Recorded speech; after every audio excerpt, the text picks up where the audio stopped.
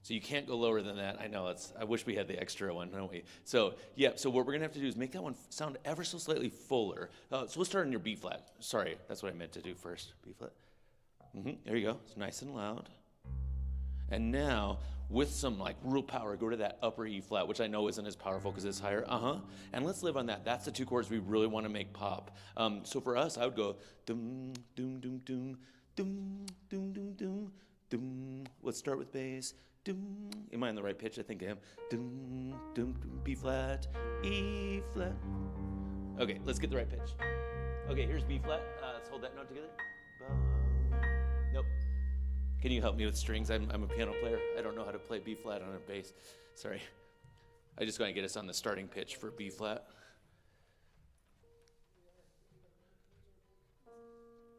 Oh, well, A string, right? Up right here. B flat, right there. B flat is right there. There you go. Yay, guitar one has helped me. Okay, good. All right, let's play it.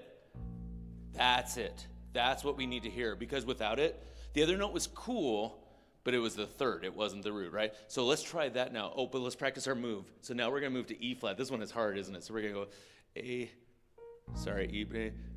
Now where's E flat at? Okay, thank you. So the next string is what? So A, D. So, yeah, so you know what? The cool thing is you can just go down. Boom, boom. That's what I would do.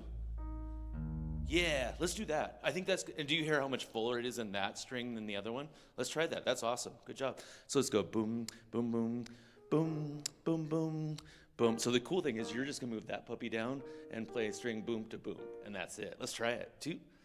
1, 2, 3, 4. Dun, dun. Dun, dun. Now wait for that downbeat.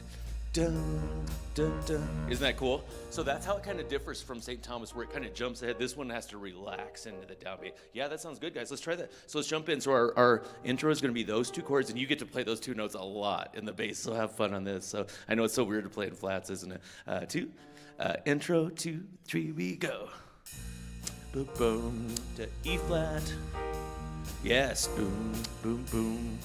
Boom, and now a little saxy sax. And for you, you can isolate the sevenths a little bit more, so the A flats to the D flats. That could sound good. Do, do, do, do.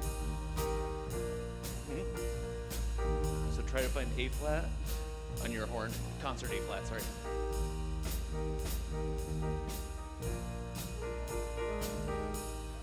So what I could do is go ba, ba. We go down and have that ba, ba, ba. Good. And now you guys continue, and let's vary our rhythms this time. 2, 1. Oh, sorry. Yep. You guys will have a full clinic on that. But awesome. I just wanted to spend a little time with you guys. It's really fun to hear you this morning, though. So thanks for playing for us.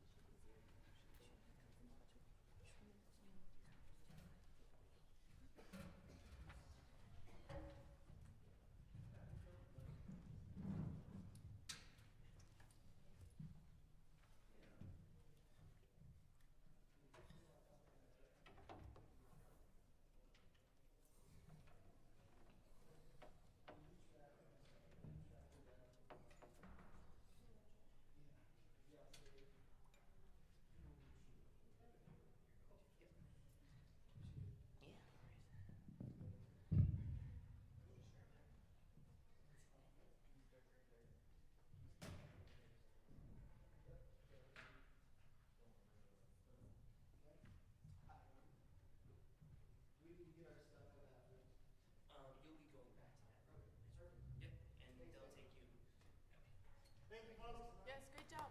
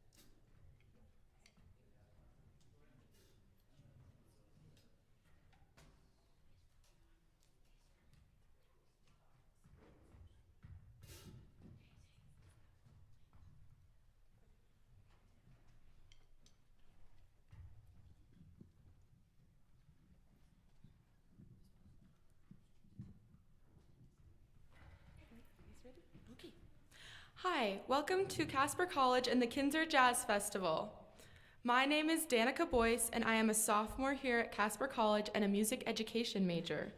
Our next band is going to be the Douglas Middle School Jazz Band under the direction of Mae Pearson. We hope that you stick around and listen to all the performances today and tomorrow here in Wheeler Hall. At noon today, we have a special presentation about audio recording by Kevin Ward, the mix coach. So make plans to be here for that.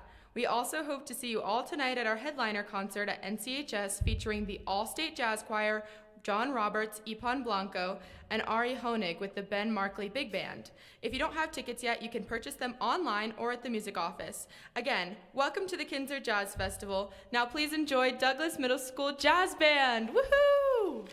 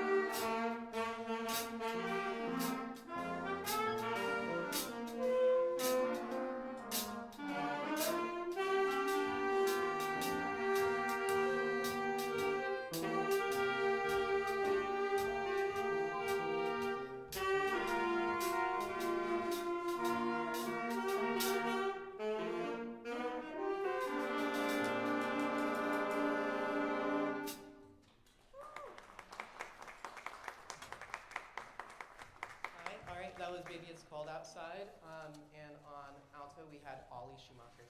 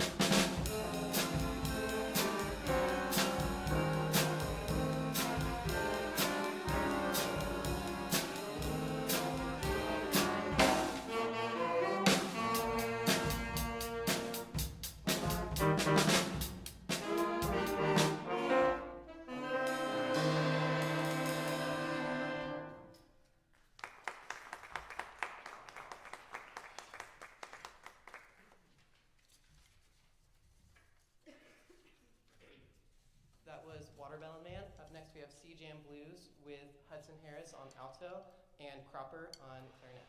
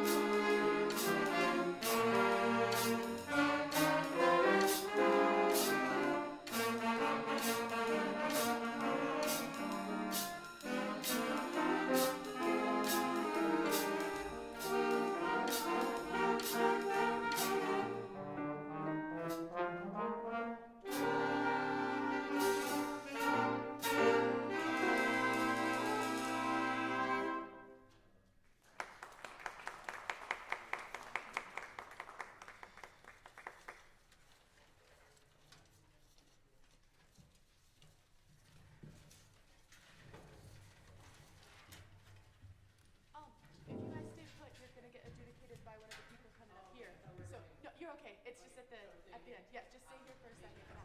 No, you're okay.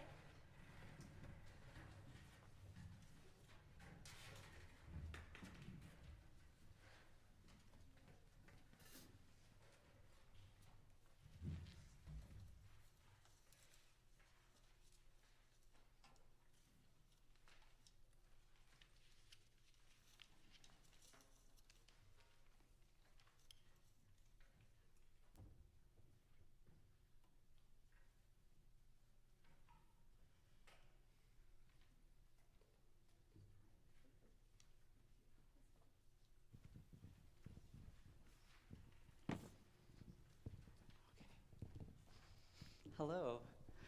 Hello, Douglas. How you feeling? Good morning. You awake? It's early, right? It's early. When do you often rehearse? When do you usually rehearse?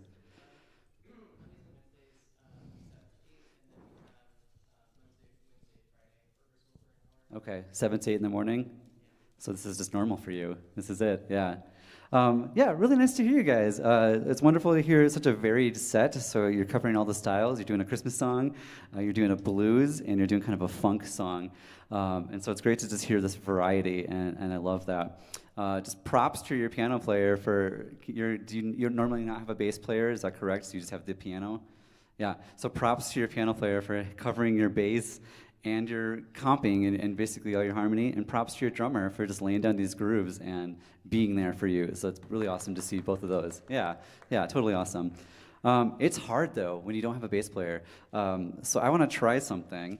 I want to be your bass player. So I play piano too. By the way, first of all, my name is Eric Hagman. I teach at Northwest College in Powell, Wyoming. I'm the vocal music instructor there, and I direct their collegiate chorale. I direct 2 vocal jazz groups and a jazz combo, and I've played in many jazz combos and big bands myself, so I've been there. I would love to just try this C-Jam Blues, but I want to be the bass player, so I want to see what happens to your feel. Do you mind if I kind of just be a bass player over here? Okay, so you can do the right hand kind of comping stuff. It's just a blues, yeah, okay. And you have this little intro, right? Let's start right on it. So what I'm gonna do is I'm gonna play a really prominent, strong bass line along with you, and if you can just make sure that your time is just real steady, which we were doing already, so keep doing the same thing that you're doing. But I'll play a really strong bass line, and I just wanna see if you can feel even more together than you were before because you're hearing that foundation now, okay? So let's start it together. We can just do the intro, then I'll come in on measure 3. So I'll be down here doing some stuff. I'll probably just do here-ish.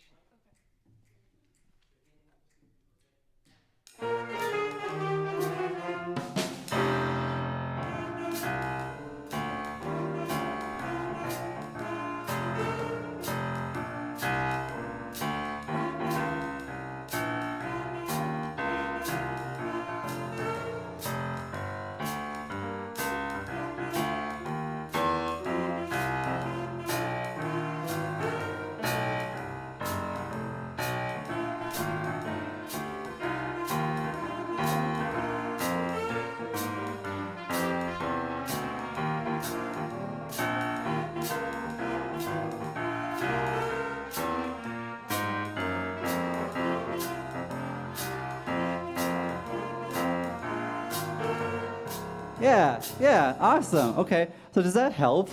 Does that help to have something going on there? So even though I was playing the bass line, and are you sometimes playing a bass line? You're kind of doing chords. So at the very least, if you wanted to do anything, you could just do, whole notes.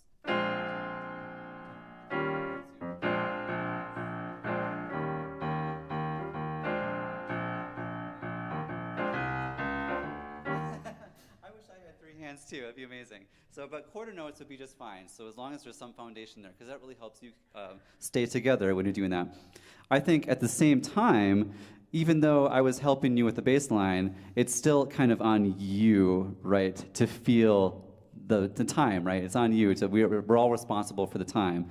So you have did-it, did-it, did-it, did-it. Do you ever try just kind of speaking your lines? You do that? Can we do that once together? So where's the emphasis on even just those first? It's just 2 notes, right? Is the strong emphasis on the first note or the second note? Second note. Why? Yeah, because the swing feel. You're thinking da ga da da ga da da ga da da ga da do what da do da do what da da do that do that do that. Okay, can you say it like that once? And you can say it too. You can speak it too, because you'll have that in the future, right? 1, 2, 1, 2, 3, 4. Do that, do that, do that, do that. And can you put, even though it's just a dotted quarter note, can you put just a little crescendo? Do that, do that. Okay, try that. 1, 2, 3, 4. Do that. Good. Okay. Now can you play it like that? And really think do, right? Do do do do do do do do do. Okay. 1, 2. 1, 2, 3, 4. Right on 1, right? Right on 1. 1, 2. 1, 2, 3, 4.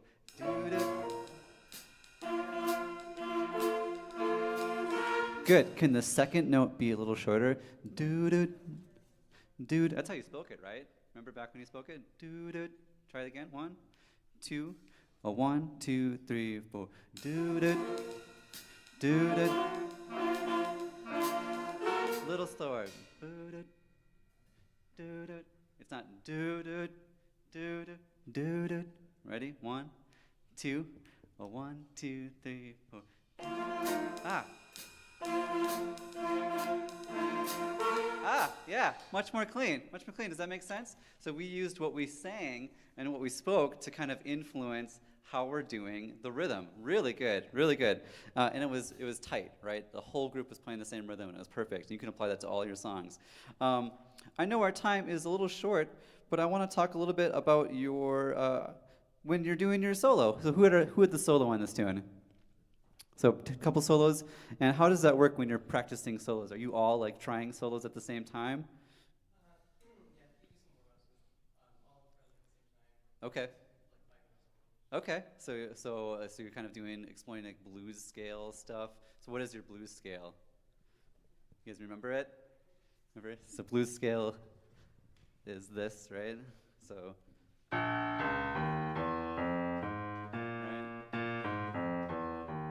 You guys have that? You have that? So I want to try something with you where we do call and response. And I'm going to call, and you're going to do the same thing that I do, okay? So I'm only going to use, I'll use the 1, flat 3, the 4, and this lower 7, flat 7. Does that make sense? Can you all play that? So we'll do 1, flat 3, 4, flat 7, 1. Can you try that with me? Try with me? Go ahead. 1, ready? 1, flat 3. Yeah, we're not going to use all the notes, right? We're not going to use all the notes. We're just going to do 1, 3, 4, and then flat 7. But we're going to do an octave down, right? Flat 7, which is. That makes sense? Make sense? Just for the exercise, okay? So it sounds like this. Try that with me. Ready?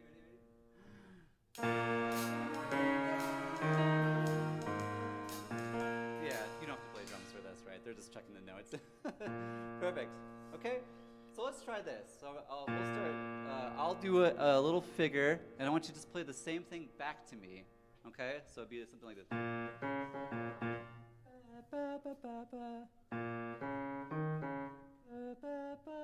Okay, does that make sense? Does it make sense? We'll go slow. All right, so listen to what I'm doing. Try to repeat what I'm doing, all right? Slowly. 1, 2, 1, 2, 3, 4. Yeah.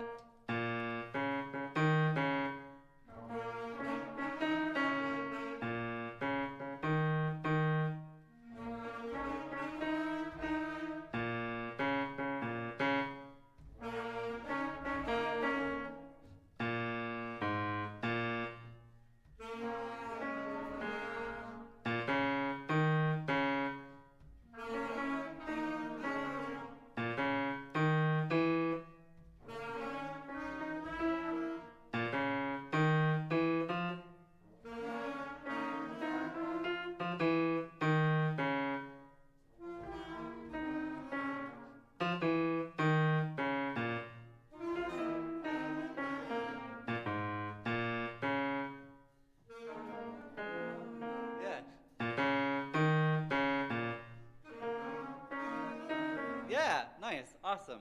So what I want to experiment with then, really good job, is you can just take little fragments like that, little tiny ideas of blues, and use those ideas to inform how you're going to develop a solo.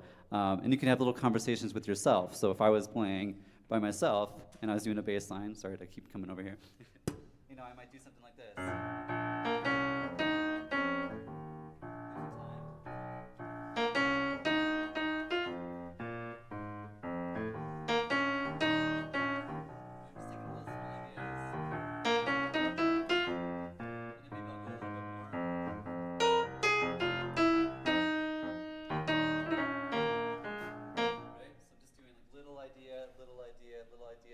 So can we all collectively, I'll play a bass line, and you can do chords if you want to, or you can do the same exercise if you want, and you can play a groove, right? So I'll play a bass line, and I want you to do exactly that, all at the same time, chaotic, mass hysteria, cats living with dogs. And I want you just to try having little conversations using just a few notes. Leave some space, we'll use a few notes, leave some space, have this little conversation with yourself, just trying on that blues scale. Okay? Does that make sense? All right, let's do it all together. So starting right on the form. 1, 2, a 1, 2, 3, a 4.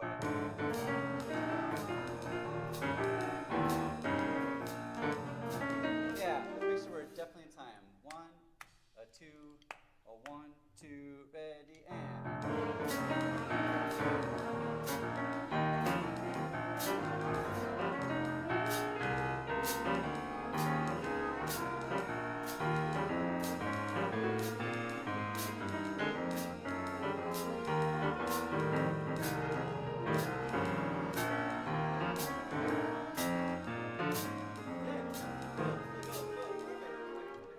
Wonderful. So that's just a couple of ways to sort of just generate like improvisation and language that you can use when you're trying to do a solo. Wonderful. We have about 3 more minutes, and I would love to just hear just like a minute of Baby It's Cold Outside. Can we do that one real quick?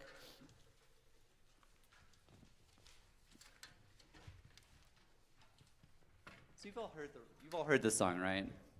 So you have it's a duet, right? And 2 people are singing. It's Will Ferrell and Zooey Deschanel. They're singing together each other, and it's wonderful. And the thing with duets is whoever's doing the call is setting up kind of the feel of the phrase, and whoever's doing the response is going to respond in the same way. So, you know, I really can't stay, but baby, it's cold outside, as opposed to, I really can't stay, maybe it's cold outside, you know. So make sure that when you're doing the calling, who are the callers? Who's doing the da-da-da-do-ba? Okay, so 2 people? 2 people?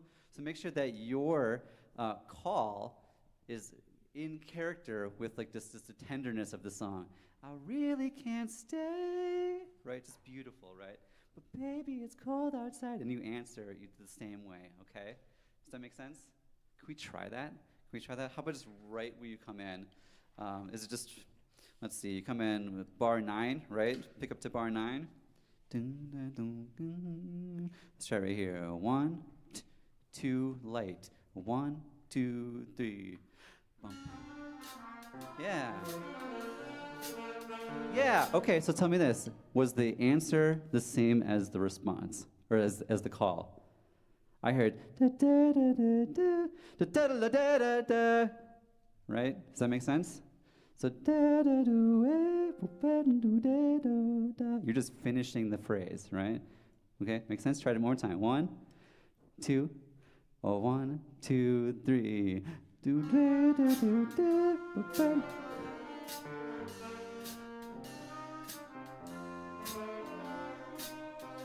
Yeah, a little better. So that triplet is the challenging part, right? How do we count a triplet?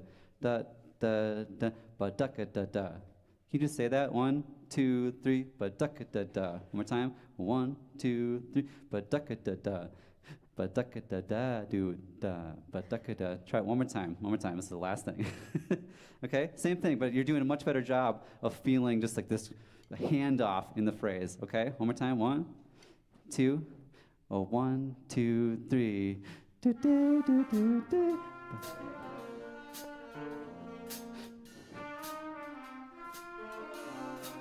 Better. And then just the timing of that is a little bit disjointed, but it's getting there. Yeah, I love how the phrasing is sort of feeling like it's a connected unit at this point. It's been really wonderful to work with you. Thank you so much. I appreciate it. And have a fun rest of your day. Thank you so much. One more round of applause, please.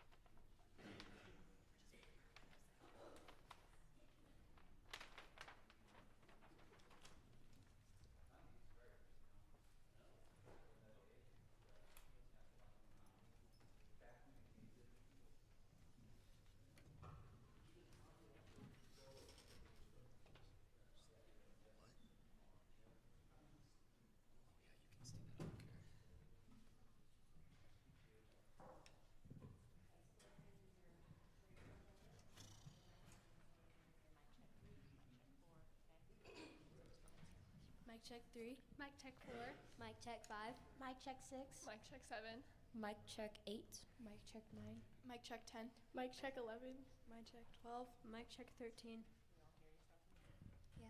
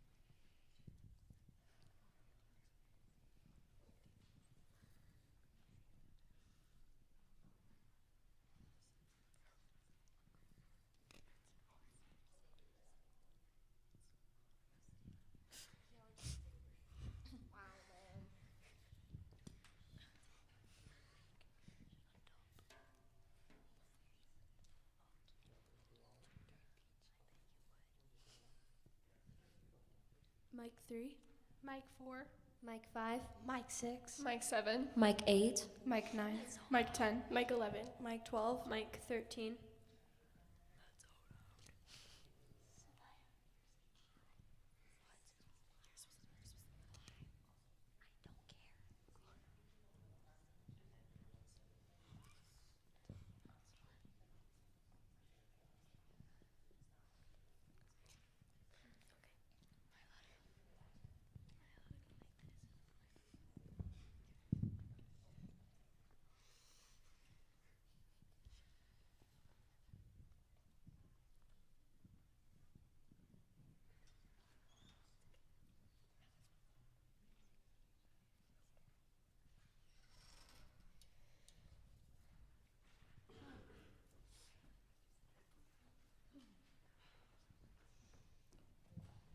Sorry, guys, I know that 2 minutes can be really long, but all right. Hi, welcome to the Casper College and the Kinser Jazz Festival. Woohoo! Yeah! My name is Danica Boyce, and I am a sophomore here at Casper College. I'm also a music education major. So our next choir is going to be the Centennial Singers under the direction of the Miss Leah Hoblet. Woohoo! We hope that you stick around and listen to all the performances today and tomorrow here in Wheeler Hall. At noon today, we have a special presentation about audio recording by Kevin Ward, the mix coach. So make plans to be here for that. We also hope to see you all tonight at our headliner concert at NCHS featuring the All-State Jazz Choir, John Roberts, Ipan Blanco, and Ari Honig with the Ben Markley Big Band. If you don't have tickets yet, you can purchase them online or at the music office. Again, welcome to the Kinser Jazz Festival. Now please enjoy the Centennial Singers. Good morning. Good morning, and thank you so much for having us. Special shout out to our fellow middle school Dean Morgan out there in the audience. We appreciate your support. This is Centennial Singers. We meet twice a week for about 45 minutes, and our first song is Blue Moon, arranged by Roger Emerson.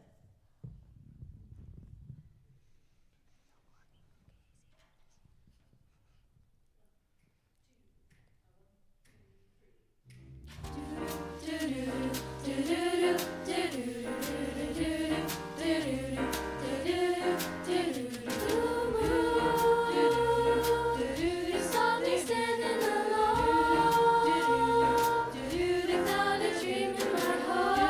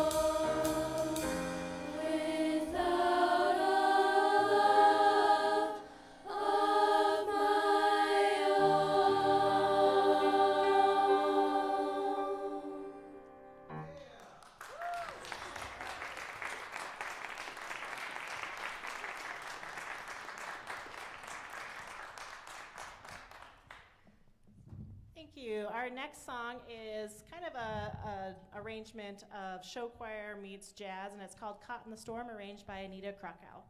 This one features Whitney Bradfield on mic number 10. I think our mic numbers changed from our form, so mic 10.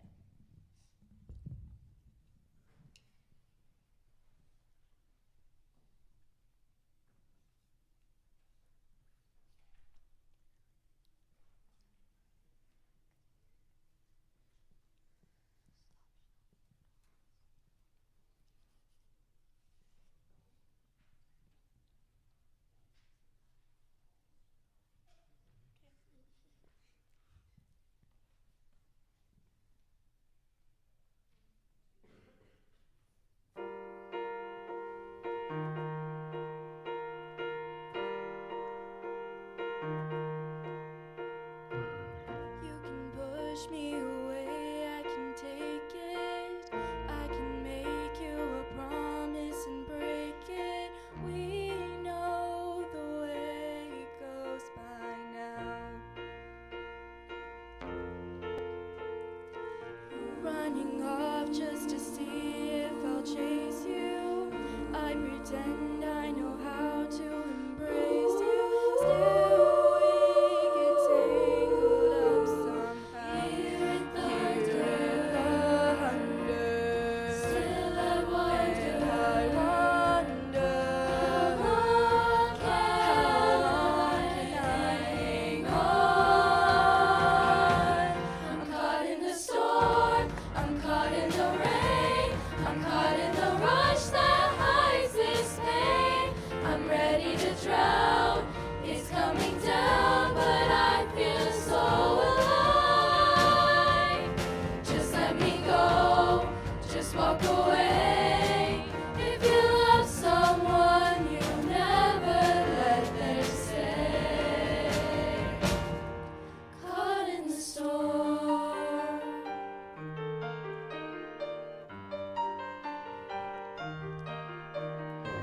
As the bars on the Bowery are closing, you arrive at the door standing frozen. You say you thought you'd find me here. Tell me how can I forget when I let you love me till you disappear. I'm caught in the storm, I'm caught in the rain, I'm caught in the rush that hides this pain. I'm ready to drown, it's coming down, but I feel so alive. Just let me go, just walk away. If you love someone, you never let them stay. Caught in the storm, there she was. You can find me after the flood. Where she washed away. Just let me wash away. Caught in the storm, caught in the rain, in the rush that hides this name. It's coming down, but I feel so alive. Just let me go, just walk away. If you love someone, you will find a way to stay. If you love someone, you'd find a way to stay.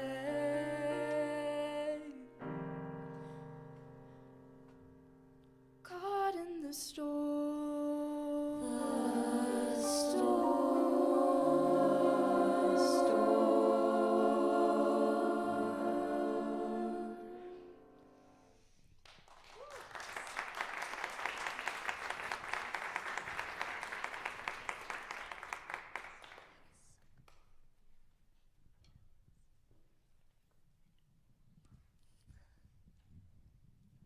Thank you. Our last tune for you today is the popular It Don't Mean a Thing If It Ain't Got That Swing. by Duke Ellington and Irving Mills, and this one is also arranged by Roger Emerson. And we've got 2 scat solos, kind of altering back and forth with Samantha Holden and Chloe Williams on mic 11 and 12.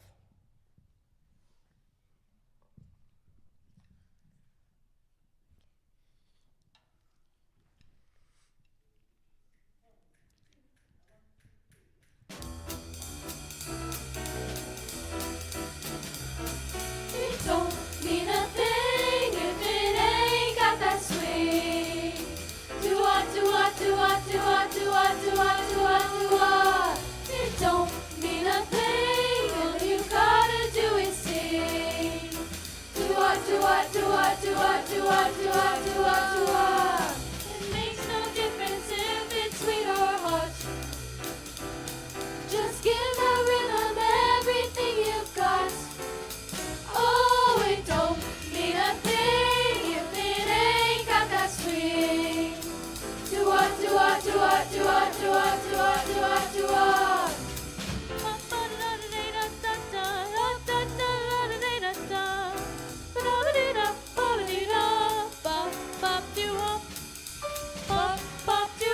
Oh, it don't mean a thing if it ain't got that swing. Do-ah, do-ah, do-ah, do-ah, do-ah, do-ah, do-ah, do-ah. It don't mean a thing, all you gotta do is sing. Do-ah, do-ah, do-ah, do-ah, do-ah, do-ah, do-ah, do-ah. It makes no difference if it's sweet or hot. Just give the rhythm everything you've got. Oh, it don't mean a thing if it ain't got that swing. Do-ah, do-ah, do-ah, do-ah, do-ah, do-ah, do-ah, do-ah. Do-ah, do-ah, do-ah, do-ah, do-ah, do-ah, do-ah, do-ah. Do-ah, do-ah, do-ah, do-ah, do-ah, do-ah, do-ah, do-ah. Yeah.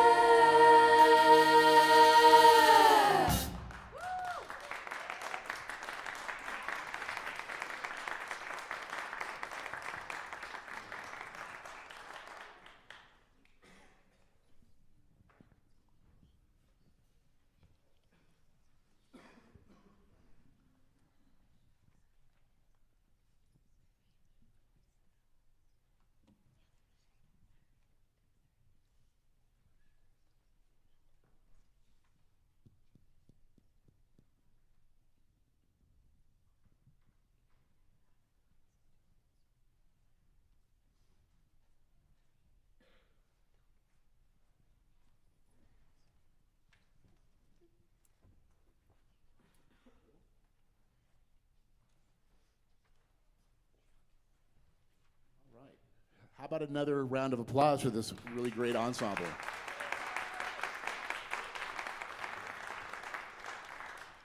Good morning. How are you guys doing? Tired, yeah. My name is Dan Goebel. I'm the director of the School of Music, Theater, and Dance at Colorado State University in Fort Collins. And it's just great to be here to hear you. How'd it go? What do you think?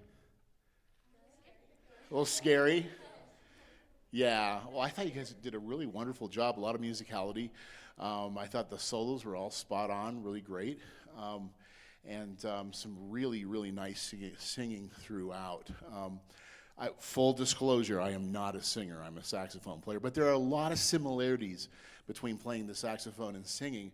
Could you think of one thing that both instruments have to be able to do to make the instrument work? Yes, there must be breath. Yeah, you have to have enough air. So my wife, who's a singer, constantly talks about the importance of being connected to breath at all times.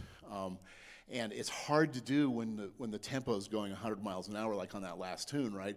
So it's going along, the rhythm section's cooking, and you have to, somehow get a really quick breath right before an entrance. So you have to really focus on that. With the first and the last tunes, those two tunes, those swing tunes, it's really important. You almost have to be a little ahead of the beat, especially with consonants as you start the phrase. So you almost have to think like I'm not going to say rush. You never want to rush, especially in jazz, but you want to be like, think about being a little bit ahead of the beat. Can we take the last tune from the top? Great. I can't read music, so I'm not going to look at the scores. I'm a saxophone player.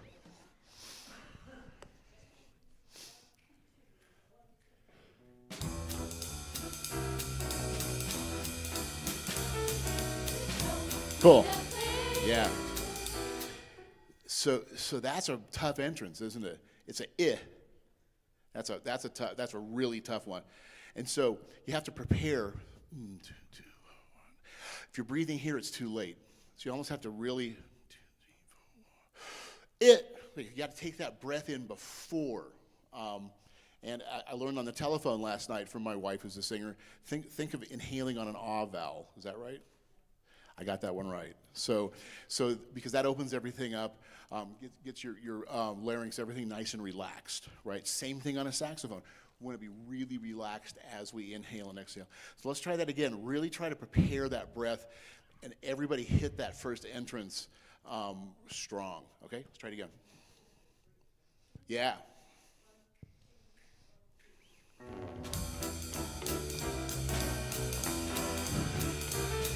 It Don't mean a thing if it ain't got that swing.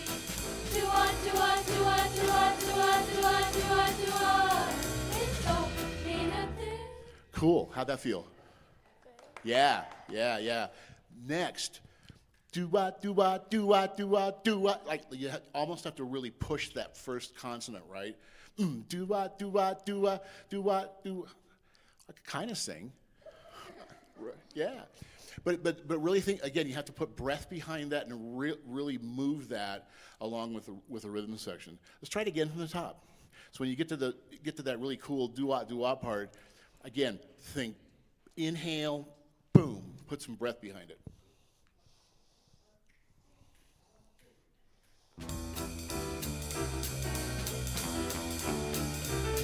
It don't mean a thing if it ain't got that swing.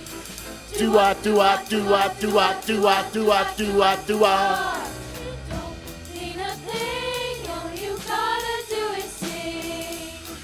Do-wah, do-wah, do-wah, do-wah, do-wah, do-wah, do-wah, do-wah. It makes no difference if it's sweet or hot. Just give that rhythm everything you've got. Now I got you thinking about it, right? A little bit. You know, getting that breath behind means so much. It means everything. Sometime in the next day, listen to your favorite singer, and it doesn't matter who it is, because there's some wonderful singers out there. Could be classical, could be jazz, could be hip hop, could be Taylor Swift, could be just about anybody, right? Ariana Grande. Focus on what you hear in terms of consonants, vowels, and how much they are on top of things, like really driving the rhythm. So do a critical listening. You're not doing dishes, you're not walking, you're not driving. You're just listening to the music, and you're listening specifically for how that singer breathes and attacks the time. Jazz is a music that's really related to time. It's a time feel, right? So the rhythm section here, be careful not to get too complicated. Like really what you're looking for is just a real solid ride pattern, 2 and 4 on the hi-hat, right? Can I just hear drums by yourself? 1, 2, 1, 2, 3, 4. Cool. Take the bass drum totally out once. Just ride and hi-hat. 1, 2, 1, 2, 3, 4.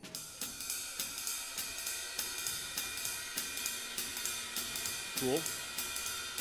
So as you're singing, focus on that 2 and 4.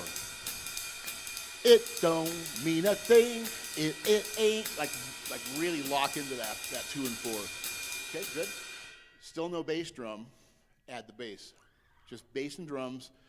Actually, bass and cymbals. 1, 2, 1, 2, 3, 4.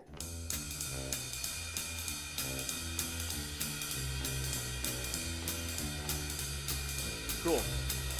So on the bass, don't look at your music, watch him. Okay? So a very wise drummer once told me this, so I didn't think this one up, but I think it's pretty cool. As you hit the bass strings, pretend that you're playing the right cymbal. So every time you hit a string, you're actually hitting the right cymbal. When you hit the right cymbal, you're playing the bass. That's how tight those two instruments need to be together. Okay? A little slower. 1, 2, 1, 2, 3, 4.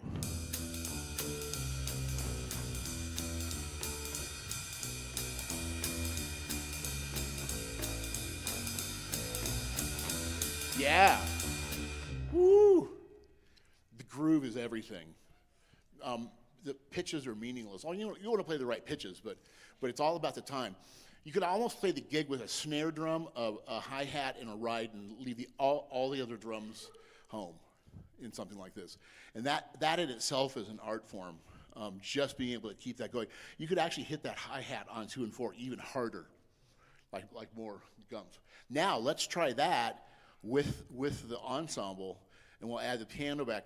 And in terms of piano, think less is more.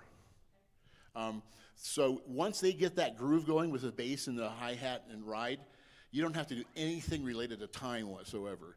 You can just lay the pitches down, really support the singers in that sense. So from the top, it's a little bit slower tempo, no bass drum, okay?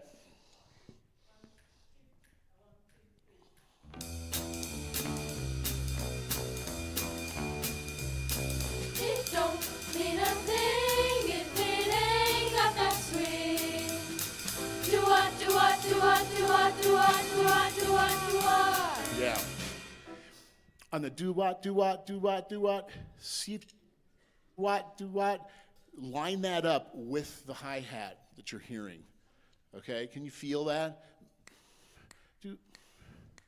Do what, do what, do what, do what, do what, do what. Really listen to that hi-hat and try to lock that in, and it'll really feel great once you get that. Try it again.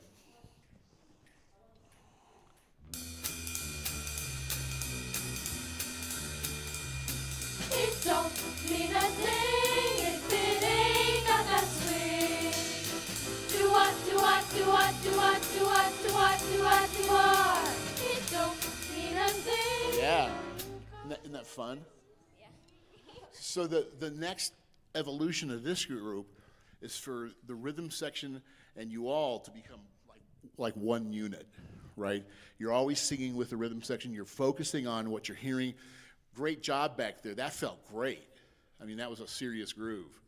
So when you're backing singers for a rhythm section, you are living to completely back up the singers and nothing else.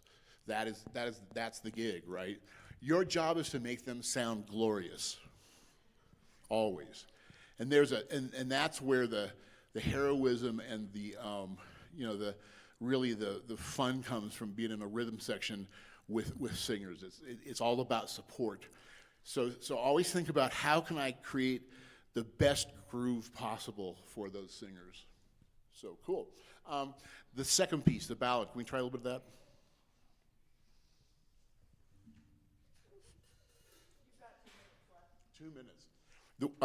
Okay, so the one thing I'll say on this one, as soon as it harmonizes, a little more soprano, a little bit more high end. Okay, so I think of this like a big band. In a big band, I want to hear lead trumpet really, really cutting through. So when you split into harmony, you want to hear that high end, that soprano just a little bit more. Yeah.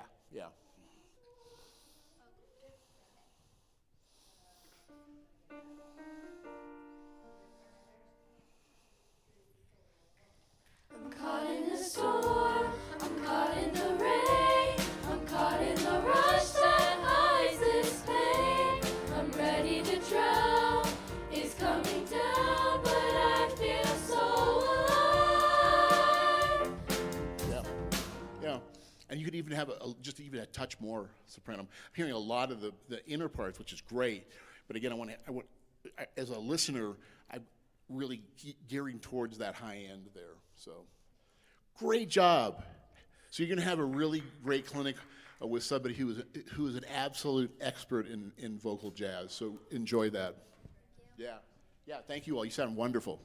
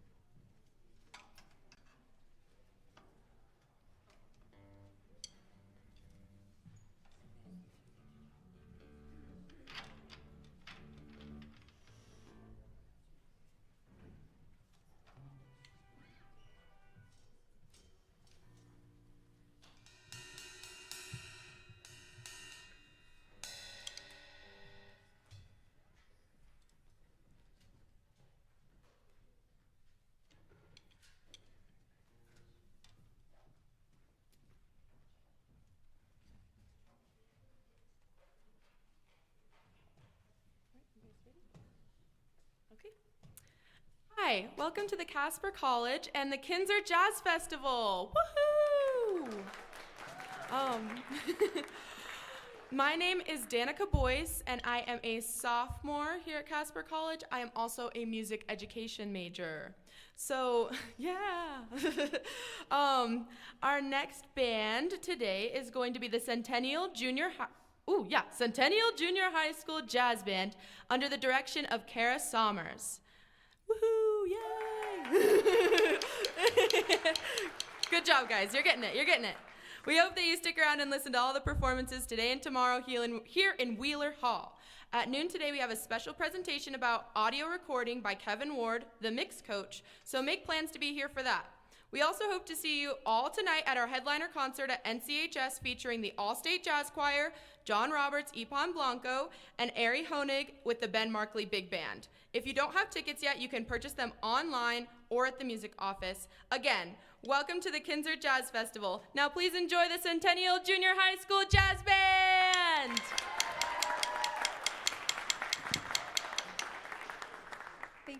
Thank you very much. As she mentioned, my name is Kara Summers, and I am the director of bands at Centennial Junior High School, and this is our jazz band. We're going to be playing 3 tunes for you today. The first of which is our swing tune. It's called Blue Train, and we have a couple of soloists, wave at us soloists. This is Darden Cooper is going to be playing for us on tenor sax, and Kira Bauman on alto sax. And our second piece is a ballad. It's called Old Friends, and because we're cool and we can, we decided to take a soloist feature. We split it up into 3 parts because we have amazing soloists and we wanted to feature them. So we have Phineas Hansen on the trumpet, Aiden Cipher on alto sax, and Kira Bauman again on alto sax. And then our final tune is a Latin tune. It's called Horn of Puente, and our soloist is Galvin Timberman on the trumpet. Thank you.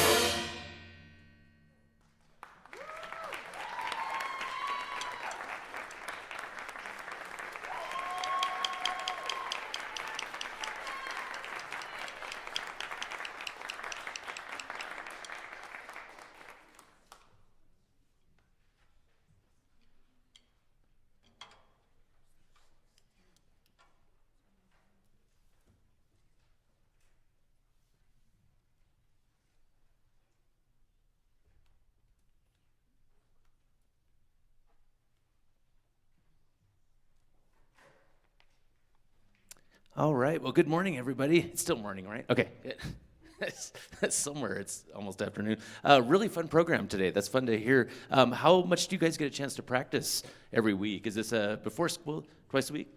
Awesome. Man, it sounds really fun. I think I might want to start with the Latin one just because we're all kind of in that mindset if you want to keep that one open. Can we actually start with the very opening? Percussion stuff. Who's all playing percussion on this one, just so I kind of know? Yes, I love it. Good. Well, yeah, obviously, good. So what I want to look at, actually, I might use yours so I don't, that way I get a stand here. Clave, raise your hand. Measure 2, you want to be on the and a 2. Right now, the patterns sound really simple. Does that make sense? Otherwise, the patterns sound the exact same. So when you get into it, bop, bop, bop, bop, bop, bop, bop. Just make sure that we hear that, because otherwise it's just going to sound a little bit. Let's get everybody in here at the percussion. And what I want you to feel on this one, I don't want you to think about rushing the groove, but I want you to think about being on the top side of the groove. And I'm going to talk to bass about this a little bit once we start the Montuno as well.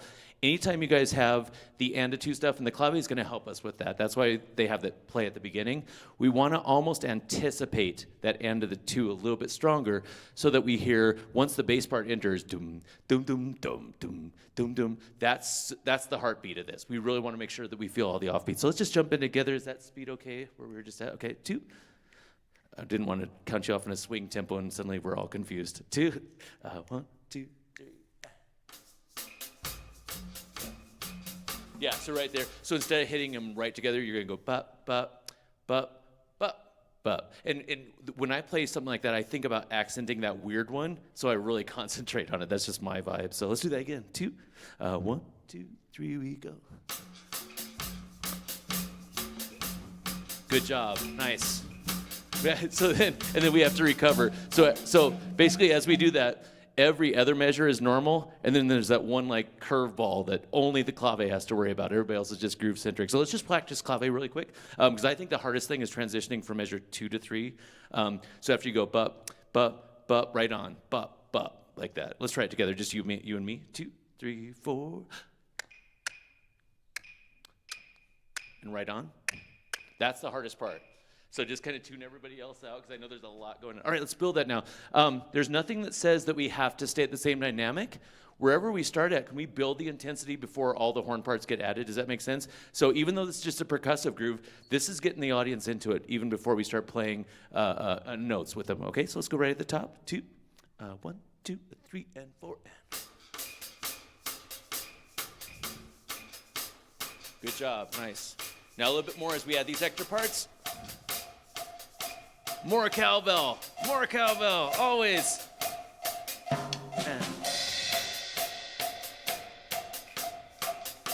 And horns ready? 2, 3, oh. So take that groove when you guys make your entrance. Is that at 9 when you guys are all coming in? Really get us some separation in between those tenutos so we can really start to feel that subdivision. Everybody at 9, 2, 1, 2. And what I love about this, there's no bass or chords yet. We're just kind of building this. When you come in at 9, everybody, be very careful. If you happen to raise your hand if you're on the 3rd of this chord. Do you guys know who's on the 3rd? Because this is crucial. 3rd, okay. If you're on that major 3rd, right, because otherwise we can't tell if it's minor or major out there, play extra loud when we come in. All right, everybody, here's measure 9. 2, 1, 2. Watch your articulations, and good.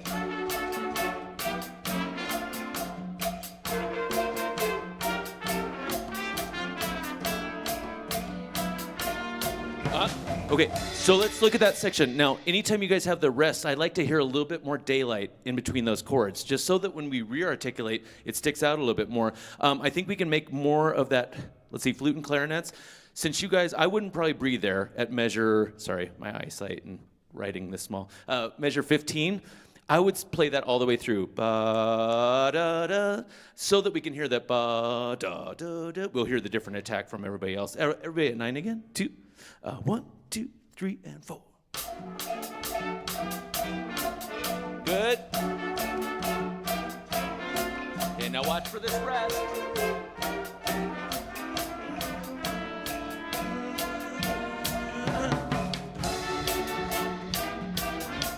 Good, nice. Now, as soon as the bass groove starts, what we need to have really strong is the and a 2 to 3. we're going to hear beat 1 all the time, but if we can go boom, boom, boom, think about anticipating that as a heartbeat. So let's start right where the bass enters, which is the very next measure, right? This is, 17, is that right? 2, 1, 2, 3, we go. Well, with everybody, bass and everybody, 2, 3, 4. Boom, boom, boom, boom, boom, and 2. Because we'll always hear beat 1, right? But the and a 2 and 3 kind of gets lost in the shuffle otherwise. So whenever you're going boom, boom, boom, really bring that out. And I think that's just going to lock us down. Cool.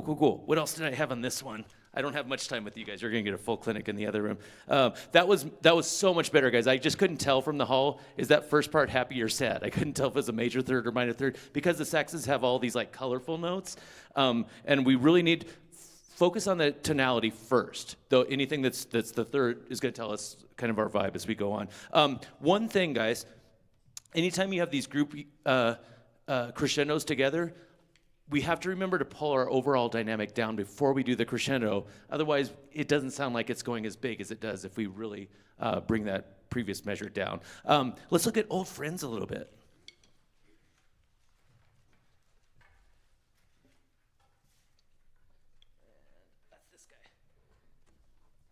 No, you're good. This one is deceiving because when you look at the cover, it's like, oh, it's going to read like, it doesn't. It reads sideways still. And I'm a vocalist, so that makes me nervous reading landscape. What I wanted to say about this one, a lot of us have 4/8 notes in a row on this one, right? The idea is we want to make those as smooth and legato as possible. They don't always write the word legato above them, right? But unless you see an accent, a tenuto, a staccato, or something like that, err on the side of being pretty gentle on them. We still want to hear the pitches move articulation-wise between each other, but don't think about separate tonguing them or anything. Over slur everything that has 4/8 notes in a row. The biggest one that I noticed, first off, everybody is at measure 11. I know this is just kind of a sax thing. They can be a little bit gentler, especially the ones that are going downhill. Make sure that we're thinking about maybe the top note is the loudest thing ever, and when we arrive, then we can think about, thank you, we can think about crescendoing a little bit on the way up. So this is one that we can actually just start from the very top, just for this first 12 measures with me, and then you guys can work this a little bit more in depth. I'll let you kind of conduct this one, just so I don't mess anybody up.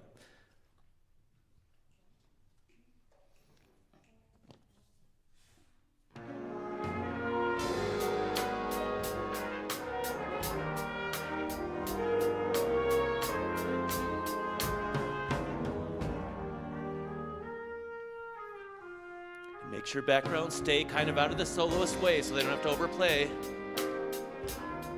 Here it comes. Yeah, that's going to help a lot, guys. Good.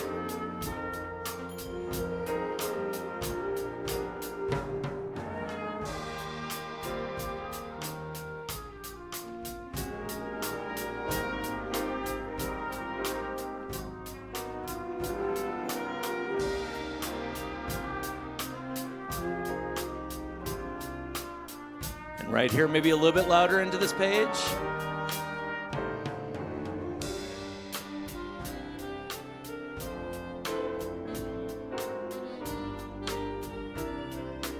And all of a sudden it changes here. I think, yeah, cool. I think that's the biggest thing for me. Any of them, and this is kind of the music theater player in me as well.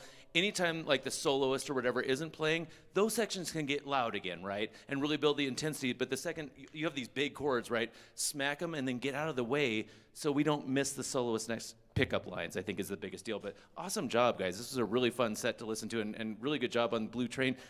One comment I would say for rhythm section, at the very beginning when it's kind of sparse, don't feel like you guys have to play that sharp 9 chord softly. Go for it. Piano especially, like hit it. Like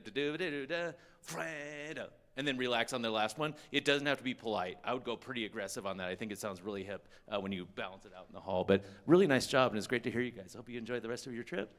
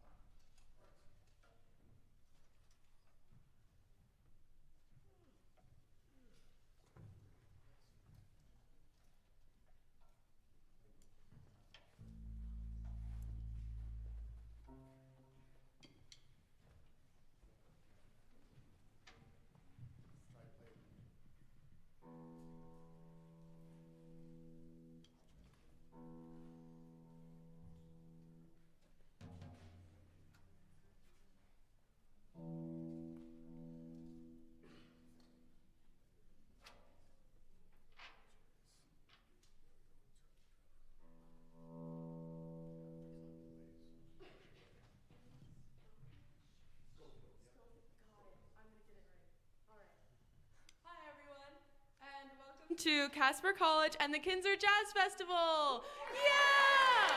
Oh, you guys are doing so good, so good. All right, my name is Danica Boyce, and I am a sophomore here at Casper College, and I am also a music education major.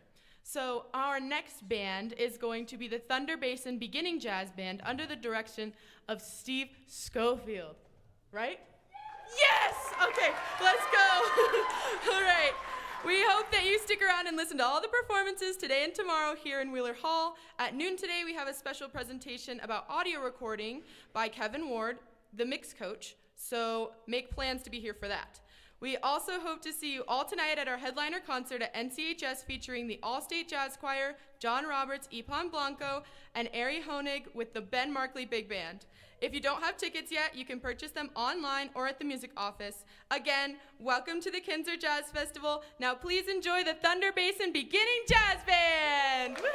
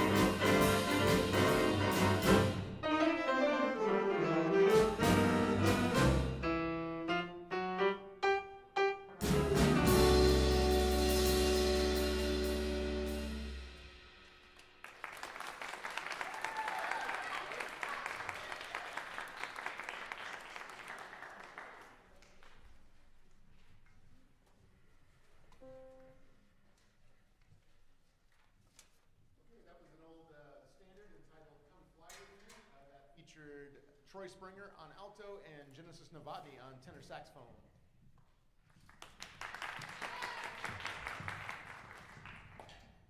And now we're going to do a Beatles standard entitled Michelle. It's done in a Latin style, so it's a little bit unusual if you know the Beatles version of it. This is going to feature Maddie Dawkins on tenor and Bailey Morris on tenor.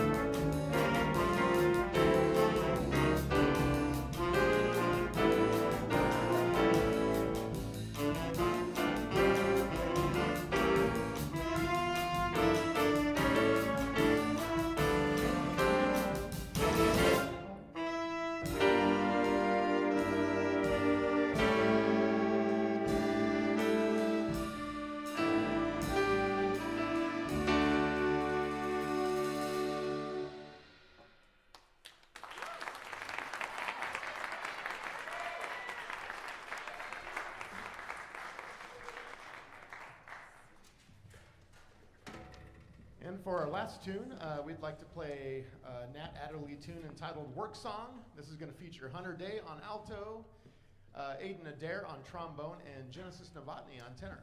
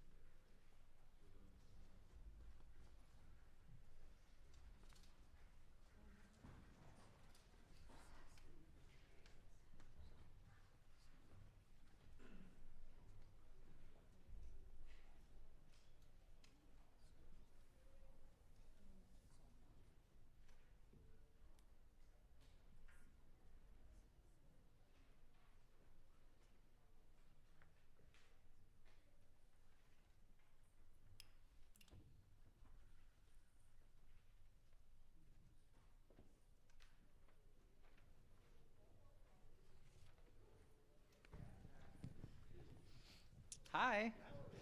How's it going, guys? Nice job. Yeah, you guys have a really cool set, and this arranger is all the same person, so I'll have to check this guy out because it looks like he's got some good charts. I love the variety. I love that you're doing some swing, doing some Bossa Nova, and really unique arrangements. This Michelle is awesome, so I really love that. I hope you do too. Have you listened to the original Beatles version? So very different, right? You know, the other one's kind of a ballad, right? And this is now suddenly, it's just really cool. So my name is Eric Hagman. I'm the vocal instructor over at Northwest College in Powell, Wyoming. So I direct our choir. We have 2 vocal jazz ensembles and a jazz combo. And I have some background in playing piano and playing in some big bands and some combos as well. And I would love to just talk to you about Michelle, because that's my favorite one. So I think it's pretty cool. So let's check that out. And I want to address just how well, first of all, that all the horns, in this song in particular, I was hearing really, really clear balance, okay? So whenever you had thicker chords, everything felt very even. All of your rhythms are lining up pretty well, and just the harmony is very cool. So it's there, so I really loved hearing your harmony. So congrats, you know, that's excellent. I want to start by setting up this groove and seeing if we can really lay into a really like concrete Bossa Nova feel, right? So what's kind of like the main component of Bossa Nova? Like what's like a standard rhythm that you're gonna hear in that? Does anyone know what it is? So it is. I'll tell you. So there's 2, and it has to do with the clave, right? So have you heard about this? This clave rhythm. So you have 1, 2, 3, 4, da da da da da da da da da da. Can we just do that together at once? 1, 2, 1, 2, 3, 4, da da da da da da da da da da. The other way you can actually reverse it, and it's also equally effective. So it'd be da da da da da da da da da da. Can we try that? 1, 2, 1, 2, ready, and da da da da da da da da da da. So those are your 2 Bossa Nova rhythms. So drums, I know that you don't have that written in your part, but I missed it. I wanted to hear it. So can you add that feel? Can I just hear like that Bossa Nova rhythm? And can you add, it could either be, you know, here, you know, kind of there. It could be actually on your rim, right? Yeah, perfect. And can you do that with the full like stuff going on? Yeah. Awesome. That's perfect. So I really missed that in the song, and I think it'll just kind of it'll help you feel all of these rhythms that you have that are just very important to the song. And then bass, I would love to hear from you. It's a little bit more space. So it's written right now as doom, do doom, doom, doom, da doom, doom, da doom, da doom, doom, doom.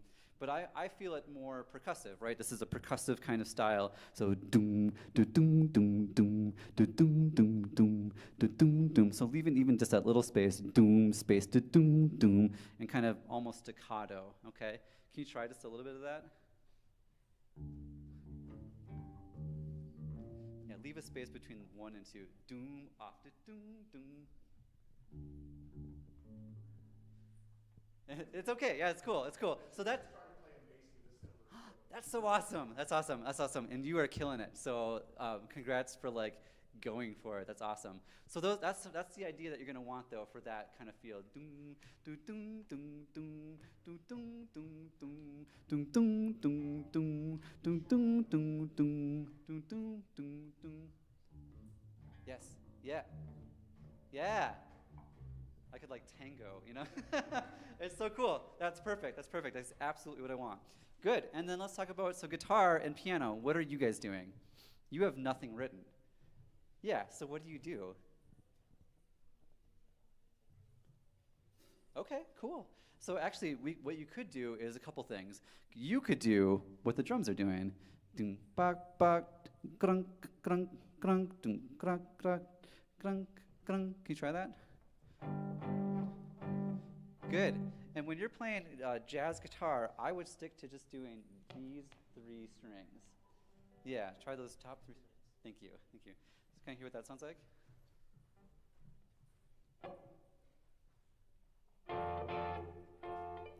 Yeah, and you'll find some voicing. So find some jazz chord for guitar where you're kind of just using those 3 strings. It's very percussive. Can you try the drums and guitar together? Okay. Just right on it. Were you doing the dot dot, or were you doing dot the for other one? Which one were you doing? Let's do that one. Let's do that one. Okay, let's try that. 1, 2, just drums and guitar. 1, 2, 1, 2, 3, 4. Yeah. Da, da, da, da, da, da. Good. And then you want to change harmony as it changes. That's perfect. So that's the idea. And then for piano, same thing. You've got stuff written in, but it's almost too busy, right? So you could really kind of just go off and do. Let's see. If I had my score, it's kind of going just between the 2 chords, right? So just play your chords. Kind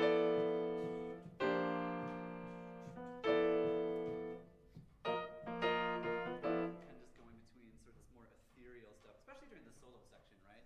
So in solos, it's going to be the busiest. And that's where I feel like you can all come down, because we want to support what these guys are doing. And I had in my notes for all 3 songs, whenever there was a solo, I was hearing lots of rhythm section, and just like the solo is also there too. So, you guys can come way down and have a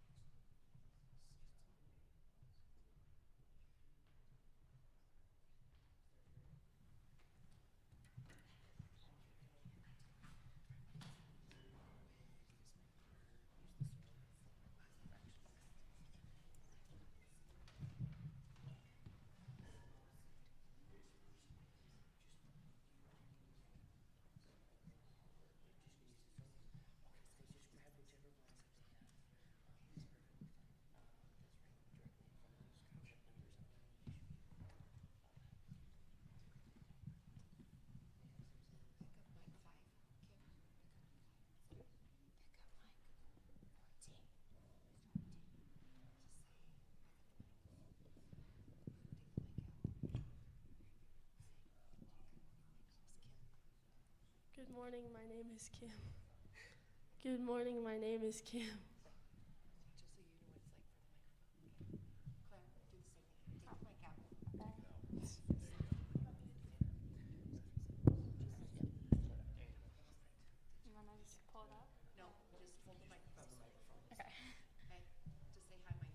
Hi, my name is Claire. So you know what it sounds like. Yeah, okay. You hold the microphone up like this. Okay.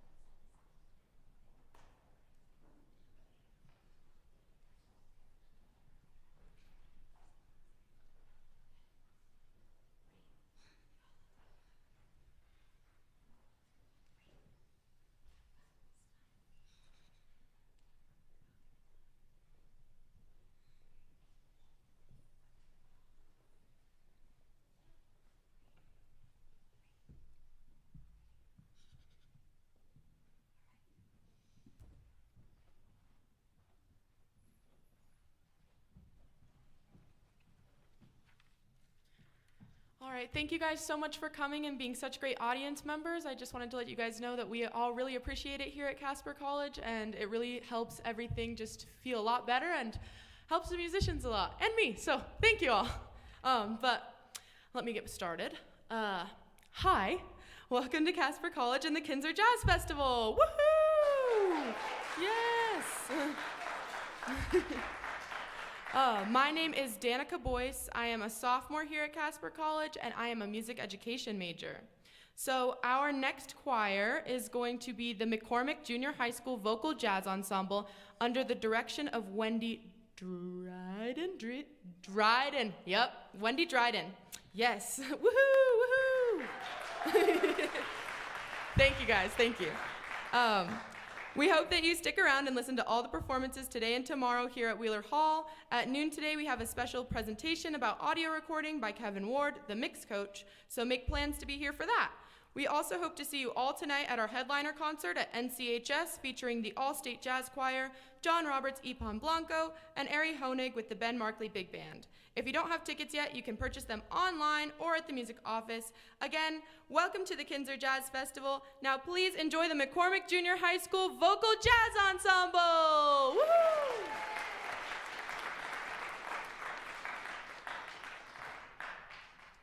First, we will be singing Teach Me the Blues by Kirby Shaw.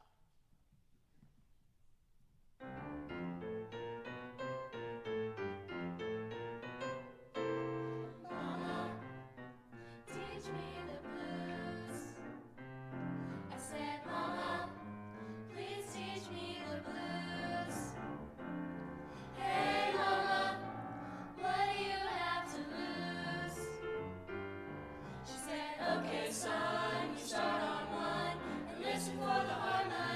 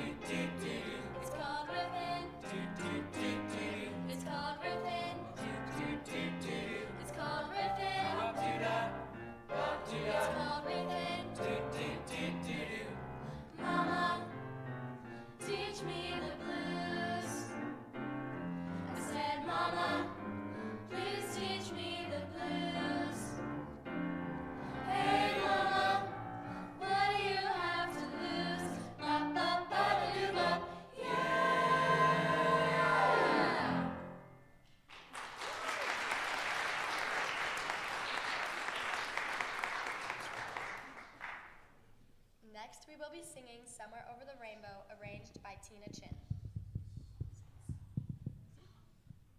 Soloists are Kim Clausen and Claire Bonnet.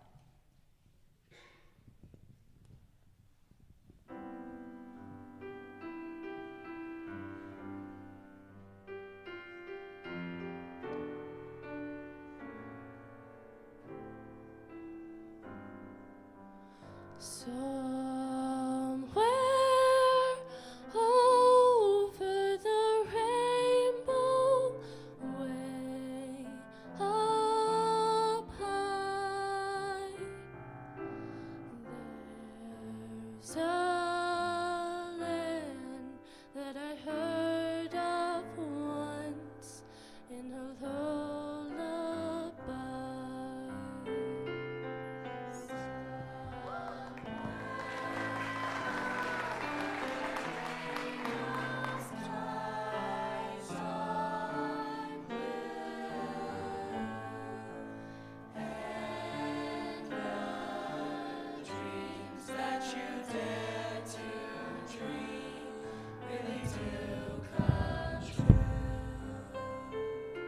Someday I'll wish upon a star and wake up where the clouds are far behind me,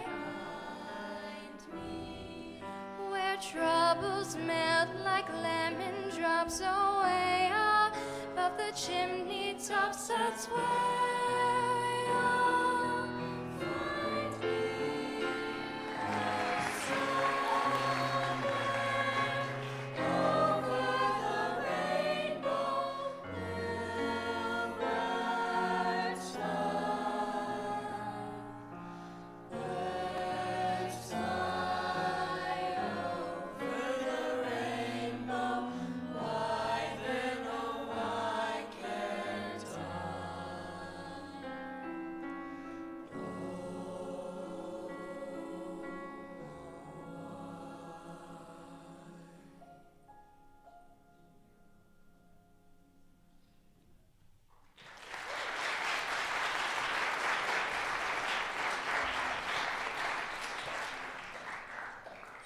Lastly, we will be singing Fly Me to the Moon, arranged by Kirby Shaw.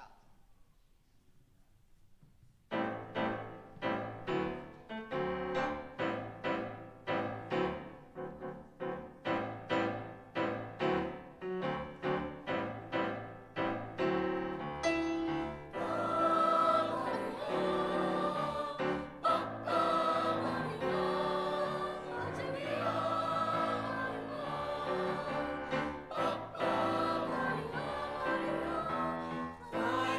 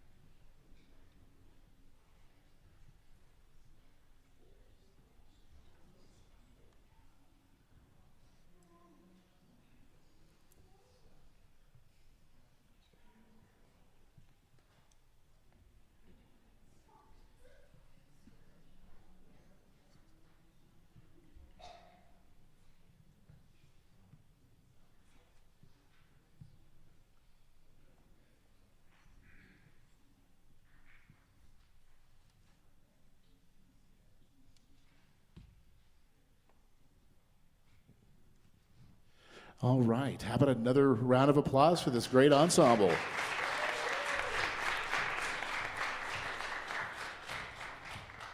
Good morning, how's everybody doing? I'm good. You guys sounded great. Did you have fun? Yeah. You sound great, you look fantastic. I love the outfits, they look really wonderful. Where's McCormick High School?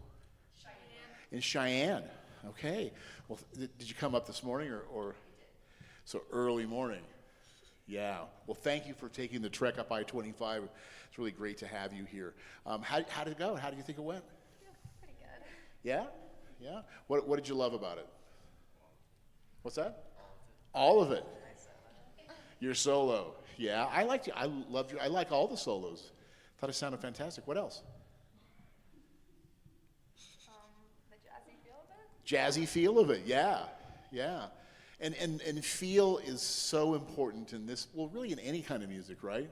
And so I'm a saxophone player. I'm not a singer, so I want to make that very clear. But a lot of the things that we talk about in wind playing is similar to the voice. And I forgot to introduce myself. My name is Dan Goebel. I'm the director of the School of Music Theater and Dance at Colorado State University, and I teach saxophone there as well. So some of the things I'll talk to you about are jazz related, but also wind related, because the voice is a wind instrument, isn't it?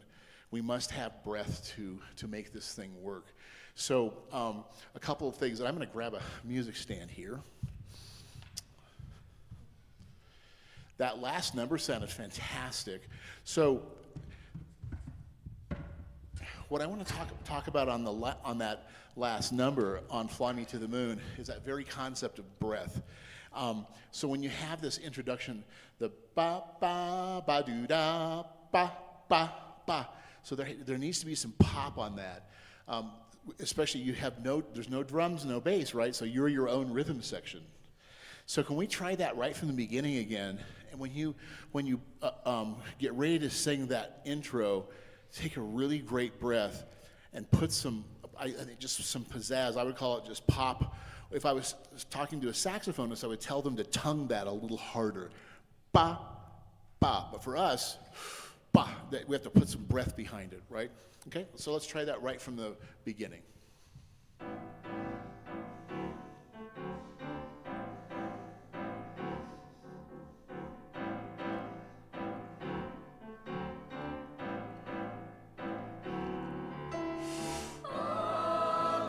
Yeah, okay. Right. A little more time to prepare, right? So I as an ensemble, each of you take a little more air in. Think of an ah vowel as you inhale. So everything relaxes. So you want to keep everything relaxed. Ba, ba. Just do that one more time. I'm going to do 1, 2. Breathe on 3, and then ba. Okay. 1, 2. Ba. Mm-hmm. And as you breathe, think about keeping everything nice and relaxed. And what I try to do as I breathe is rather than lift up, I keep everything relaxed. Everybody take your right hand and just gently tug on your top of your head. So you should always feel like you're almost having somebody do that. So you want to keep elevated at all times, okay?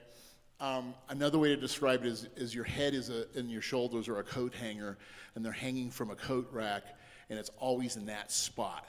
So as I take a breath in, you'll notice none of this moves, right? So as I breathe in, ba, ba. So this time, everybody take your right hand and place it right underneath your rib cage. And we're going to do 1, 2, and on 3, you're going to inhale, and you should feel that right hand go out. Your shoulders, your head, your neck all stay constant and elevated, okay? Here we go. 1, 2, ba. Yeah. 1, 2, ba. Yeah, and you'll feel that punch with the breath, okay? Again, very much like playing a trombone, but this time we're singing, right? So now let's try it at the very, let's just maybe do just 2 bars before your entrance. Yeah, so 2 bars before your entrance. And go ahead, go ahead. I love your idea. Go ahead and keep that right hand below your rib cage, okay? And really try to feel that breath that you take in before you come in with your entrance. Here we go.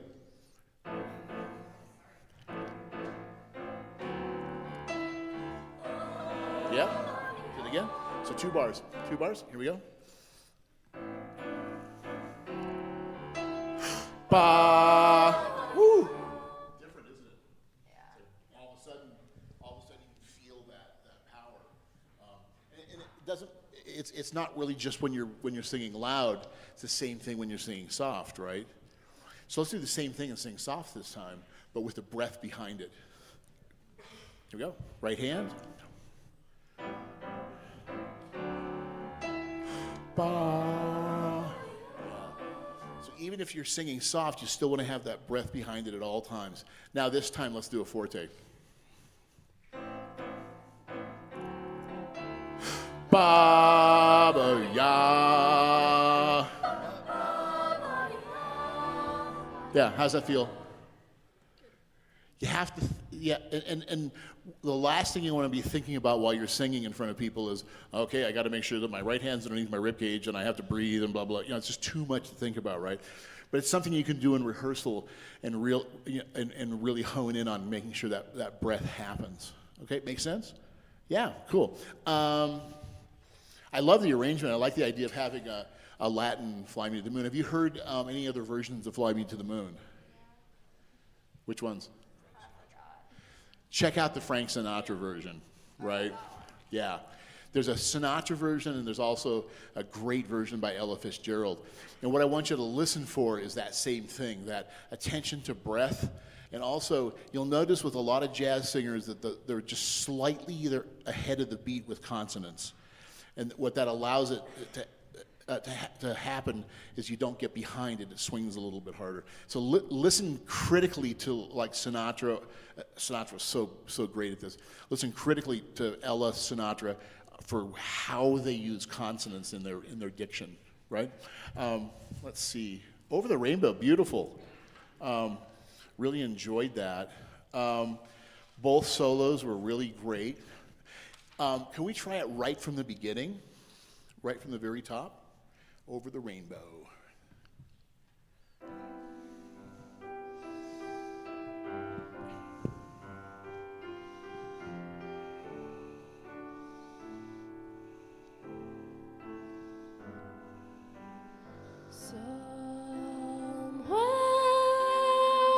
Cool. One more time, think about what we just talked about. Take a really good breath, okay? One more time.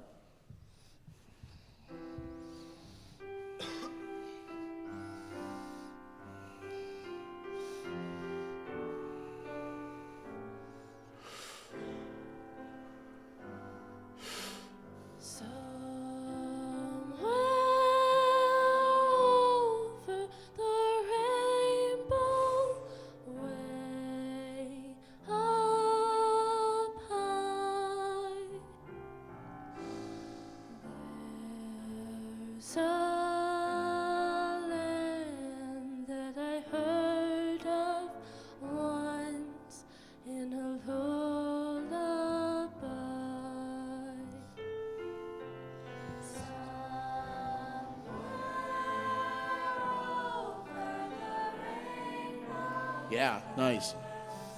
And so kind of backing up to what we did with the other tune, as you get ready for that entrance with the full choir, really focus on taking a really, really good breath, okay?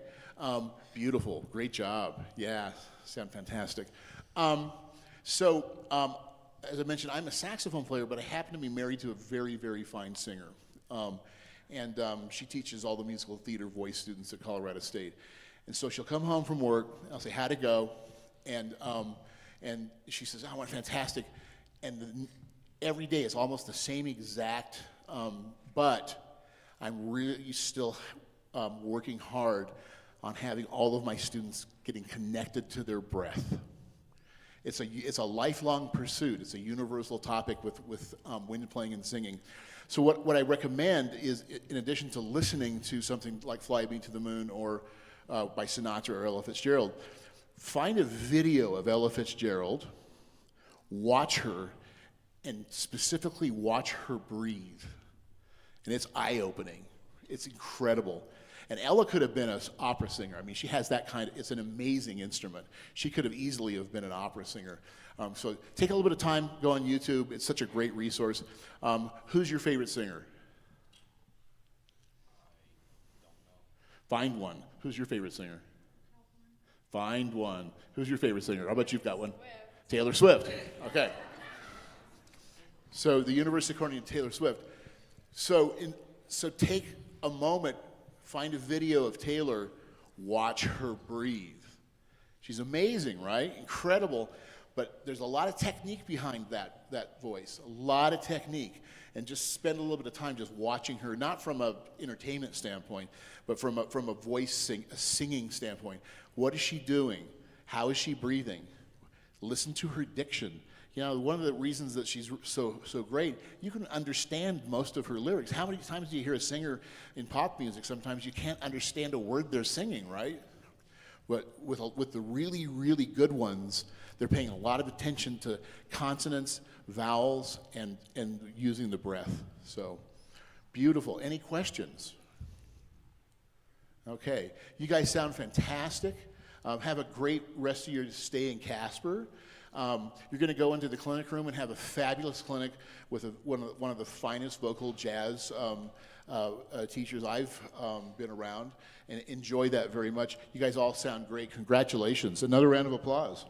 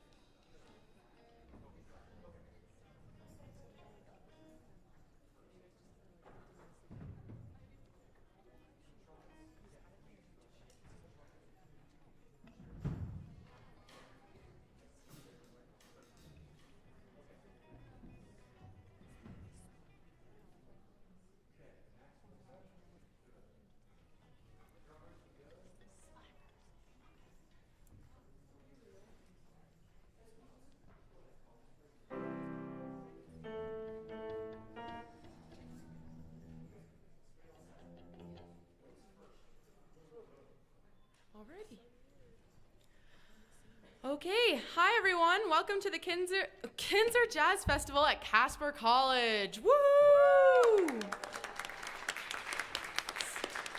My name is Danica Boyce, and I am a sophomore here at Casper College and also a music education major. So our next band is going to be the Dean Morgan Junior High School Jazz Ensemble under the direction of Toby Klauser. I got that right? Oh yeah, let's go, let's go. Okay, we hope that you stick around and listen to all the performances today and tomorrow here in Wheeler Hall. At noon today, we have a special presentation about audio recording by Kevin Ward, the mix coach. So make plans to be here for that. We also hope to see you all tonight at our headliner concert at NCHS featuring the All-State Jazz Choir, John Roberts, Ipan Blanco, and Ari Honig with the Ben Markley Big Band. If you don't have tickets yet, you can purchase them online or at the music office. Again, welcome to the Kinser Jazz Festival. Now please enjoy the Dean Morgan Junior High School Jazz Ensemble.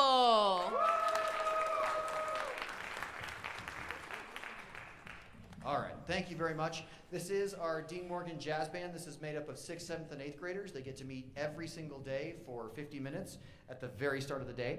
The first piece we're going to do is an up-tempo swing tune written by the famous John Lee Hooker and arranged by Paul Murtha. This will feature a trombone solo by Joe Regalado, a trumpet solo by Cola Rocca, and a tenor saxophone solo by Brenner Griffin. This is Boom Boom.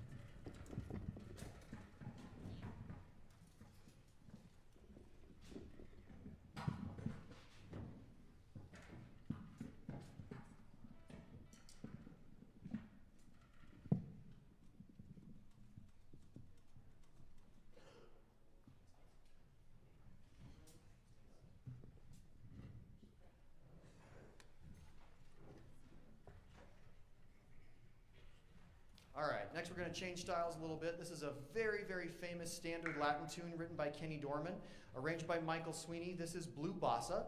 It will feature solos by Carson Wagner on baritone horn and Cameron McCrimmon on alto saxophone. This is Blue Bossa.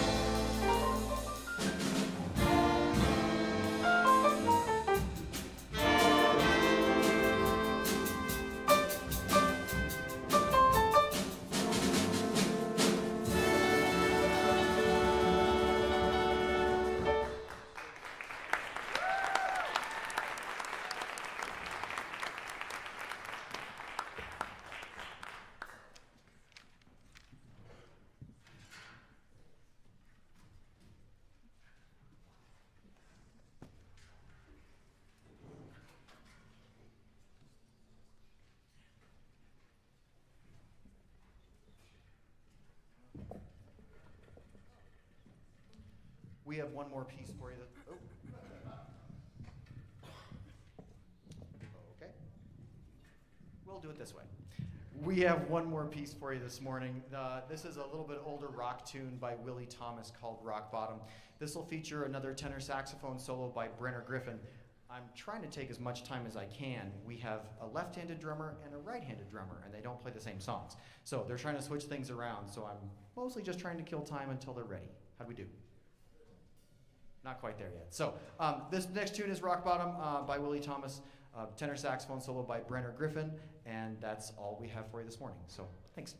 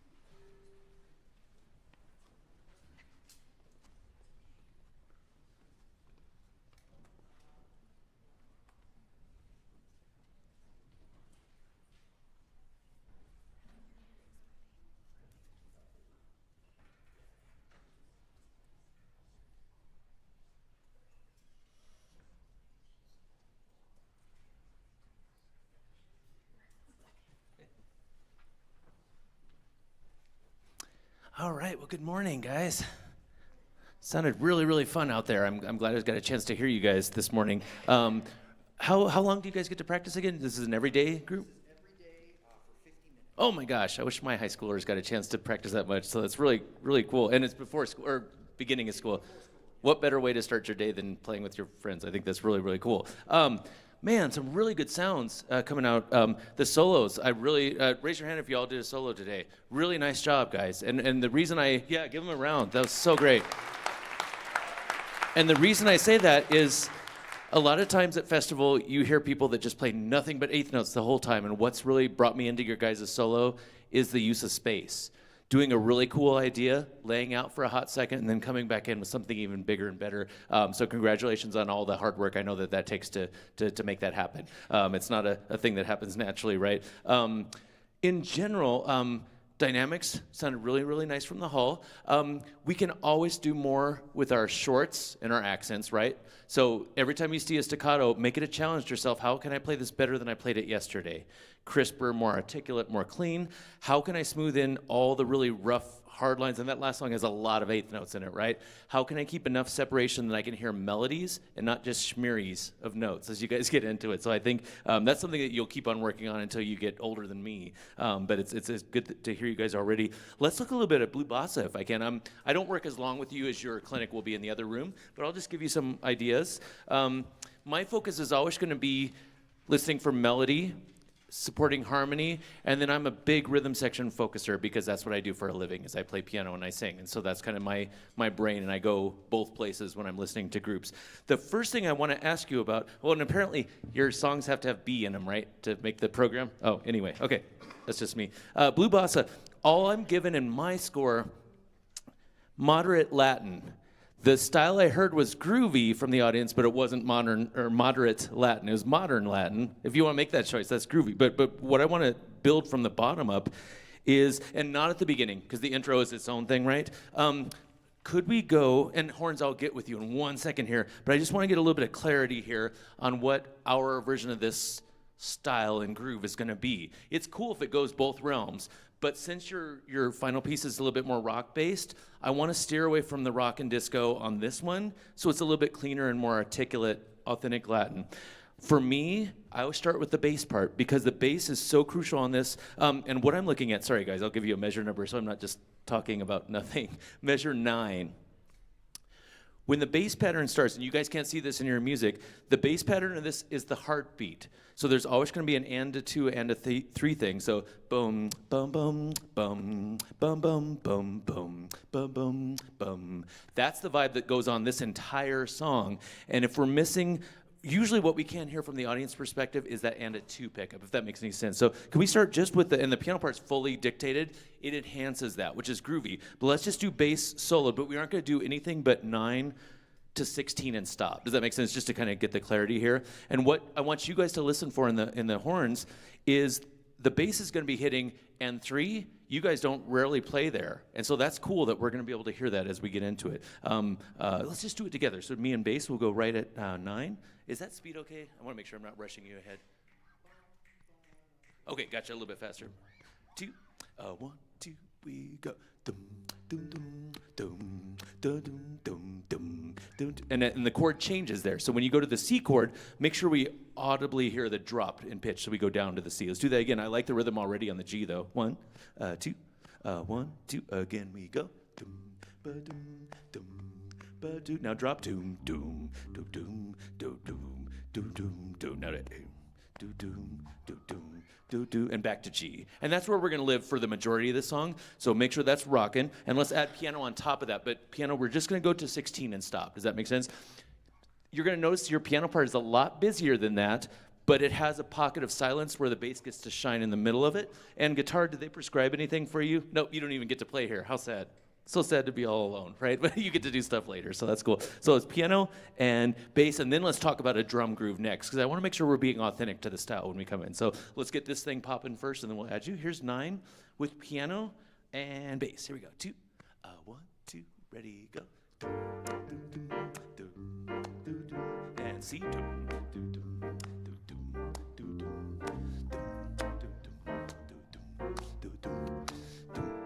Everybody kind of hear that groove that's happening? That's where I would let the drum groove live a little bit more into, as opposed to venturing into rocky disco sort of things. So it starts with our bass drum, which is going to be friends with the bass. Bum, ba, bum, right? Is that what you guys are doing? Oh, you're going bum. You're doing a clave with the bass. Is that what's happening? Oh my goodness. Good luck on that. Oh yes, please. Yeah, let's do that.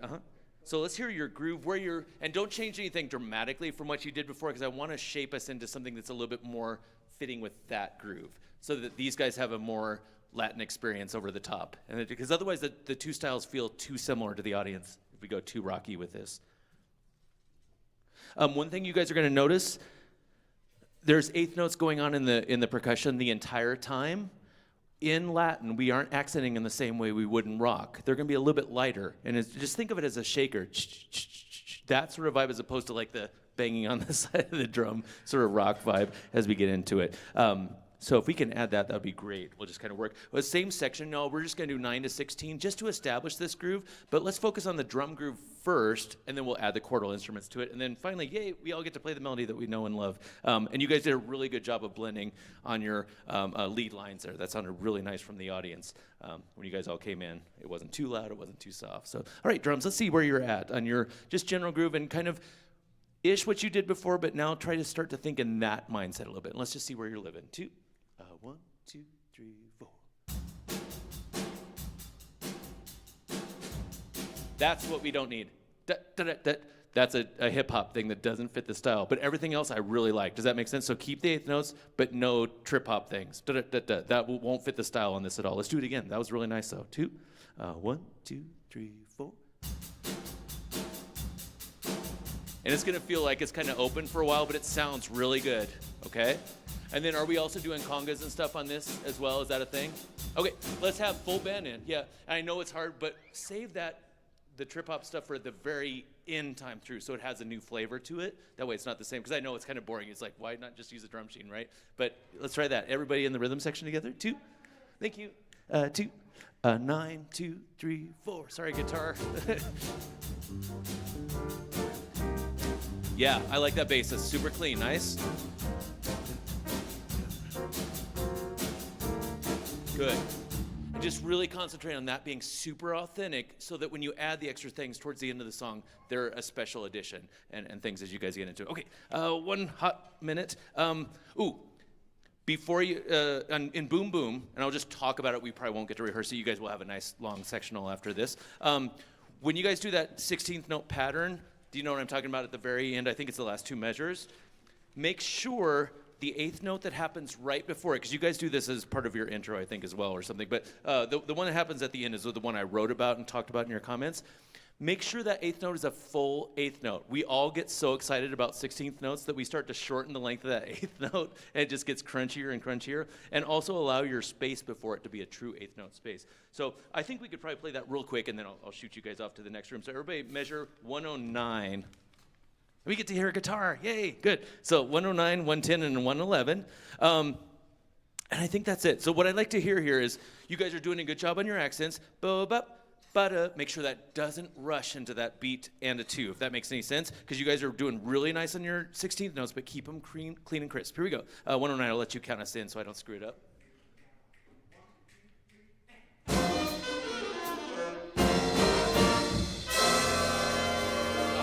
And so the only thing that got a little muddy, and this is just something that you can feel free to slow down in rehearsal, the 8th note's at the end of that line.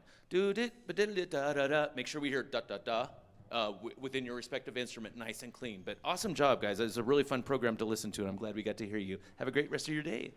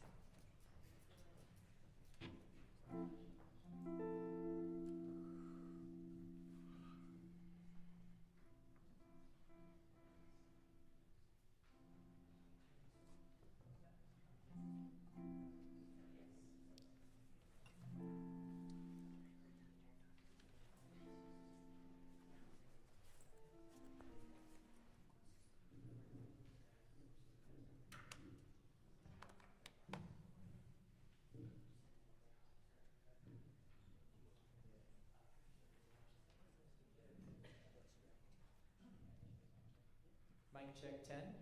Awesome. Mic check 9. Mic check 10. It's a little quieter than 9.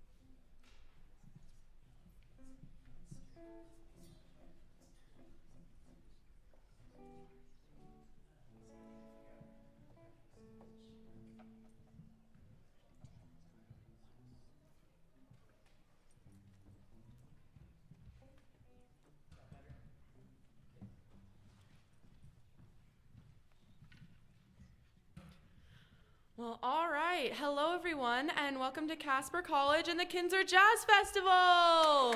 Yes! As you might know, my name is Danica Boyce, and I am a sophomore here at Casper College, and I am also a music education major. Woohoo! So our next group, our next choir, is going to be the Sheridan 7th and 8th Honor Choir under the direction of Tony Sawyer. Woohoo! We hope that you guys stick around and listen to all the performances today and tomorrow here at Wheeler Hall. At noon today, we have a special presentation about audio recording by Kevin Ward, the mix coach. So make plans to be here for that. We also hope to see you all tonight at our headliner concert at NCHS featuring the All-State Jazz Choir, John Roberts Epon Blanco, and Ari Honig with the Ben Markley Big Band. If you don't have tickets yet, you can purchase them online or at the music office. Again, welcome to the Kinser Jazz Festival. Now please enjoy Sheridan 7th and 8th Honor Choir. Woohoo!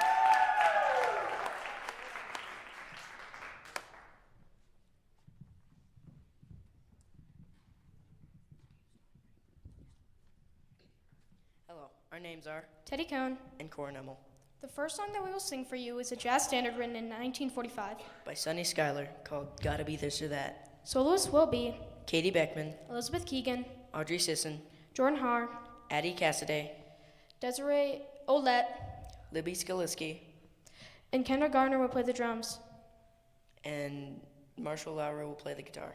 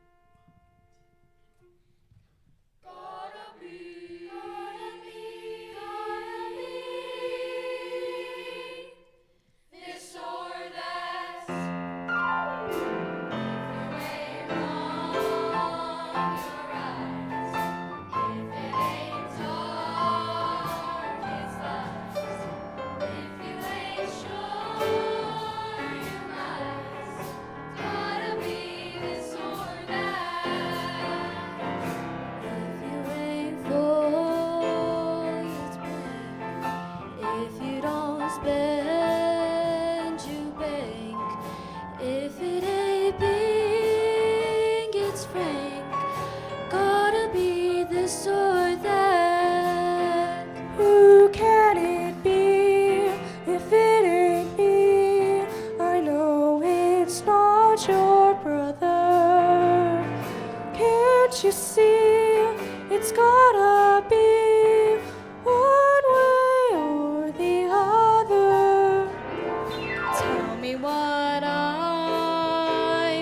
no.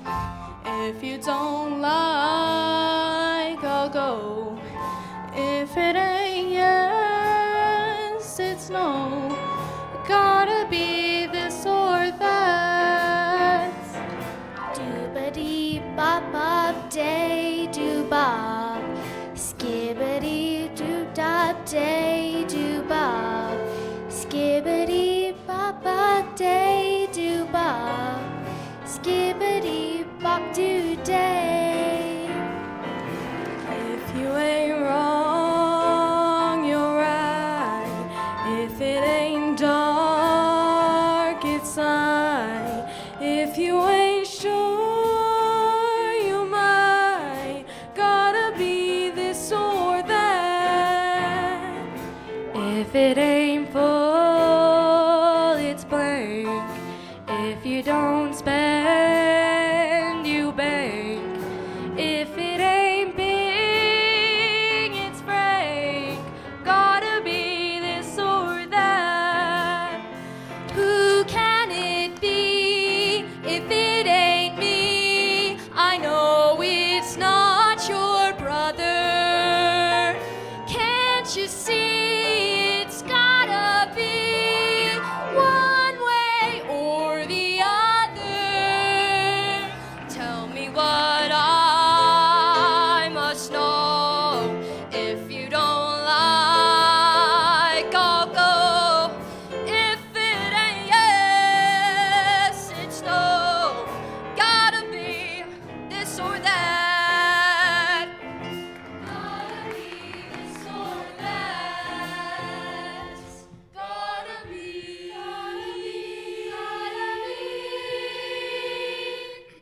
this or that.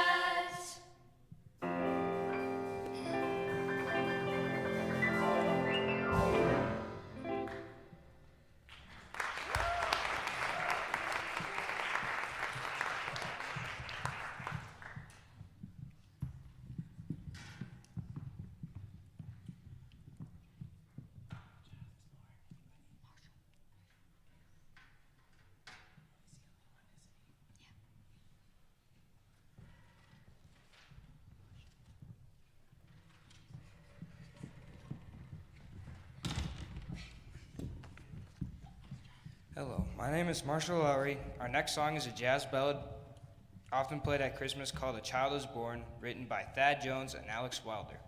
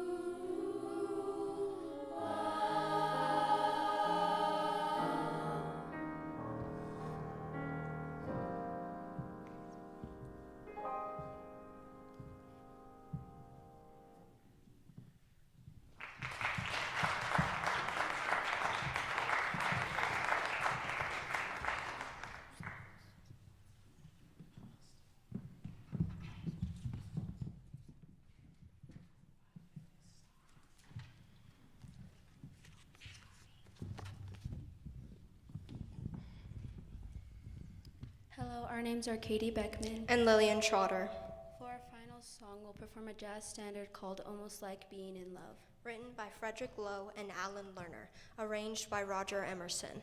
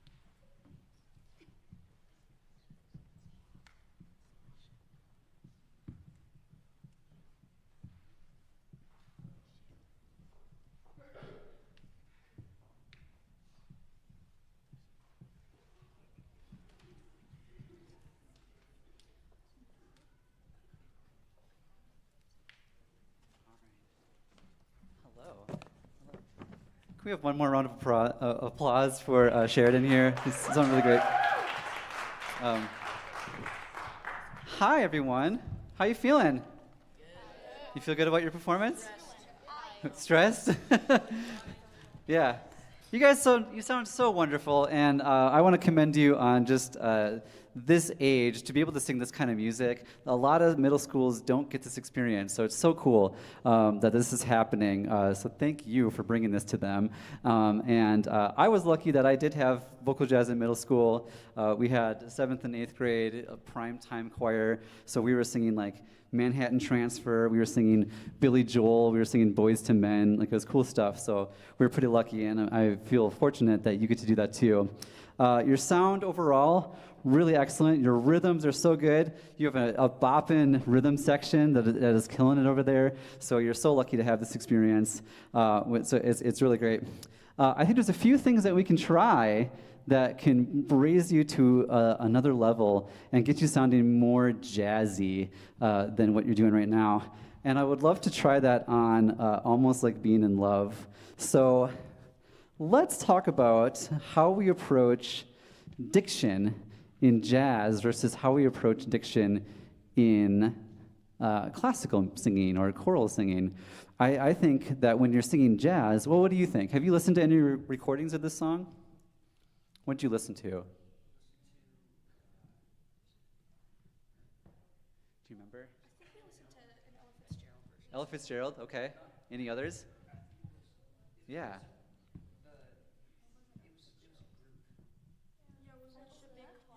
Watch Big Choir too? Okay, so plenty, yeah, so plenty. So I would use, so Ella Fitzgerald is probably a wonderful model for how you would want to sing this song. So did she sing it like this? Did she sing, "What a day this has been. What a rare mood I'm in"?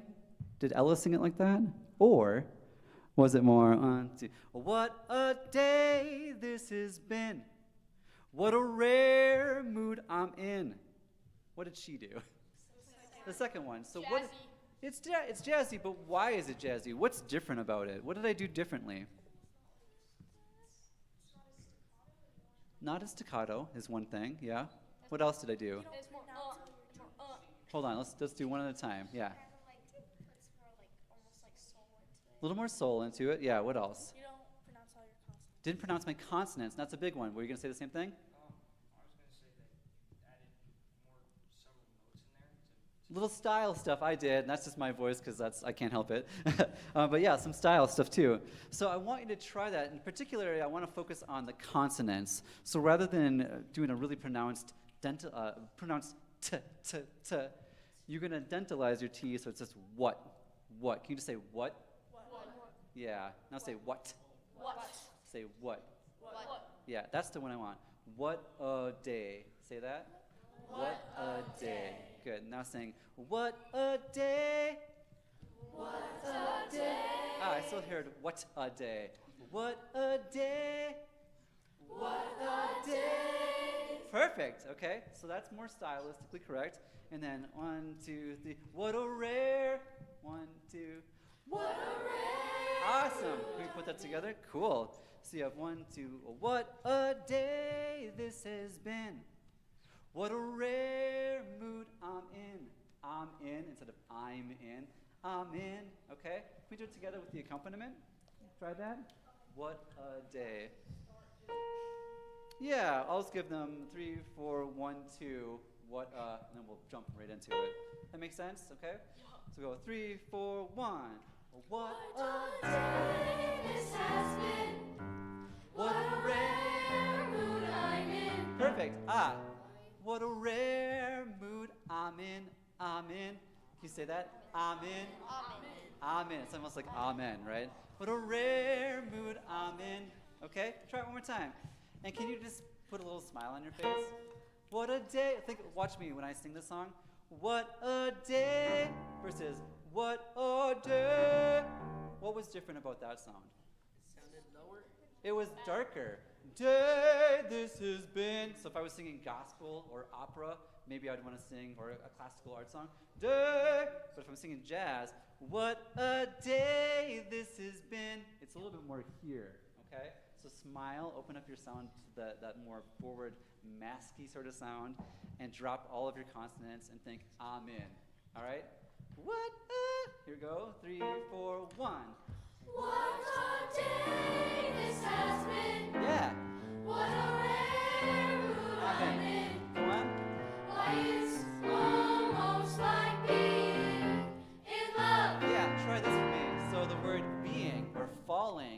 No, we don't have to do being or falling. Now it can be being and fallen. Can you say being? Being. See fallen? Fallen. Yeah. Almost like being in love. And I do a little fall, right? Yeah. Okay. Can you try that? Almost. A 1, 2, 3, 4. Almost like being in love. Cool. Cool. Do you like that? I like that. Yeah. That's awesome. Okay. Wonderful. And I want to try one more thing. So that's perfect for your diction and how you approach that.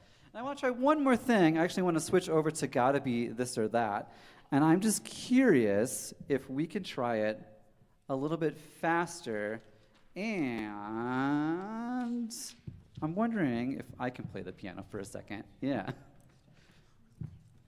So what I want to try with this is just see how it feels. You can do the same thing in this song where, you know, it's no longer if you ain't wrong, you're right. If it ain't dark, if it ain't wrong, you're right. If you ain't dark, it's light. I'm not doing any T's on there. If you ain't sure, you might.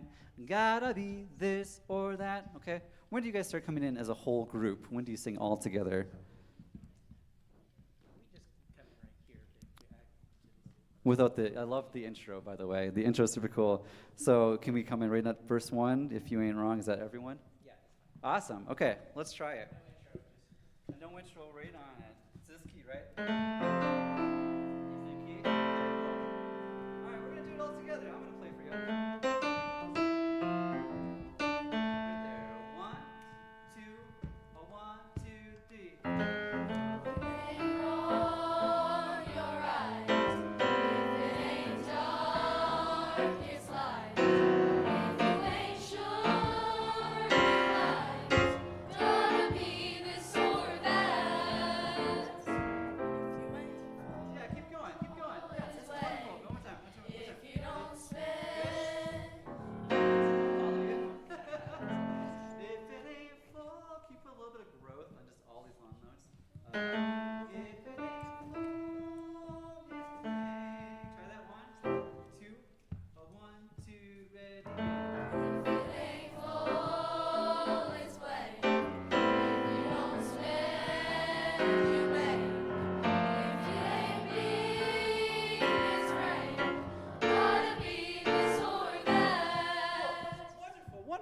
And so this is really kind of a note for you.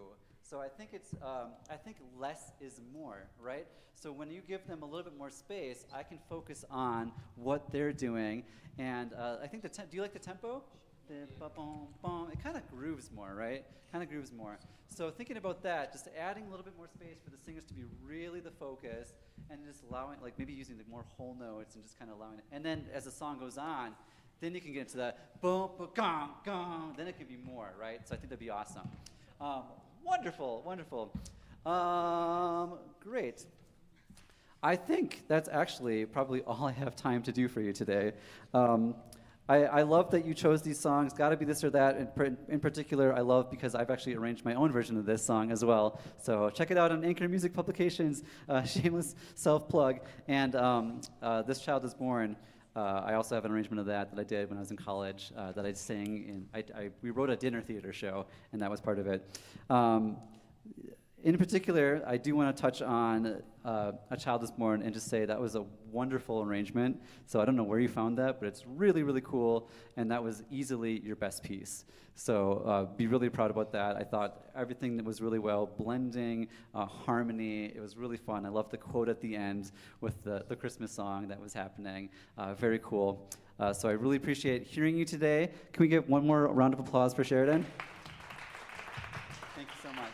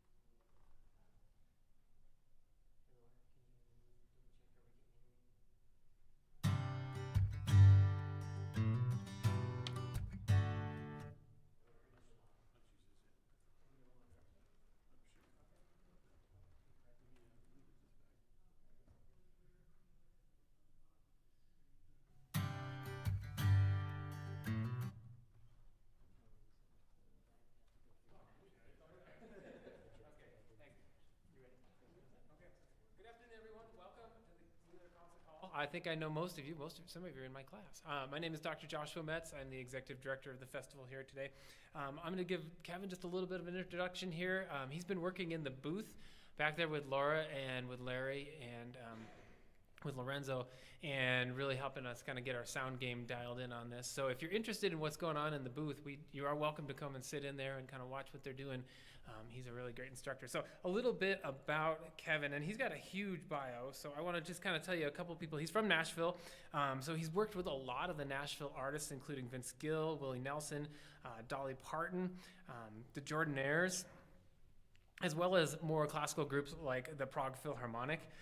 He's a guitar player, he plays keyboards, harmonica, he's very talented that way, and he's also won a bunch of awards, including the Dove Award in Southern Gospel Music, and you're going to love him. So he's going to talk to you a little bit about technology that you probably have already on your phone and that you can use to make and improve your own recordings. I think if you're like me, most of us tend to make recordings of ourselves and they're like, oh, that just doesn't sound the way I want it to, whatever. And Kevin's got some really great tips to help you kind of get that dialed in. So I've asked him to talk to you just a little bit about what he does and some stuff that you can do with your own device to make your recordings even better. So let's give Kevin a big hand.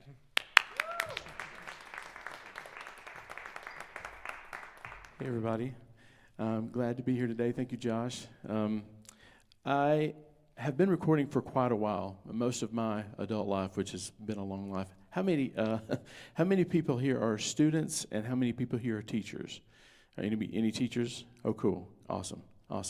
Okay, well, I'm still a student and I'm a teacher too, so it's kind of a trick question. So, as Josh said, my name is Kevin.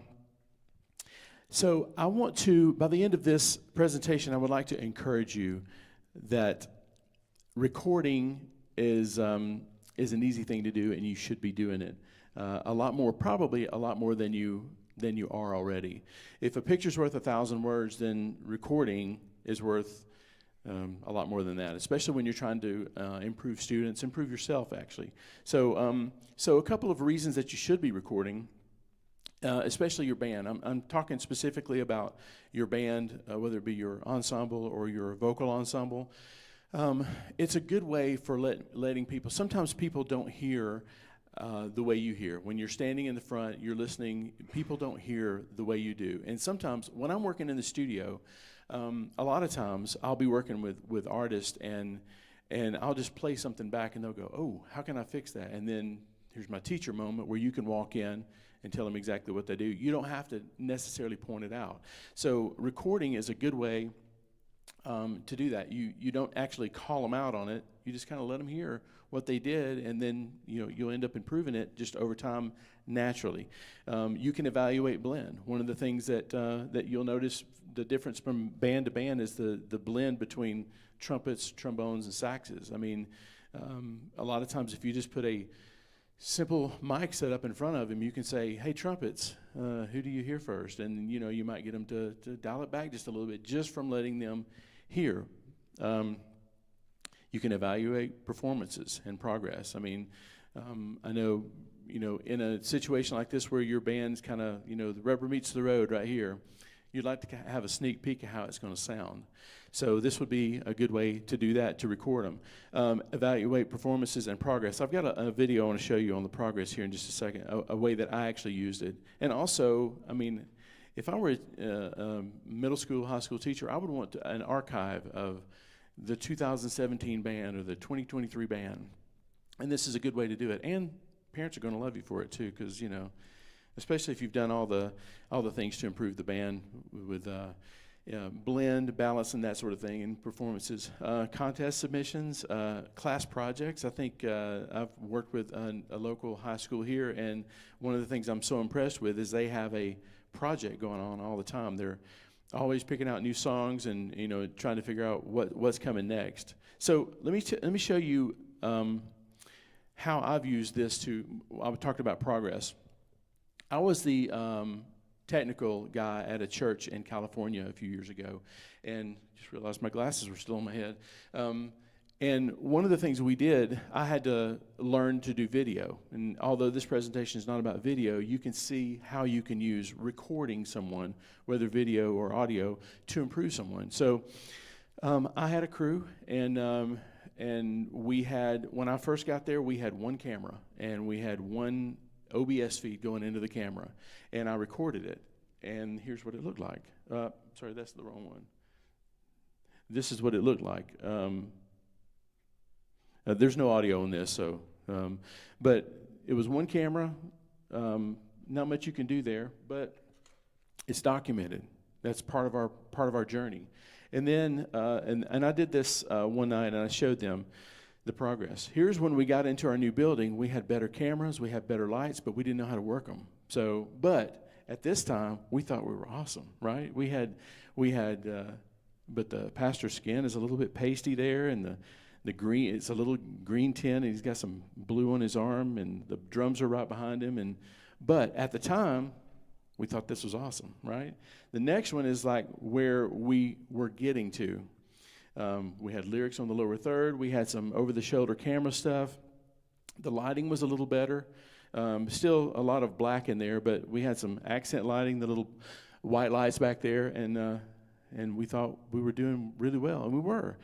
And so I did this in one night, and I showed them all of this progress that would happen. And everybody was kind of cringing a little bit when we looked at the older stuff, and they was looking, nodding their head on new stuff. And then I said, okay, here's where we're going. And this is kind of where we were going. Look at the ratio, the cinematic ratio with the crop top and bottom, and the lyrics on the top. I mean, not that we need to do that, but the constant camera movement. The shots where you're getting just cool shots of people in church worshiping and stuff like that, and so it was part of the progress, the journey. But if we hadn't recorded any of that stuff, we couldn't mark it, and people get frustrated when they can't see progress, right? So you want to mark that so you can check, you can see progress. So why aren't you recording? If you're not recording, why aren't you recording? I've kind of, without asking you, I kind of have figured out a little bit that there's one of three problems that you're not recording. The first thing is you don't think you have the right equipment. The second thing is that you don't have the money to buy the right equipment. And the third thing is like you're not technical and you don't know how to run the equipment. So I'm going to take these quickly one by one, and I'm going to call you on it just a little bit. Okay, so this example that you heard me playing just a second ago. So I work in a recording studio. I have my own studio. This is me. And this microphone on the top is called it's a copy of a Neumann U47. It's the microphone that Frank Sinatra sang on. It's like classic studio microphone. You know when you go into a studio and you see one of these that the guy's pretty conscientious about what he's recording you with. And then the real expensive microphone is the one right under it. It's the iPhone that I can't seem to get paid off. And I recorded myself playing this guitar on those two microphones at exactly the same time. And what you're about to hear are those two recordings. And what I want you to do is play a game with me and see if you can figure out which was the $6,000 microphone and which microphone has never been paid off, the iPhone. The one you have in your pocket. Okay, so here's the first example.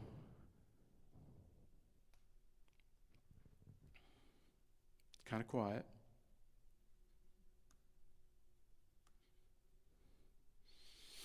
Okay.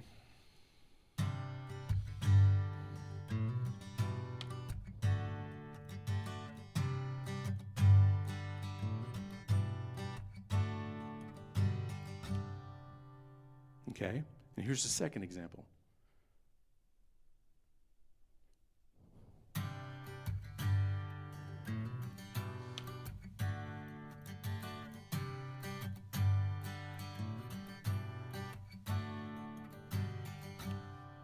Okay, so I've mixed these up in my head. I'm not even sure which one's which yet.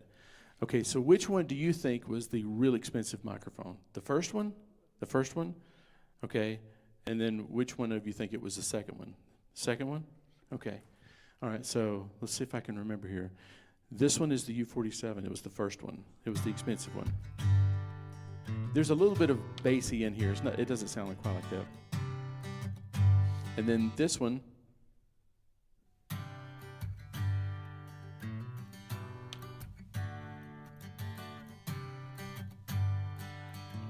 it's pretty close, right? I mean, to have one in your pocket at all times, it's a pretty valuable thing to have. So to say you don't have the equipment is it's not a good enough excuse not to record, right? So there's that. And then the software that I recorded that with is actually on your iPhone. If you have an iPhone, and if you have an Android, you probably have something just like this. You can actually get good samples with it. I mean, it's a little ambient sometimes, and you have to be careful. I'm going to give you some tips on how to get better sound with it. But voice memo is how I recorded that. You can take this and put an external microphone in it. So if you didn't want this is a microphone, and it picks up in all directions. It's called an omnidirectional microphone. And so if you've got a real open room like this, you might get a little bit more ambience than you want. But if you get one of these microphones, they're $100. So you can stick that on your microphone, and for $100 and whatever your phone costs, you've got yourself a pretty good recording rig. This is one that you can buy. I used to have one just like this, and I've recorded several things on it. You just put this on a stand in front of your band, put it in record, and then you're recording. So it doesn't take a lot of budget or a lot of equipment to actually start documenting the progress of your band. There's also some really cool software that you can get, even though that was recorded on my phone, just sitting there. I just found this. This is BandLab. It's a free digital audio workstation. It's free. So you don't have to have Pro Tools. You've heard of Pro Tools before? Well, a lot of people use Pro Tools or Ableton, or it costs money to buy those things, right? This costs nothing, and all it takes is either your phone or your computer, and you can bounce files between. If you get inspired, or you want to record your band, and then you want to chop it up and take the Tuesday performance with the Wednesday solos and cut them together, you can do it with this, and it's free. So. And then here's one I've been having fun with. This is a sampler, and you actually just hold one of these and just talk into the microphone. And the other day I picked my daughter up from school, and I had pre-recorded everything that I normally say to her, like, "Hey, Pumpkin, how was your day?" And I recorded everything, and I just looked at her, and I was just playing the samples back, and it was kind of fun. So you can. My idea with this was, like, if I had a class, I would want to see, you guys are in a unique position because you're getting kids. If you're middle school and high school, you're getting kids where they're making a decision whether they even like music or not, and you guys can make it fun, or you can make it something they can't wait to quit. This would make it fun, because you could do stomp, stomp, clap, and you could play it back, and you could, and they can carry this in their pocket, and you can have there's what you can do with this is pretty unlimited. It's called Koala. It's really cool. So, and then lastly, this is something I use on my iPad quite a bit. I write charts when I record music. I'll write number charts, Nashville number system, or I'll make notes and stuff. And these are not my notes. I'm not a doctor, or last time I was up, it was doctor notes. I'm not a doctor. But the cool thing about this, if you're a teacher, is that you can record your class through either the stereo microphone that I showed you for $99, or straight to the iPad or straight to the iPhone, and you can make notes as you go.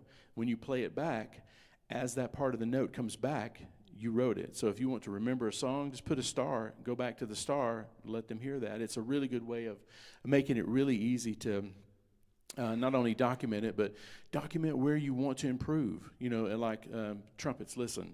Or blend, and then go back to those parts and let the people hear them. Now I know some of you guys probably have a big board like an X32 or something that you can record your band through. And if you do, that's also great. You can record a stereo recording on that through the iLock. There's not an iLock. There's like a USB thumb drive that you can put in there, and you can just record your band as they're recording. I've noticed that some of the band directors know more about mic placement. This in a competition, or not a competition, but in something like this, you want to put your best foot forward. So you want to make sure that the kids know where to find the microphone. They're not afraid of a microphone. Some people are afraid of these big microphones. They won't even get close to them.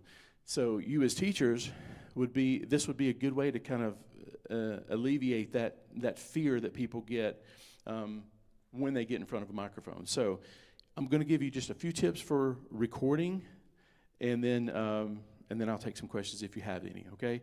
Watch your distance. One of the things about these microphones is that there's science involved in the fact that I call it the 6 dB rule. I don't know exactly what it's called scientifically. I probably shouldn't have showed that card yet because I don't know anything about science. But when if I'm 2 fingers away from this microphone, if I go 1 finger away from this microphone, my sound is 6 dB louder. And so if I'm 4 fingers and I go 8 fingers, now I'm 6 dB lower. So I say that to say when you're using a microphone like this and then you do this, you're not doing as much as if you're doing this and then you do this, right? So, I mean, for vocalists, it would be a great way to show your kids how to use a microphone. I mean, some people stay in a microphone like this all the time, and it gets pretty monotonous, and you get tired of hearing them speak. But somebody that really knows how to work a microphone, it actually becomes pretty pleasant to hear. And when I work with professional singers, one of the first things that you notice is they know exactly when they're going to hit the loud note, and they pull off just enough to where I'm not running crazy back there trying to, because nobody looks at them for using the microphone. Everybody looks at the sound guy, right? So you can set these guys up and girls up for success when you show them how to use a microphone. So the 6 dB rule. And I'll just say boomy to roomy. Only other thing about this microphone is when you're really close to it, it gets really bassy. So you got to manage bassy or boomy and roomy, because if you're way far away from the microphone and you have to crank up the volume back there, you start hearing all the sound around it and the people beside them. And so watch your distance from your microphone. It'll really help. Find the sweet spot in your room. And the good news is if you're a conductor or band director, you're standing in the sweet spot. You're in the spot that says you guys are playing too loud and you guys need to play a little harder. You can tweak your room. Some band rooms are nice and acoustically treated. Some are not. A rug on the floor will do wonders. I've even used, I love to take the challenge of recording people in weird places. So sometimes I'll take a microphone stand like this one and hang a Harbor Freight blanket on it, put it right behind the singer. Works. So you can tweak your room, and it doesn't take a lot of money. This takes a lot of money, but this sounds, I mean, you can get pretty close to this with not a ton of money. So, and I added this at the last minute. Don't scare them. I mean, because if you say, okay, we're recording Tuesday, everybody, rest up, or recording Tuesday, they're going to be so freaked out when they get there, they're not going to know what to do. They're just going to, and here's a little ninja trick that I use sometimes when I'm in the studio. Sometimes I will just flat out lie to them, and I'll say, I'm not recording you. I'm not recording you. This is just for me, or I'm just getting levels, or I'm just going to see how this mic sounds on you. They take a break. They just sing the way they're supposed to sing, and then when you say, okay, recording, they don't sing as well. So if you surprise people and say, hey, say something good about me, they're going to freak out, So don't scare them. Kind of sneak up on them a little bit. You'll get better performances. And the last thing I'll leave you with is recording is rarely perfect, if ever perfect. I mean, I have worked on records for a day and been happy with them, and I've worked on them for a month and not been happy with them, or a year. If I can encourage you in any way, it would be, learn basics of recording and mixing. And by the way, Larry and I do a class here at Casper called The Art of Mixing. You should check that out if you want to learn a little bit more about mixing. But done is better than perfect. It'll never be perfect, but to have an archive of your band and have it, ready to play for people and ready to point to certain things that you want to improve, that's better than perfect. So if you have any questions, I would love to answer them. But I'm not going to put anybody on the spot. Yeah, explain the 6 dB again. So 1 finger is minus 6 dB, 2 fingers is... No. Okay, so I'm glad you asked, because it doesn't have anything to do with fingers. It has to do with distance. So anytime you double the distance between your mouth and the microphone, it goes down 6 dB. Every time you half the distance, it goes up 6 dB. That's why when somebody is talking right here, like the last group that was up, they're here, and then somebody does this, that's like 24 dB difference there. So, and I say that to say that, you should be conscious of where you are, and you should teach your kids how to be conscious of where they are, because this is most likely not going to sound as good as this, right? So I know I keep moving away from the microphone, probably driving her crazy. Yeah.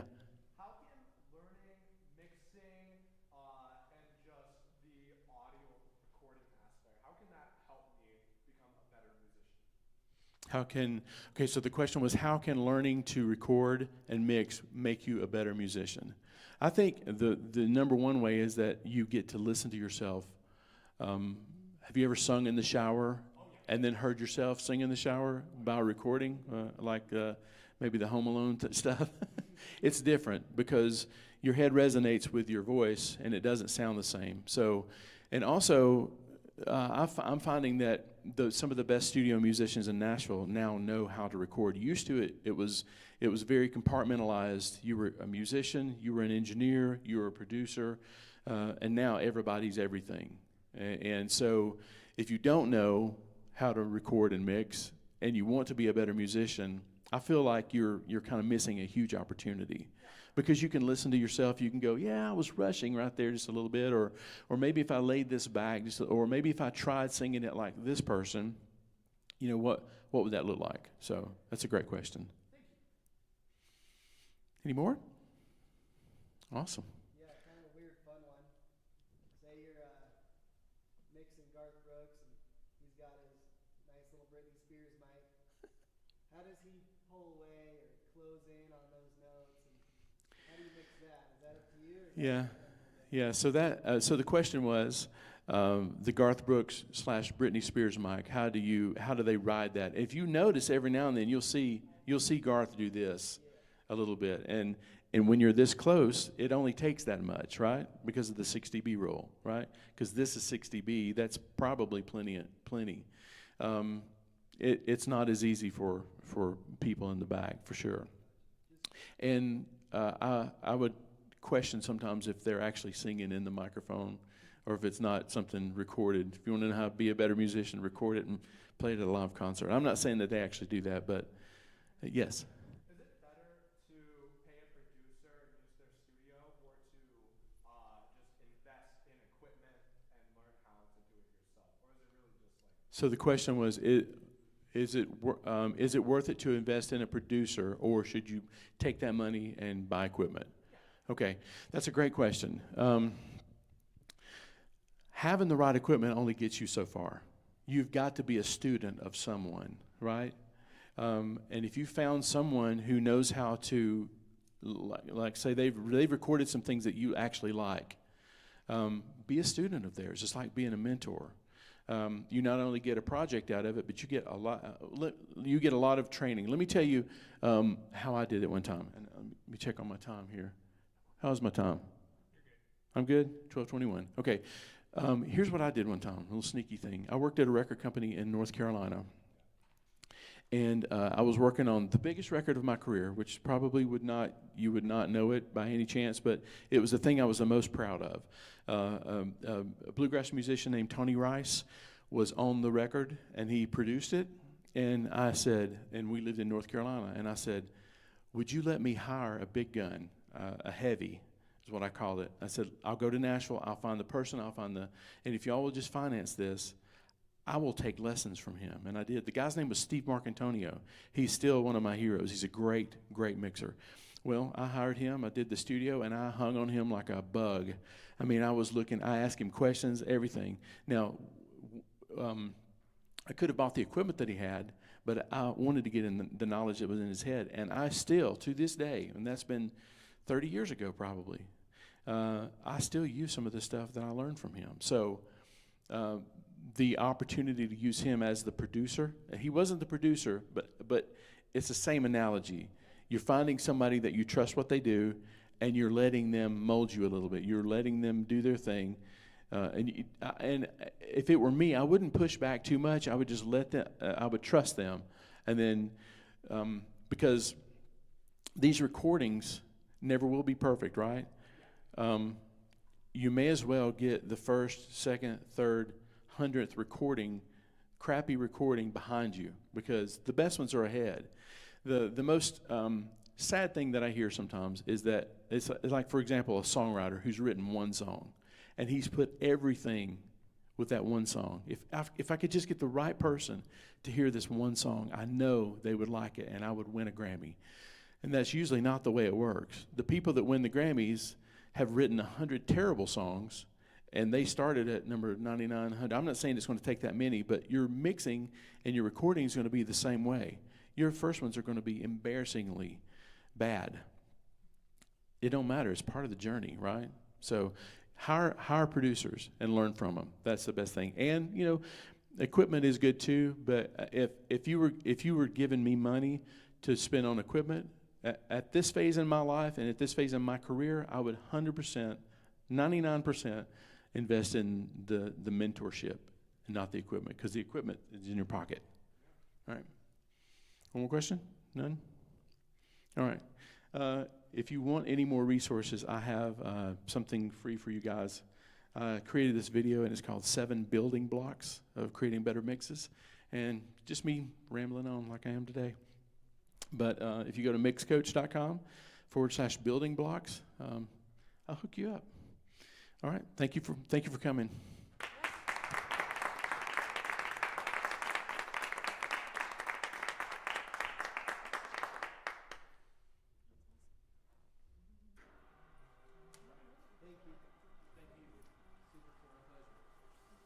What's up, fellers?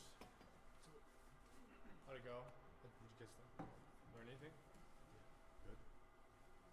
Better send me all your recordings on it. I'm not recording. Stop recording me! Stop recording me! Nobody's gonna see the video. Don't record me!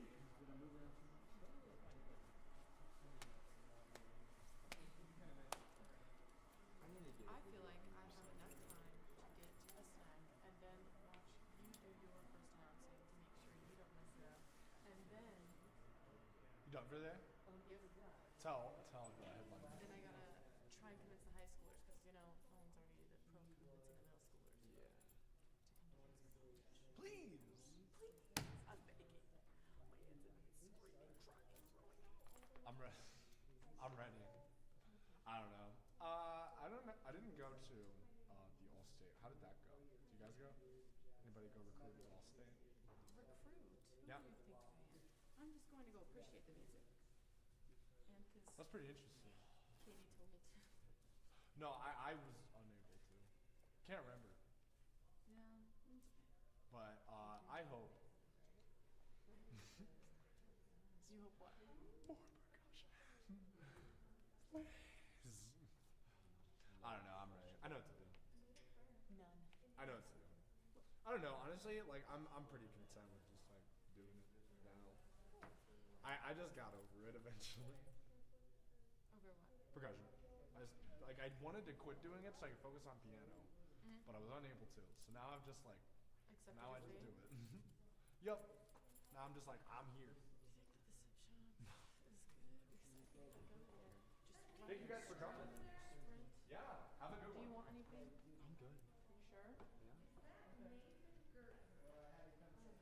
Oh, I'm so glad. Yeah, that happens. Hey, me too, brother. You and me both. Great.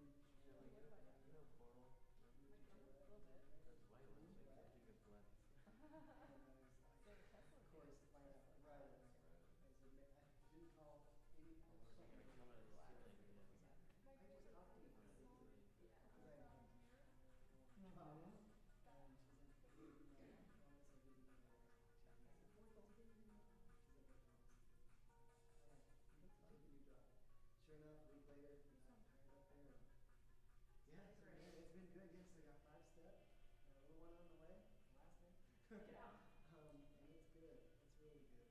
God's been really good. We've been doing just online church with a good friend of mine who became pastor ministry at First Baptist. We were there like a few months after. Yeah. So we're just doing online for them. That's been good. And anyways, so I talked to my superintendent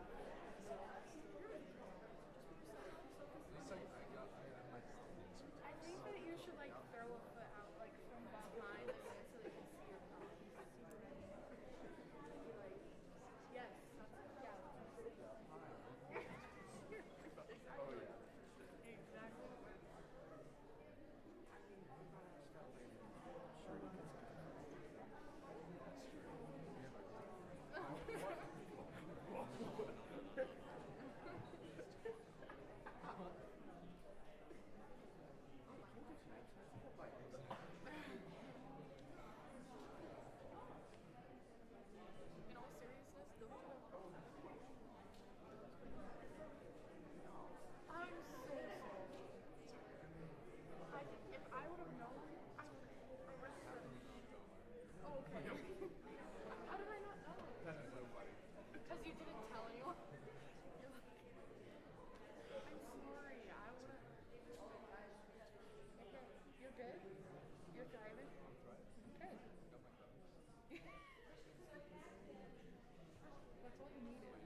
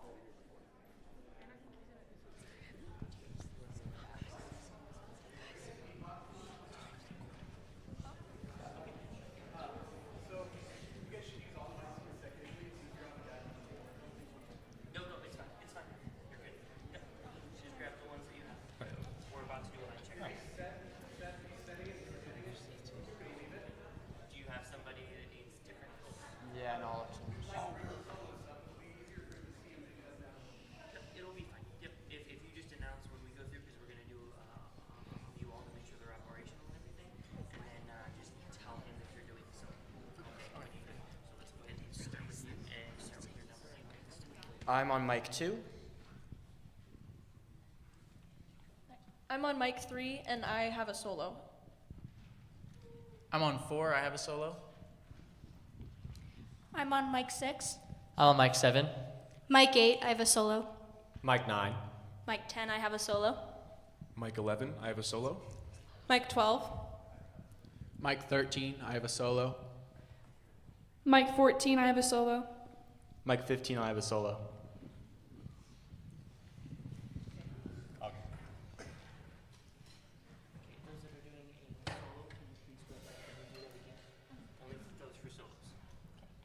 Mic 3 for a solo. Mic 4 for a solo. Mic 8 for a solo.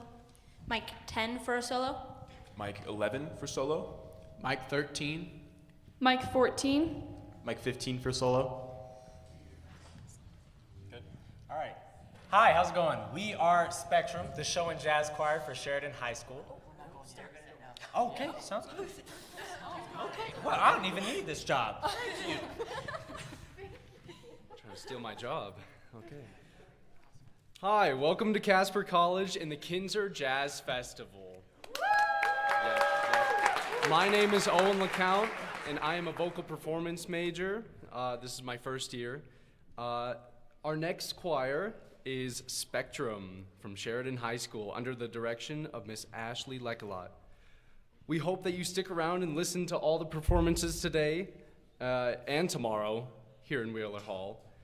We also hope to see you all tonight at our headliner concert at NCHS featuring the All-State Jazz Choir, John Roberts, Epon Blanco, and Ari Honig with the Ben Markley Big Band.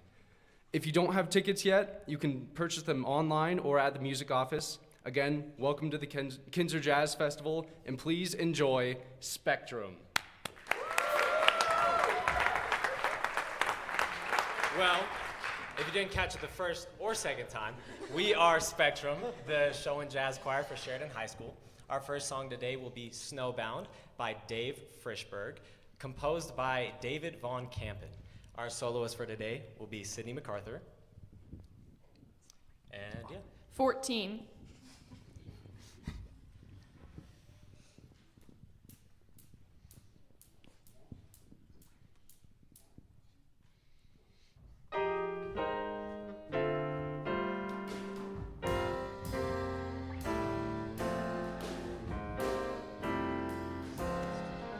The north winds blow,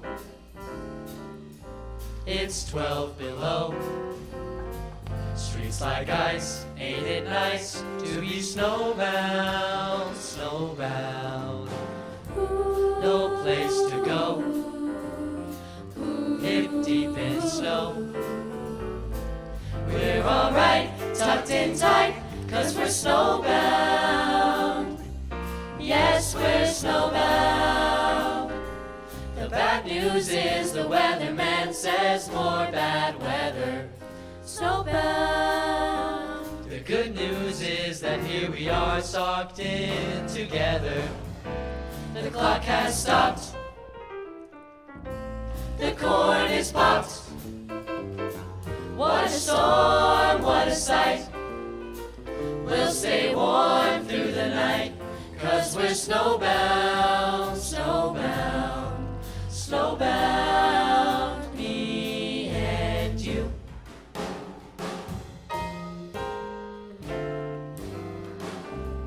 The north winds blow, it's 12 below. Whoa, streets like ice, ain't it nice to be snowbound?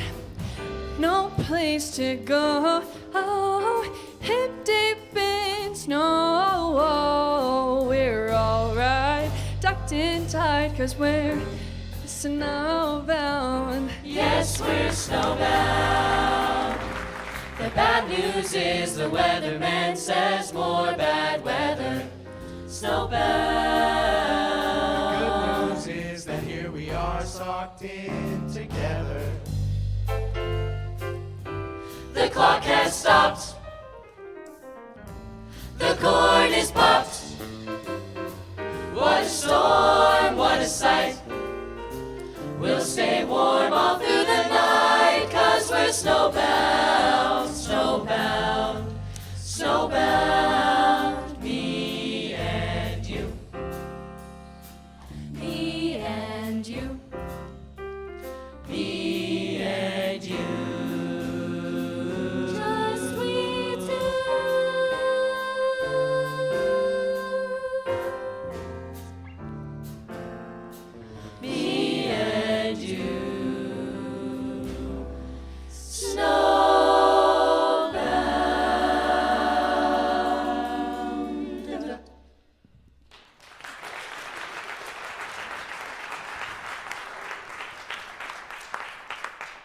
Next up, we'll be doing a Jeffrey Fox arrangement of a Billy Joel tune, A New York State of Mind. We have 4 soloists for this one, starting with Jacob Sullivan, Mike 11, then Harley Dean, Mic 4. then Brielle Chastain, Mic 8. who will also be covering for usually our fourth soloist, Avery Sullivan, and then finishing out with Aaron Buhans, Mic 15.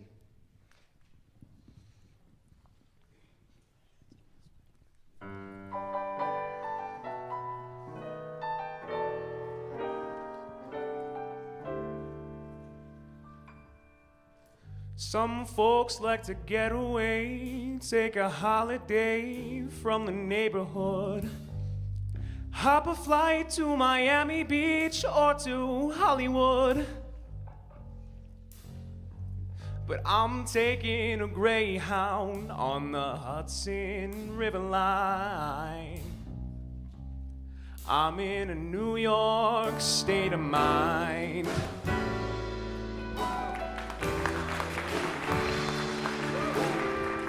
I've seen all the movie stars in their fancy cars and their limousines. I've been high in the Rockies under the evergreens.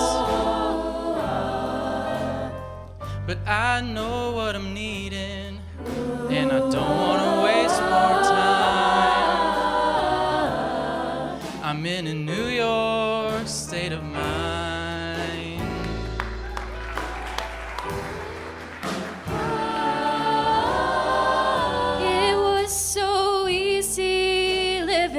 Day by day, out of touch with the rhythm and the blues. But now I need a little give and take. The New York Times, the Daily News. It all comes down to reality, which is fine by me, 'cause I let it slide. I don't care if it's Chinatown or it's Riverside. Oh, I don't have any reason, I left them all behind. 'Cause I'm in a New York state of mind.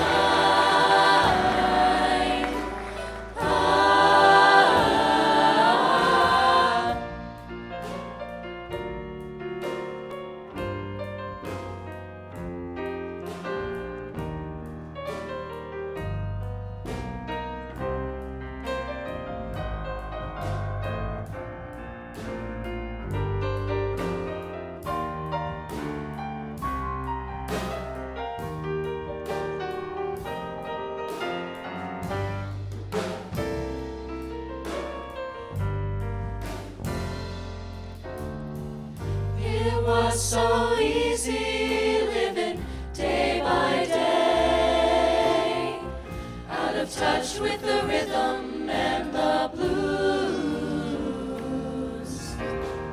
But now I need a little give and take. The New York Times, the Daily News.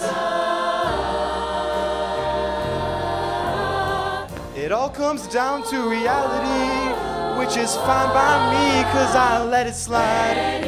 I don't care if it's Chinatown or it's Riverside. No, I don't have any reasons, I left them all behind. 'Cause I'm in a New York state of mind. Oh,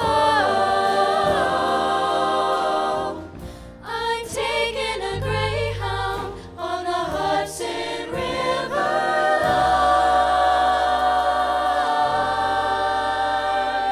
'Cause I'm in a New York state of mind.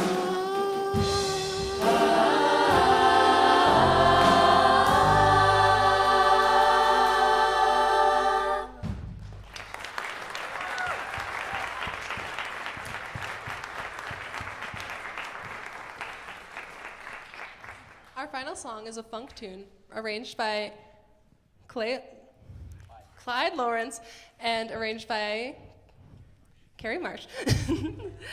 And we'd like to acknowledge our combo, Dylan Lemon, Mr. Rose, and Miss Robertson on piano.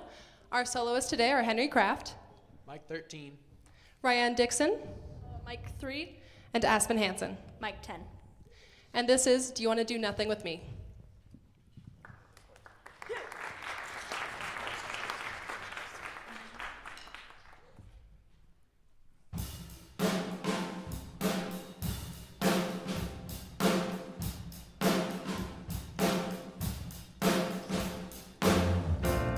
Ba-da-da-ya-da, ba-da-da-ya-da, ba-da-ya, ba-da-da-ya-da, ba-da-da-ya-da, ba-da-da-ya-da, ba-da-da-ya-da, ba-da-ya, ba-da-da-ya-da, ba-do-me-and-da. We're all looking for someone, that perfect girl, who can take our hand and help us see the world. But I'm a little unusual, because you see, I seek a different type of thrill from my romantic fantasy. And I must say, I'm looking your way, 'cause you seem to like me, baby, and you give me all the signs. There's just one activity on my mind. Do you want to do nothing with me? Ba-da-da-ya-da, Do you want to do nothing with me? ba-da-da-ya-da, Do you want to do nothing with me? ba-da-da-ya-da, Do you want to do nothing with me? ba-da-da-ya-da. Ba-do-ba-ya-da. Do you want to do something with me tonight? Oh, I'll put on my finest sweatpants and I'll order you pad thai. We'll be living our dreams as our love grows. What an intimate occasion, you and me and HBO till morning light. Right, do-do-do, ba-do-ah, ba-do-ah, ba-do-ah. Do you want to do nothing with me? Ba-do-da-ya-da. Do you want to do nothing with me? Ba-do-da-ya-da. Do you want to do nothing with me? Ba-do-da-ya-da. Do you want to do nothing with me? Ba-do-da-ya-da. Da-da-da. Da-ba-do-way-ya-ba-da-da. Day-ya-ba-do-wa-ya-da. Ba-do-ba-do-ba-ya-da. Da-da, da-da, da-da-da-ya. Ba-ya-da-da-way-ya-da. Day-you-are-you-are-you-are-you-are. Let's talk it through in case you're confused. 'Cause I know I can seem crazy from these things I like to do, but they're only worth it when I'm with you. Yeah, it's true. So do you wanna do nothing with me? Ba-da-da-ya-da, ba-da-da-ya-da, ba-da-da-ya-da, ba-da-da-ya-da, nothing with me. Ba-da-da-ya-da, but do you wanna do nothing with me? Ba-da-da-ya-da.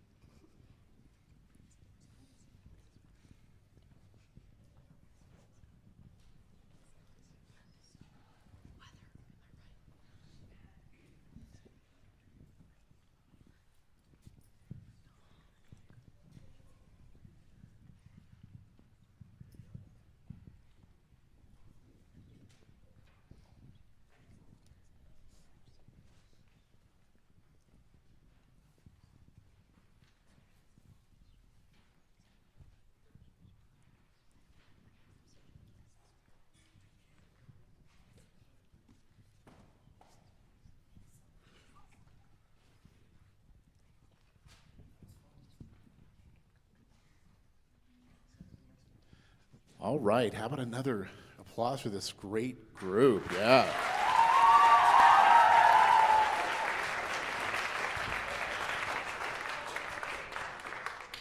How you guys doing? Good.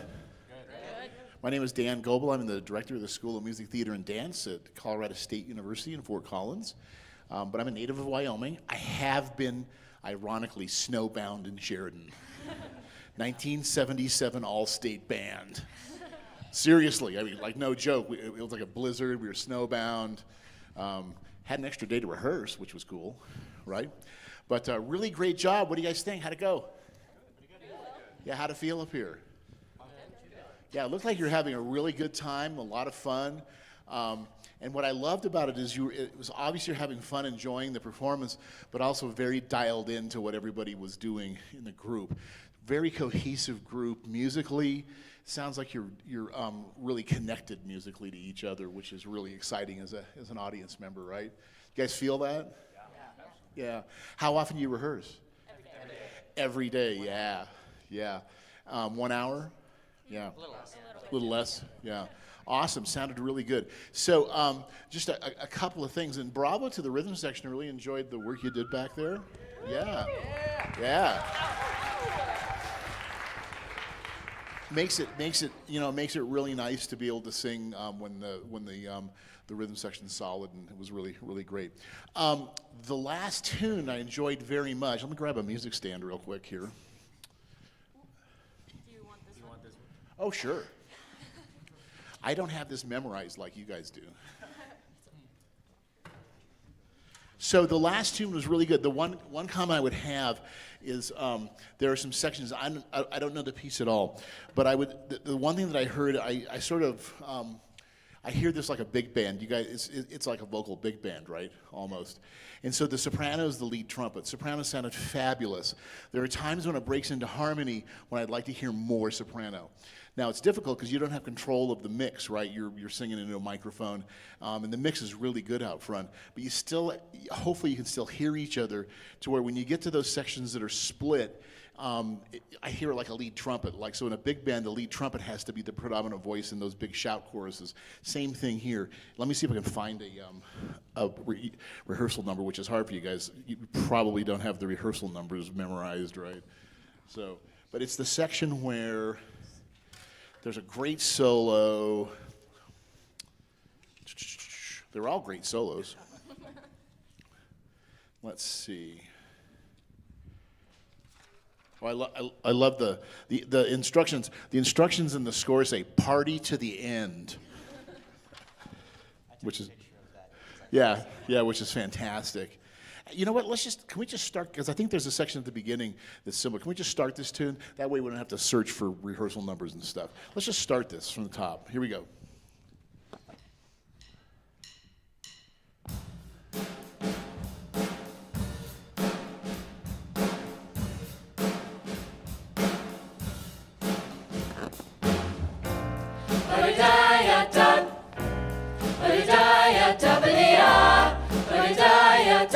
Good. Okay. So there's a long ways to go in this piece, right? Where do you think this piece peaks out? What is this? Where should it be the strongest? Yeah, right before the na-na-nas, right? So I would challenge you, and I made this comment on the recording. The next challenge for y'all is a little more dynamic contrast in a piece where you have such a long ways to go. So the rhythm section has to help out a little bit. You don't want it to be too soft at the beginning. You want it to be exciting at the beginning, right? So the question is, can you kind of back off the volume a little bit, rhythm section 2 at the very beginning, but keep the same intensity, the same energy? Like your time is really solid, which is good, right? Let's try it again. Maybe just back off a little bit on the volume, but not on the energy, because we have a long ways to go with the tune. Here we go.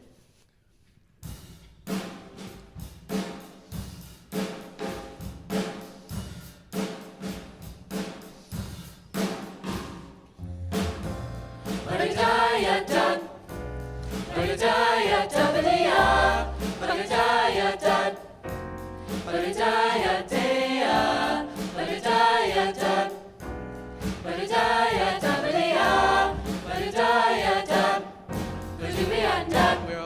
for someone, that perfect girl. Yeah, keep going. So yeah, so what we want to hear is great intro, and now right at that spot there, rhythm section, dial it back a little bit more, so then you don't have to push as hard to get that sound out. So that's the challenge with the microphone is having to feel like you have to push or not because you're not really sure. But you can just sing normally, and just really relaxed. Rhythm section just a little bit less there. Can we start right there? Right, that spot. Here we go. 2, 3, 4. Sorry, that's my you could have on the end of 3. Sorry, I'll give you 1, 2, 3. We're all looking for 1, 2, 3. We're all looking for someone, that perfect girl, who can take our hand and help us see the world. But I'm a little unusual because you see, I seek a different type of thrill from my romantic fantasy, and I must say. Now, do you guys rehearse with mics or without?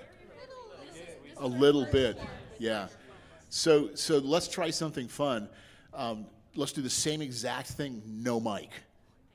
So audience, the goal is you should be able to hear the singer without the microphone, okay, in this fabulous hall. Right? Here we go. Same spot. I'll give you 3 beats. 1, 2, 3. We're all looking for someone, that perfect girl, who can take our hand and help us see the world. But I'm a little unusual because you see, I seek a different type of thrill from my romantic fantasy, and I must say. What did y'all notice when we took the microphone away with his sound? Yeah, it's like suddenly you were supporting a little bit more, because sometimes we rely on this a little bit too much. That time you were still relaxed. A lot of nice resonance in your sound. You have beautiful sound, right? Beautiful voice. But I heard it. You were supporting a little bit more. Now let's do the same thing with the microphone. And if you feel like it's too much, you just back that microphone off a little bit, right? And always, this is what we call a cardioid pattern mic. Cardioid pattern mic. So the microphone picks up this. So it looks, the pattern's like this. For those of you at home. So if you're like this, or like this, if you're off axis, then you won't pick up all the overtones in the sound. So you got to be right smack dead on like that. So let's try that exact same spot with the microphones, okay? But this time, in rhythm section, that was perfect. Thank you. That's a great volume. Same thing. Sing exactly like you did, but just pretend you're not singing with a mic. Here we go. 1, 2, 3. We're all looking for someone, that perfect girl, who can take our hand and help us see the world.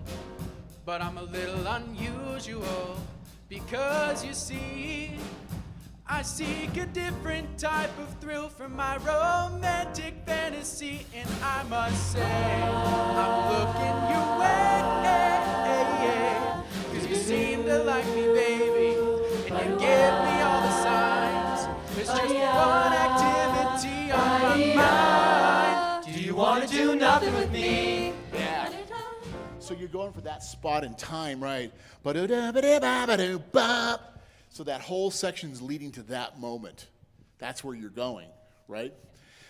Those little things. So go back through this piece and now find those spots. Where are we heading? Where's this section going?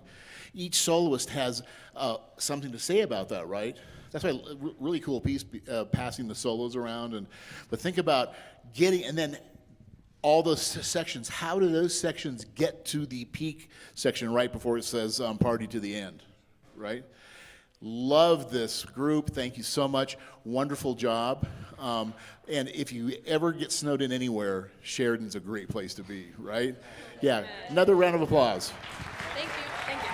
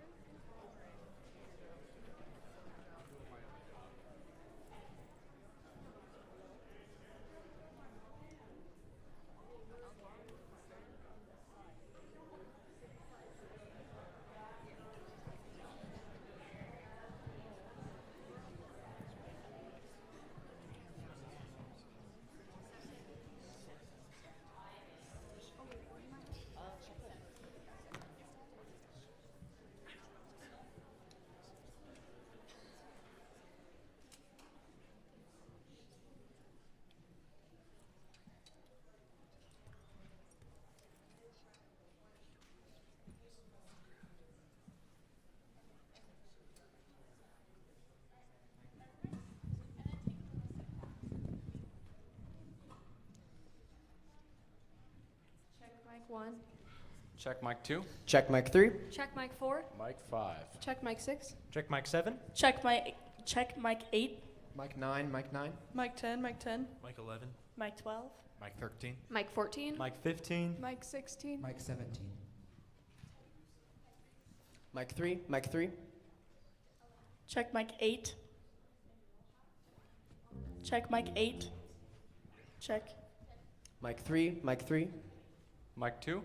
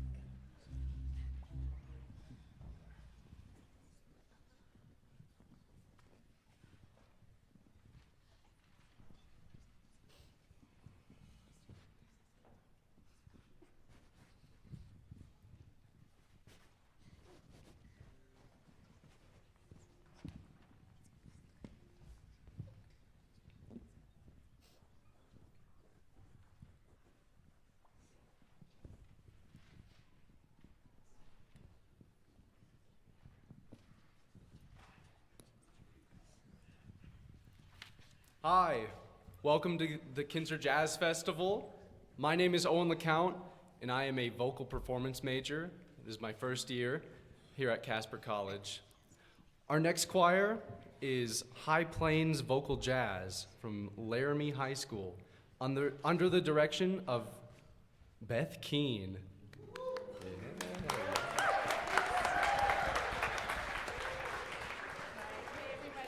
We hope you stick around and listen to, sorry about that. We hope you stick around and listen to all of the performances today and tomorrow here at Wheeler Hall. We also hope to see you all tonight at our headliner concert at NCHS, featuring the All-State Jazz Choir, John Roberts, Ipon Blanco, and Ari Honig with the Ben Markley Big Band. If you don't have tickets yet, you can purchase them online or at the music office. Again, welcome to the Kinser Jazz Festival, and now please enjoy High Plains Vocal Jazz.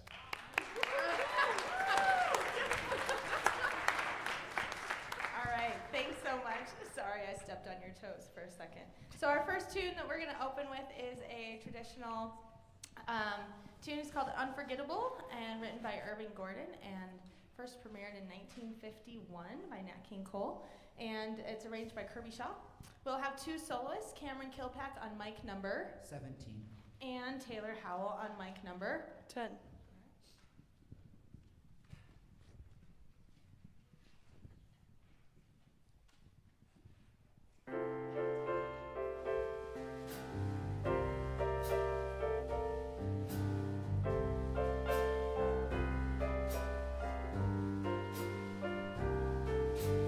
Unforgettable, that's what you are.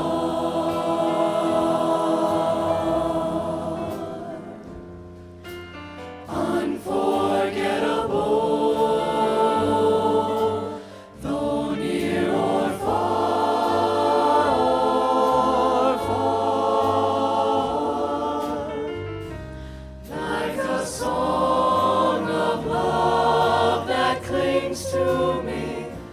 How the thought of you does things to me. Never before has someone been more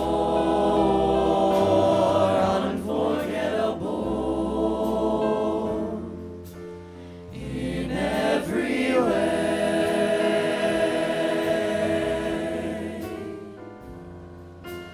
And forevermore, that's how you'll stay. That's how you'll stay. That's why, darling, it's incredible that someone so unforgettable thinks that I am unforgettable too.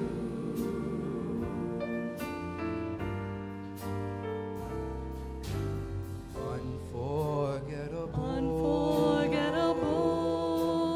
That's what you are. That's what you are. Unforgettable. Unforgettable. Though near or far. Though near or far. Like a song of love that clings to me. How the thought of you does things to me. Never before has someone been more unforgettable in every way.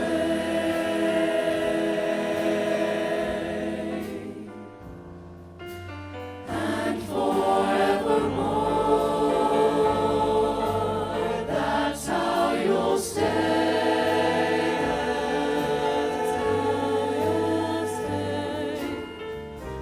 That's why, darling, it's incredible that someone so unforgettable thinks that I am unforgettable too.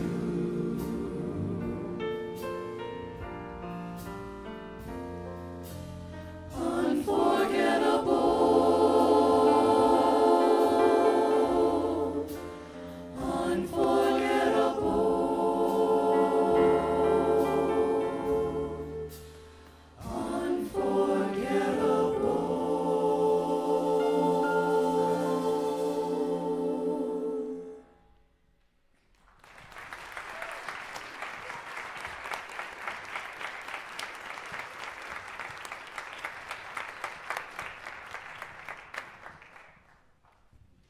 Our second piece is called Time, and it is composed by Jennifer Lucy Cook, and this is what she says about her piece. Time, like money or borders between one country and another, is one of those funny human-made concepts that dictate our lives, but are fundamentally meaningless if we don't all agree to go along with it. And yet, we experience aging, the changing of seasons, and growth undeniably. The line between time's reality and its invention is blurry, and there was no better way I could think to depict than by writing a repeating lyric that erodes as the piece unfolds. As the lyrics disappear, phrases take on new meanings, like the way a 30th birthday differs from a 5th birthday, or how old memories can appear sharper than yesterday's. We lose time when we're trying to keep it, we spend time as we're trying to save it, and since it insists upon eluding us, we can only notice the fact that time has been winking at us all along. Enjoy.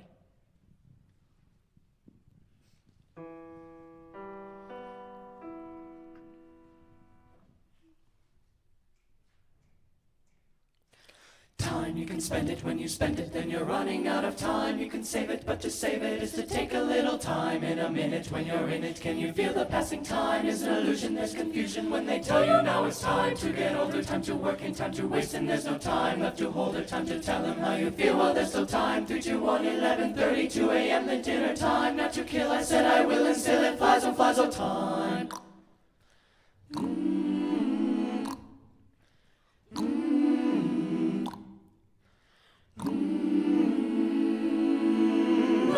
No time you can spend when you spend. You're running out of time you can save, but to save it, take some time. In a minute, you're in it. Feel passing time is an illusion, confusion. They tell you now it's time to get older, to work, time to waste. There's no time left to hold, time to tell them. Well, there's still time. 3, 2, 11, 2 a.m. dinner time. Not to kill, said I will, still it flies, oh time.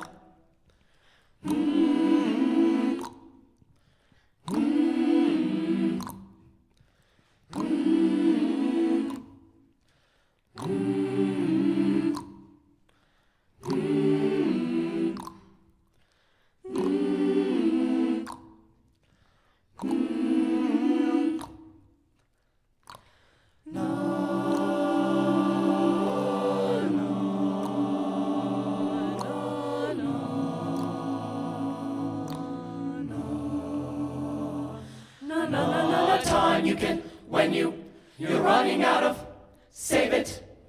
Take a little time, minute. Can you feel passing is an illusion?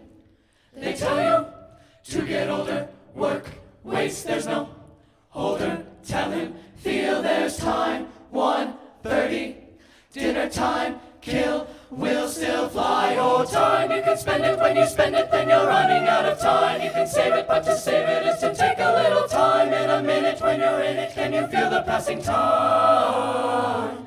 They say time to get older, time to work and time to waste, and there's no time left to hold or time to tell them how you feel. Well, there's still time. 3, 2, 1, 11:30, 2 a.m. then dinner time. Not to kill, I said I will, and still it flies, oh fly, fly on time.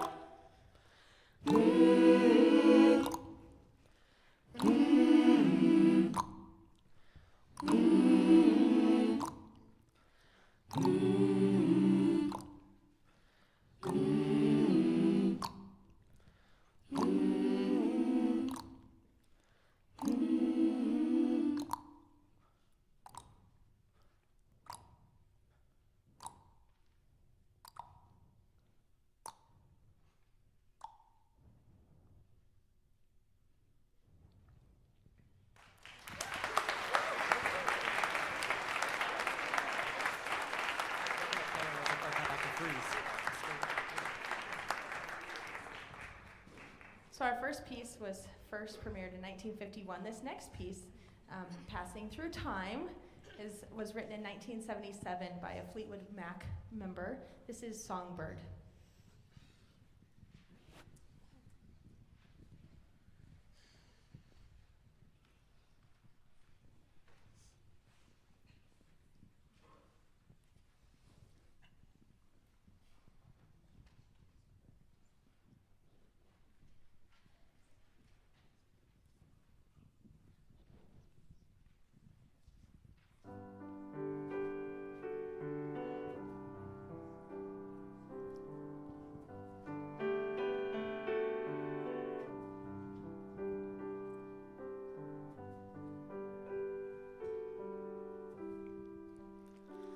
For you,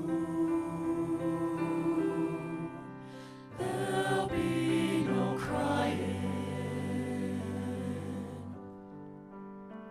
For you, for you, for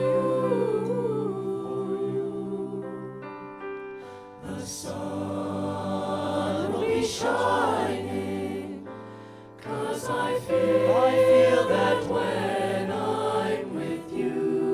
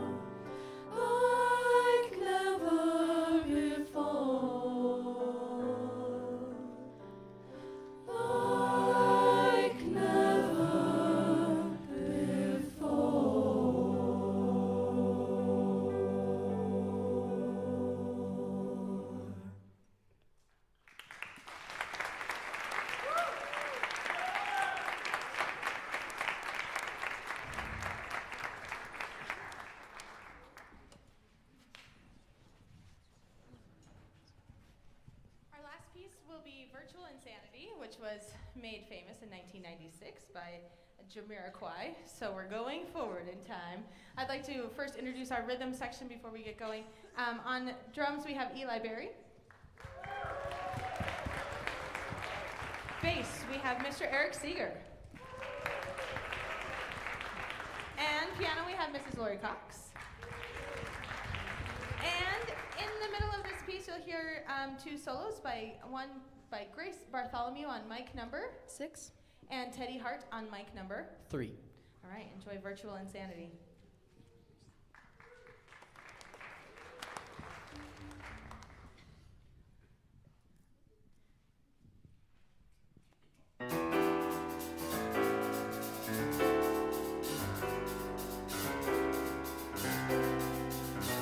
It is a wonder man can eat at all. When things are big that should be small.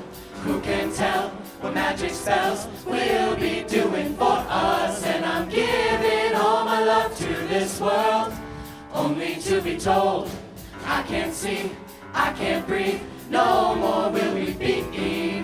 And nothing's gonna change the way we live, 'cause we can always take but never give.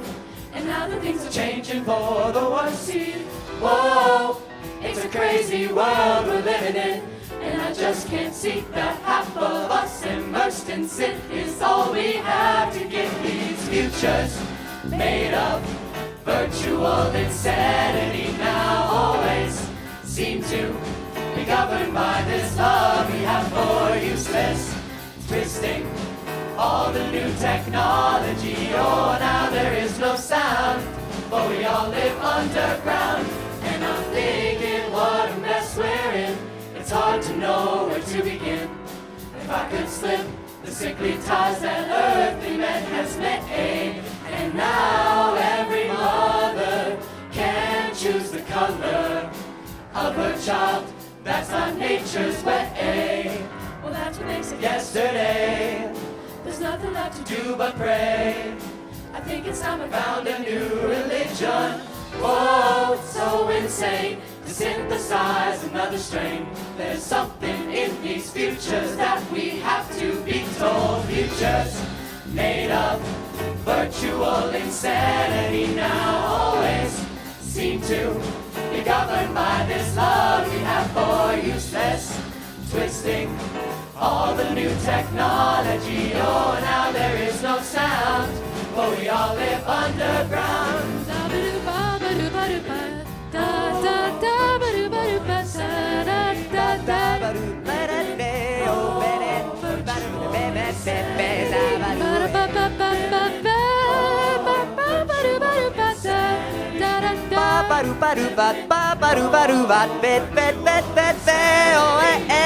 Futures made of virtual insanity now always seem to be governed by this love we have for useless twisting all the new technology. Oh, now there is no sound, but we all live underground. Virtual insanity.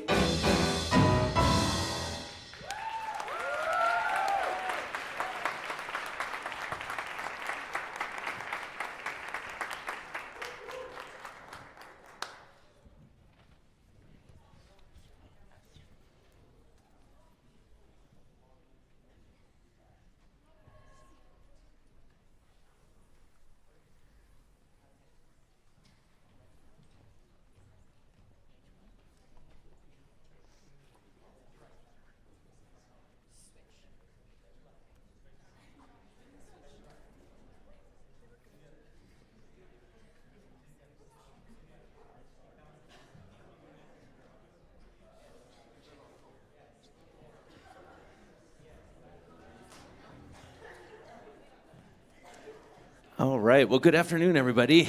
Great performance. That was really fun. How can you go from Nat King Cole to Jamiroquai? I love that. So let me try to find a spot where I'm not awkwardly in your way or not awkwardly. I don't have a lot of time with you guys, and you're going to get a full clinic in another room, but I just want to kind of throw out some things that I heard and loved and some things you might want to think about. unforgettable. Sopranos, raise your hand. How many of you are there on that? Really, really nice job. You have such a nice blend. The one thing I noticed on this song I'd like to hear just a touch more of is a little bit more teeth in your smile, a little bit more brightness to it without spreading and breaking goalposts. Does that make sense? Because you have such a great blend. I just want to see, is there a little bit more brightness in that as you guys are kind of working through some stuff in the other room? Just think about how bright your tone is. And I don't mean like totally change your position. It's a small thing. It's like biting an apple and showing that much front teeth, just for sopranos, just for clarity on that. But I really, really liked that arrangement. I thought that was super fun. On time, there's not much we can do, right? There's not a lot of given dynamics, but there is one moment, and I can't remember the exact measure, where it tells you to pull way back, and then within a measure, recrescendo it. Right before you guys go to the first tongue click section, that measure, I think you can make more out of it. Pull it farther back. What happens is when we get soft, that doesn't mean energy dies or anything. We're actually going to do the exact opposite, get more intense, and maybe it's a visual thing too, where you're kind of digging down and building towards the tongue click. That's really the only dynamic in the whole song that tells you to do something, because everything else in the song is all about the lyrics, right? And there's a ton of them. But I understood every word. If I didn't have the music in front of me, I would get what you're saying, which is pretty impressive, because especially once you start leaving out those words in the middle of the sentence, that's a pretty darn cool thing that you guys are making it that clean for me to understand. That was it on that piece. Songbird, have you guys taken a chance to listen to Eva Cassidy's original one? It'll change your life, especially if you know Eva's story. But same thing on this Sopranos, ever so slightly more teeth, a little bit more smile. And it's not that anything went out of tune. It just felt a little heavy, sopranos and altos. Anytime we took those thirds and started to descend with them, I just needed a little bit lighter approach to the bottom side of those pitches so it didn't get too husky down there. That being said, there's such a warm sound from the whole choir. Be careful basses on this one. And everybody, I guess, if you ever have a plosive on this one, a B or a P, there's only one time where it's like, and all of a sudden it just sounded like a bass drum entered the room, right? So be careful, because I don't want anything else to change just for that word near the end. I don't think it was the B from bird, but it might have been. Just go off access. And when I say that, I just mean make sure that the air isn't smacking the capsule so it doesn't disrupt the beautiful flow of the line as you get into it. Start softer. That beginning is so tender and so gentle. I don't want to start with too much core to my sound. I want to start a little bit more ethereal and a little bit more, I don't want to say breathy because that gives voice teachers the wrong idea about what I'm talking about, but I want a little bit more air around your beautiful tone. Otherwise, it's too much. It's not that it's like strident or anything, not at all. It's just I'd like to hear a lighter, thinner version of that to start you guys out with. That's going to help your dynamic contrast as well. And I think, honestly, it's going to help you. Those tied notes that you're supposed to like swell beautifully and stuff, they're easier to do if you start them lighter than in a heavy mechanism. That's the only thing I'd say about that. And then how fun is that last piece, right? Very, very cool. The one thing, and this is not a musical thing at all, when the line gets passed off between tenor and bass to soprano and alto, that's a good opportunity for you guys to kind of look at each other like, hey, you just stole my line or something. I mean, like, you can script it and make it like very funny. But besides that, when I looked up, you guys were looking at each other the most on that song. I think I'd like, and this is hard on a ballad, right? I'd like to see that energy transferred to some of your other pieces where it's great that you have your director over here and stuff, but also look at each other a little bit more. Look at the audience a little bit and kind of script it out right. I'm going to look at that corner for this part of the song or something to involve everybody in the great storytelling that you're already doing. The last thing, what was this? On virtual, oh, I know what this is. I just did this on a reading session this summer, and people loved it. They didn't realize that this was the song that was popular when I was in high school. I was like, yep, this is roller skating music, awesome. Kids, look up roller skating, it was awesome. Okay. It's right when you're about ready to get into the last futures. One thing I just said is just a suggestion to try it, to see if you like it. You're finishing, pull back your unison. After you come from that 4-part singing, when you go back to the unison melody, don't get wimpy rhythmically. Still be rhythmically strong, but back off. When you get to this last line, thing is, the future shift, we have to be told futures. Maybe try a cool crescendo that bridges those sections. Otherwise, it feels like we're going to be told, new section, futures, right? See what you can do to now smear the different sections into each other and bring us in. Sometimes it's a visual thing, sometimes it's a crescendo thing. So, that's a quick amount of time because you guys had such a great program, but really fun to hear you guys, and I hope you guys enjoy the rest of your time.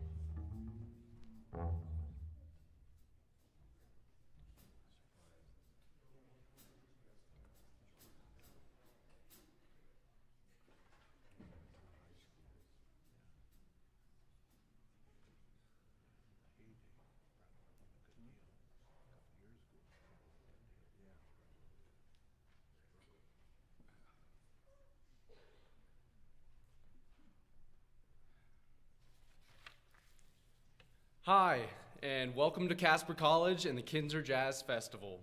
My name is Owen LeCount, and I am a freshman vocal performance major here at Casper College. Our next band is the Thunder Basin Advanced Jazz Band from Thunder Basin High School, under the direction of Steve Sheffield. Is that close? Schofield. I'm so sorry. Oh, man.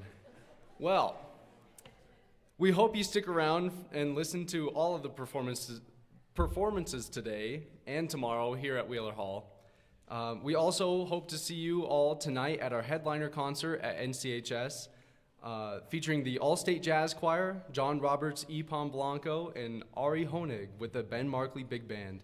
If you don't have tickets yet, you can purchase them online or at the music office. Again, welcome to the Kinser Jazz Festival. Now please enjoy Thunder Basin Advanced Jazz Band.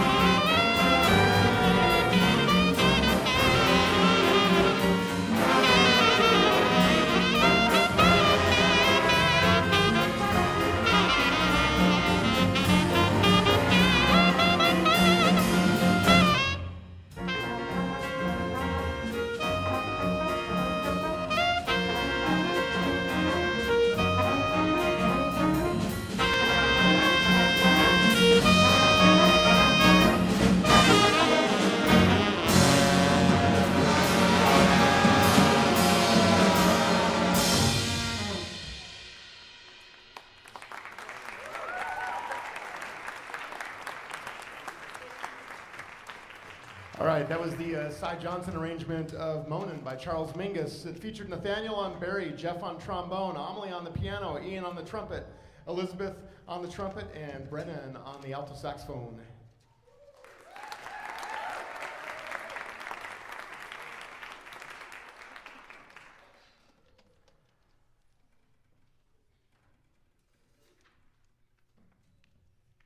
Now we'll take a complete change of direction here with this next tune. This is a Mike Dana chart entitled True North. It's going to feature Brennan on the alto, Tony on the bass, and Miss Amelie Springer on the piano.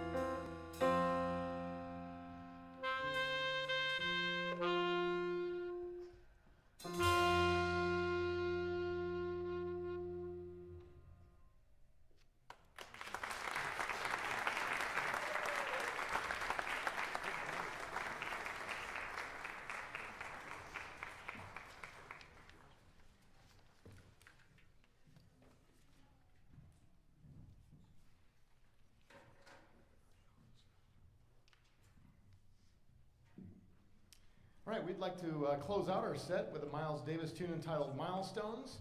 This is going to feature Libby on the tenor and Elizabeth on the trumpet. And we've enjoyed playing for you today. Hopefully you guys had as much fun as we did.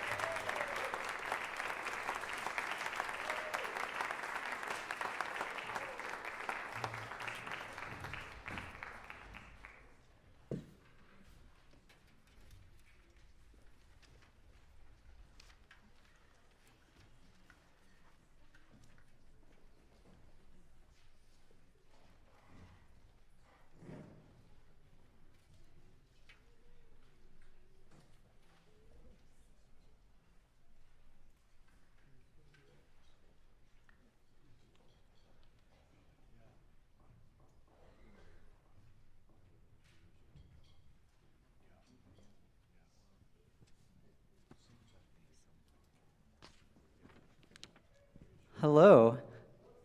Hi, Thunder Basin. How are you doing? I'm doing good too, thank you. Wonderful, wonderful job. Can we give another round of applause to Thunder Basin? It was so fun to hear this group, and I just enjoyed it so much. And I have very little to say. Let me introduce myself to you. I'm Eric Hagman. I'm the vocal music instructor at Northwest College in Powell, Wyoming. And I direct a collegiate chorale, 2 vocal jazz groups and a jazz combo. I've done some big band playing and some combo playing myself. And it's not just because I'm a vocalist that I don't have a lot to say to you, but there's just so many good things happening that it's hard for me to pinpoint all of the things that are happening that are nice, because you're lining up on rhythms, you're hitting all these accented notes. The feel is so good, and I think you kind of owe it to these guys over here who are just laying down these grooves and making that stuff happen. So it's really good, and I think you are playing off of that energy. Do you feel like that's happening? So I really, really enjoy that. What I want to talk about is just little things, right? Little things. I have a few things that could maybe just tighten up 1 or 2 of these songs. And I want to look first at True North, which is easily probably your most unique arrangement, right? Yeah, very unique. So this cool like ECM. Have you guys listened to any like other ECM artists or any do you even know? That's exactly what I said. I said, listen to Pat Metheny. So I've even tried to write in that style, and it's such a fun style. So characteristics of that style is kind of reliant on the drums, right? So you're setting up this groove, which is this like ta ta ta ta ta ta ta ta ta ta ta ta ta. So can I just hear a little bit of that? And I think you can just be really accurate and crisp with your cymbal as that's happening. So let's be very crisp. Can I hear your groove that you're doing here at the beginning?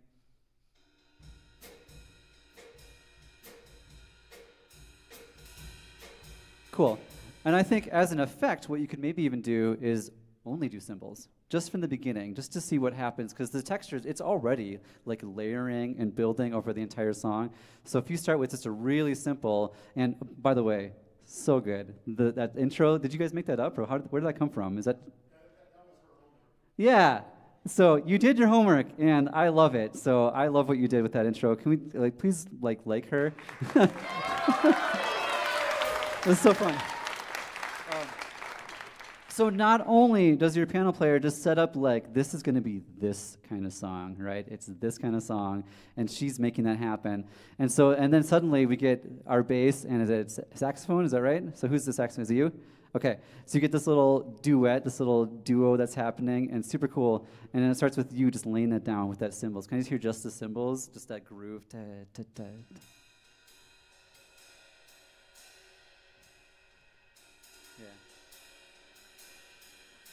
Cool. Something you could try if you wanted to, because you're already improvising and making up new arrangements on the spot. So something you could try is maybe having that groove to start, right? Ta, ta, ta, ta. And then suddenly sax and bass come in and you're doing your line. And you want to make sure that's really tight. So have you guys worked like together, just like hearing each other? Have you gone into a room by yourselves and just said, I'm going to like be you and you're going to be me and we're going to beat the same instrument for a minute? Have you done that? That's how tight I want that to feel. That rhythm, right?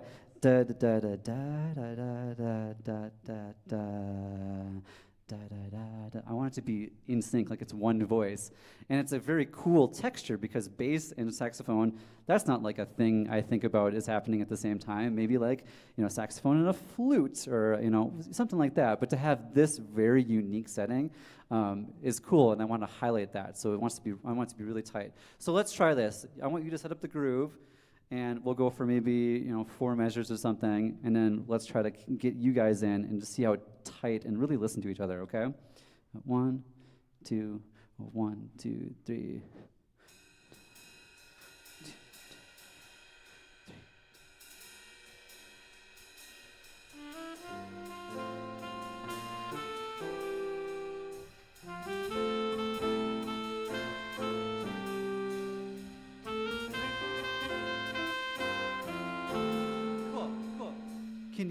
Do you have more control over your amp? Can you, do you have like highs and lows? Can you turn up your highs just like a skoge? Because I want more warmth is what I want. Yeah, just a little more warmth, okay? Really listen to how he's phrasing, okay? One, how about all together? 1, 2, 1, 2, 3.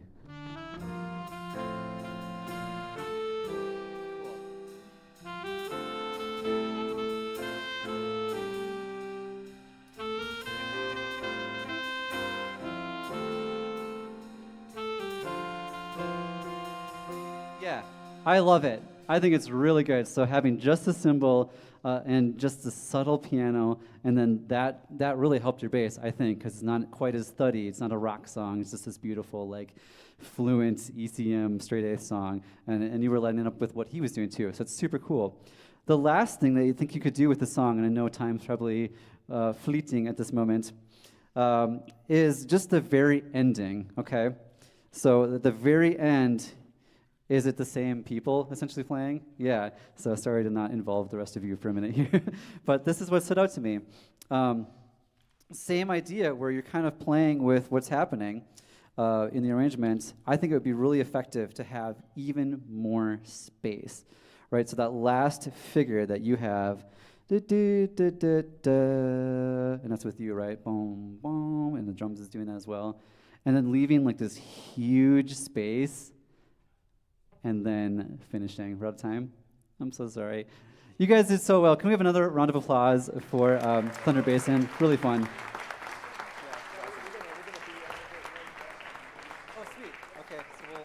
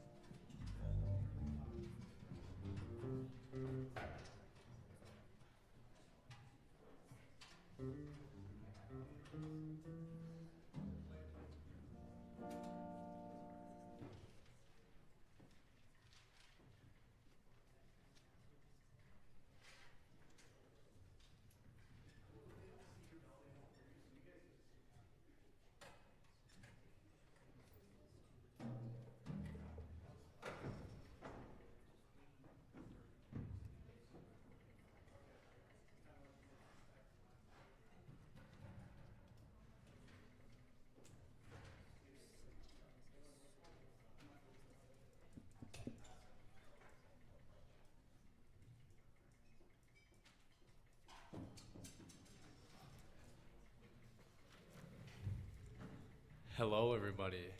Welcome to Casper College and the Kinser Jazz Festival. My name is Owen LeCount. I am a freshman vocal performance major here at Casper College.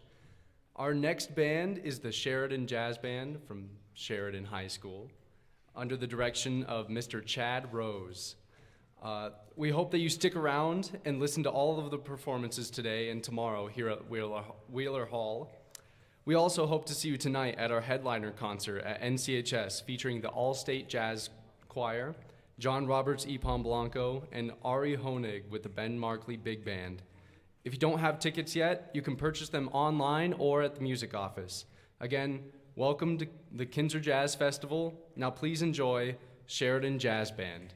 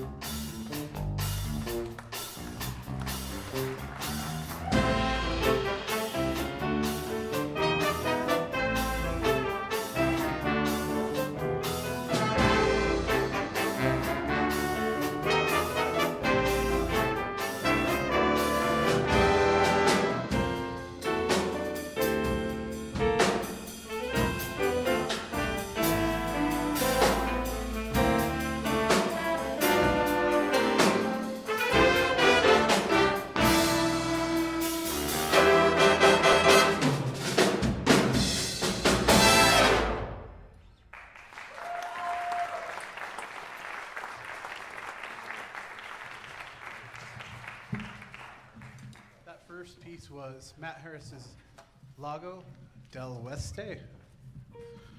West Lake, if you will. Hey, what's up? So our soloists on that one were Maddie on trumpet and Cam on trumpet and Avi on trumpet. I don't know if you can hear it in the house. We couldn't hear it up here.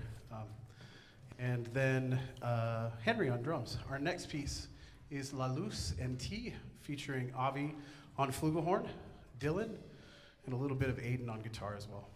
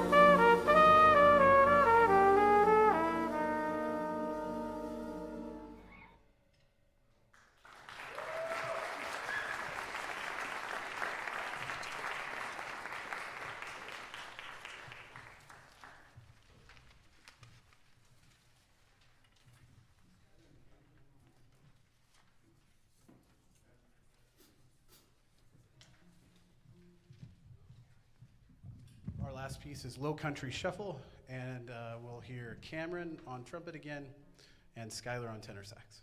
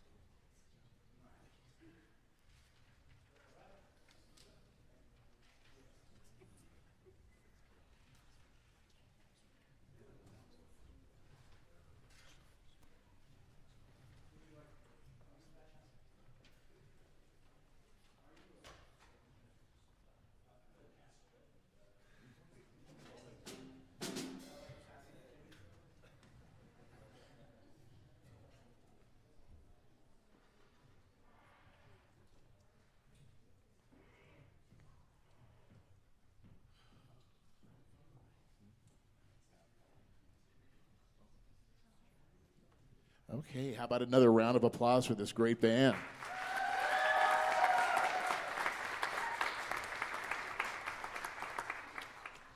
Fantastic. Really enjoyed that. My name is Dan Goebel. I'm the director of the School of Music, Theater, and Dance at Colorado State University. It's my pleasure to be here and to hear you all play. Really enjoyed the set very much. What did you guys think? Yeah, how'd it feel? Yeah, sounded great out front. You guys really had some nice cohesion. Great rhythm section. Really appreciated that very much. All the saxophones, trombones, trumpets could hear everything very clearly. And you're going to have a full clinic in another room. I just have a couple of comments. Last tune, love to hear a little bit more lead alto and baritone in that in that one section where you guys all have the melody. Where is that at the kind of towards the beginning? Last tune. I can't read music, so just kidding. Let's see here. Literally, I can't read music without the music reading glasses. That's what I meant. So, yeah. Can we just hear where the saxophones? 15. Where the saxophones come in with the melody. 19. 19. Here we go. Here's just saxophones at 19. 1, 2, 1, 2, 3. 1. It was 15. I'm in the wrong tune. Sorry. There we go. Look. Yeah. I wasn't joking when I said I couldn't read music. 15. Here we go. Just saxophones. 1, 2, 1, 2, 3, 4. Good. So a little less tenor.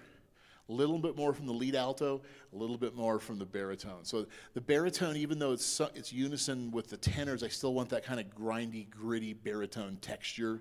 And then lead alto should always sort of right on top. 1, 2, 1, 2, 3, 4. There it is. Yeah, yeah. So just be aware of that. Throughout, I could have used a little more first trumpet. And a little more first trombone, just in general on each song. And is there who's playing bass trombone? Yeah, a little bit more bass trombone. So in all the tunes, especially when you break out into harmony, those outer voices really crucial. Not that the inner voices aren't important, but our ear is leaning more towards the melody. And if you listen to like a lot of big band music, that lead trumpet on top is the critical voice. Rhythm section, really nice job. Be careful of that snare drum on the last tune. The time was really great, but that snare drum in that frequency is right about the same frequency as the saxophones and the trombone, so it has a tendency to drown them out a little bit. So it's really hard. You have to keep that great shuffle going, right? With that snare drum on 2 and 4, but just a little bit less volume. So bass, really fantastic on the bass. Piano sounded great. Vibraphone, who's playing vibes? Yeah, really nice percussion. Guitar, really great. On the ballad, make sure when you come into the hall, double check the tuning with the piano. Because you never know where the piano is in terms of a 440A, so double check that. So really fantastic. Let's see here. Take the first tune out, please. I've got 3 minutes.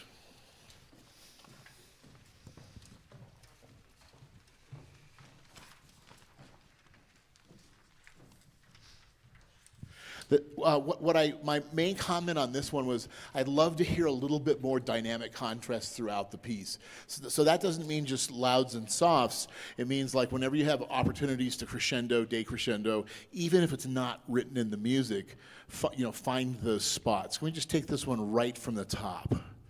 Right from the top. What's our tempo about? That's right, yep. Here we go. Top. 1, 2, 1, 2, 3, 4.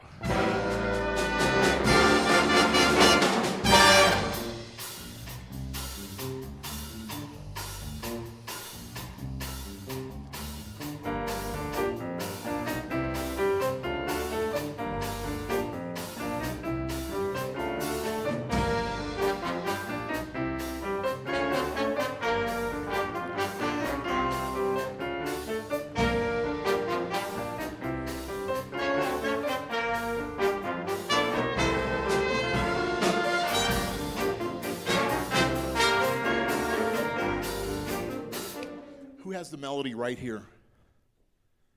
Does anybody know? Saxophones, trumpets, can you hear the saxophones? Yeah, it's a little tough, right? So the other thing with the big band music, always know who has the melody. And it's not, and you know, there's microphones and it's a big hall and everything.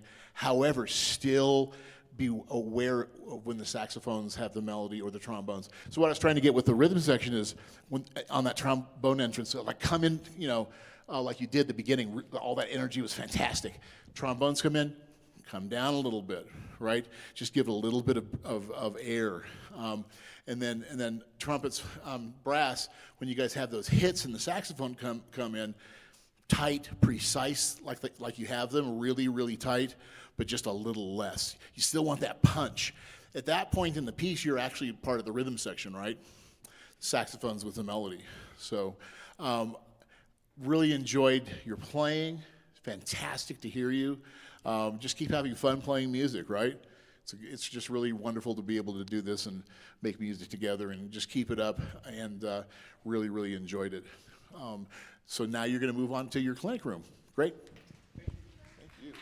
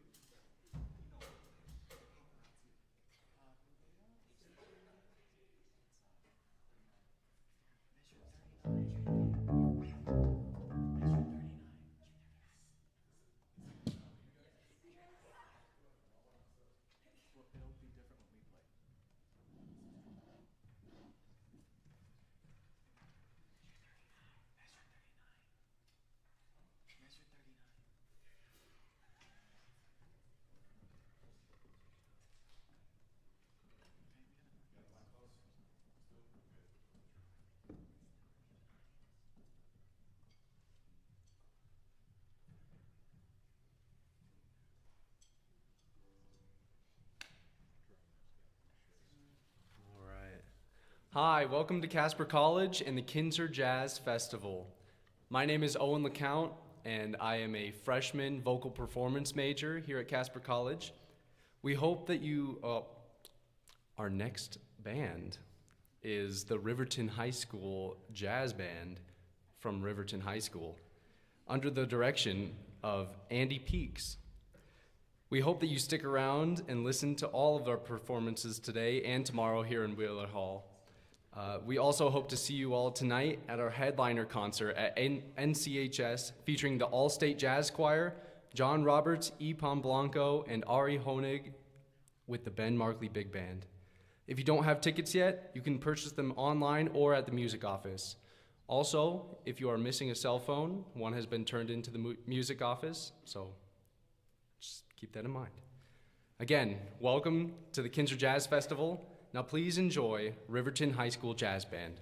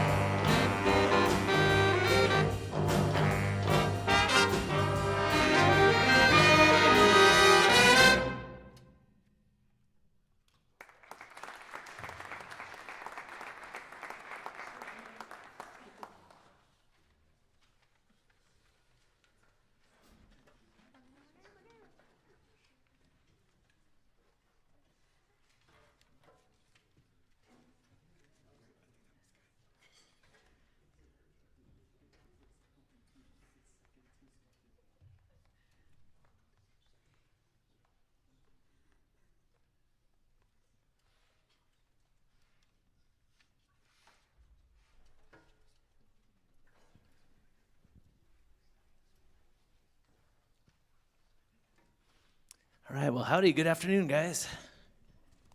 It's really fun to hear your performance here. Do you normally have a keyboard or guitar instrument ever? Is that, oh my gosh, congratulations to y'all. Okay, I got you. Yeah, man. That's exciting, man. It's really, that's really amazing to see you guys function that tightly without any sort of choral things. I'm sure that makes soloing even the more open, right? Because you can pretty much do anything. But really, really nice job here. I'm hearing a lot of dynamics coming from you guys. The one overall comment, because I don't get much time with you guys, you'll have a longer clinic after me, is don't forget wherever you leave off at dynamically, to pull it back, to restart your whole new shape. So a lot of times it's written, but sometimes it's not. But just assume after you come off a big group figure and something else is starting, if that can start at a new dynamic level, which is usually just a hair lower than it is, it's gonna feel like you're recrescendoing and reinventing the wheel even though you aren't. We're just kind of playing with the audience a little bit. When you guys do your forte pianos, a lot of your songs have those. I'm not really hearing enough pullback on it. So as soon as you hit the note, I'm hearing it kind of go back to mezzo forte, go to a true piano and crescendo from there. It's just gonna make it sound that much more explosive. The first three pieces, you have a lot of them in there. And just bringing those out is gonna really help us. What was I thinking of? Undercover. Oh, on the very last measure, if you guys are traveling from a higher pitch to that low pitch, imagine what it's going to sound like before you get there so you can center yourself right on that pitch because it's so short. You want to have that last, I guess it's a quarter note probably, right, on that song, ring out as a true chord that you've been rocking all the time. Just think of the jump as you're making that down. Let's look a little bit at crunchy. This is super fun.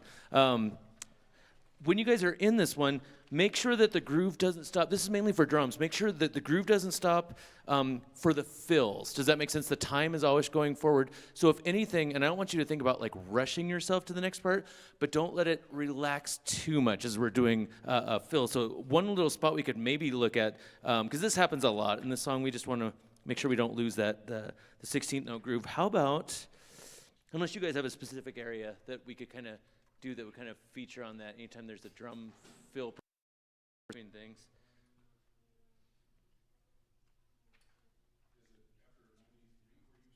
Yeah. That could be cool. Yeah, so it's after these. So let's jump in at maybe getting into that. So yeah, let's do that. What would be a good measure for us to start at? Just on the 93? Okay, yeah, that sounds great. And what's your speed again, just so I remember where we're at? Okay, I gotcha. Yep, I'm into that. Okay. And whatever we're going to do with the fill, you know what I mean? Just make sure it's a forward momentum idea as we're going through. Because otherwise it feels like we're like stumbling a little bit backwards and then we're playing catch up. Just keep in the groove all the way through it. It might be something you've never done before now, and that's cool. But everybody, let's jump right in at 93. And there's not many people playing right now. It's just Basin and Barry, right? 2, 1, 2, 3.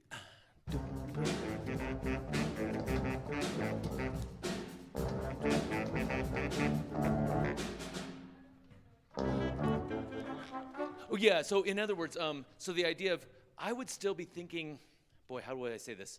It's so hard without chordal instruments in my brain because I'm a piano player, so I'm like, I would be thinking more 16th notes in that space that are moving forward as opposed to just the groove itself. Dun-dun-dun-dun. I wouldn't think like this during those. I'd think, so it's going somewhere. Otherwise, it's going to feel like it's relaxing. Let's do that one more time. And the biggest thing is like lead us into the next section as opposed to a reflection on what we've just done. Does that make sense? I'm trying to find weird ways of saying it.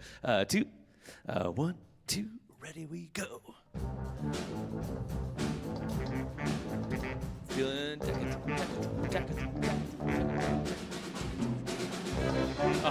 Does that kind of make sense? So, and the only reason I'm doing that is just so that as a train, we're keeping moving forward and we aren't pausing to reflect on anything dramatically. Let me throw some things at you while I can. As on ulterior motives, we're not going to rehearse any of this because you guys are going to go to your full thing. Even more dynamic contrast is going to make that song come to life. So anytime you get the opportunity to pull back down, recrescendo, go for it. We can use a little bit more moments of softer to make your crescendo sound even bigger. Keep focused on your sharp and clear articulation. all the way through it. When you guys go to the other room, you might be looking at this already, but there's a rhythm in measure 62 that's kind of tricky. So just make sure that before you get there, you're like pre-thinking, how am I gonna like finger through this, or how am I gonna manipulate my notes so that it stays kind of the same idea. We want to keep that on track to go forward. But that's all my time. I just wanted to say really, really nice job. I enjoyed hearing you. You guys are gonna get a nice clinic in the other room here. Thanks for coming out and playing for us today.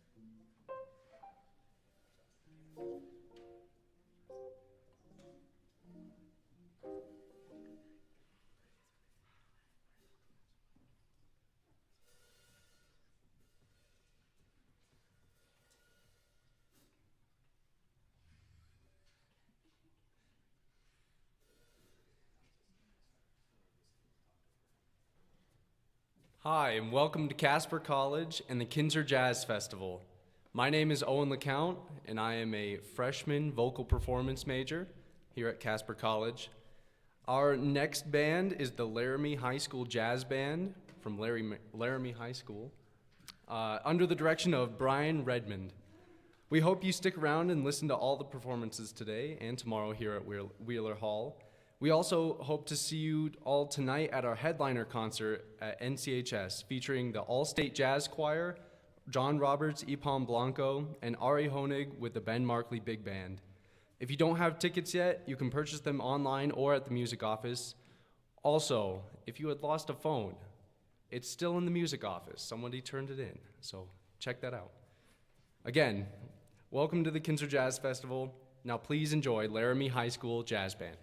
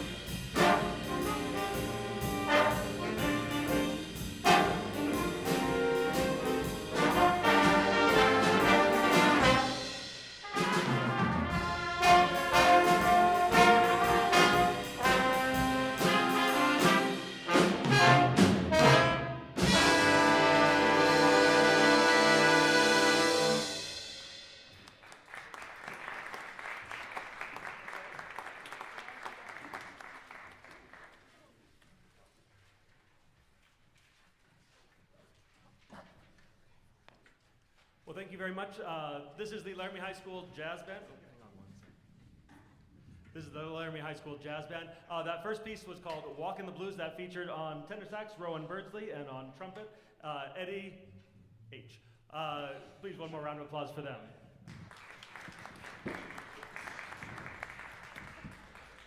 Our next tune today will be the classic Whisper Not by Benny Golson. This will feature on trumpet, Morgan, on saxophone, alto saxophone, Colleen, piano, Jonathan, and Merritt on trombones. This is Whisper Not.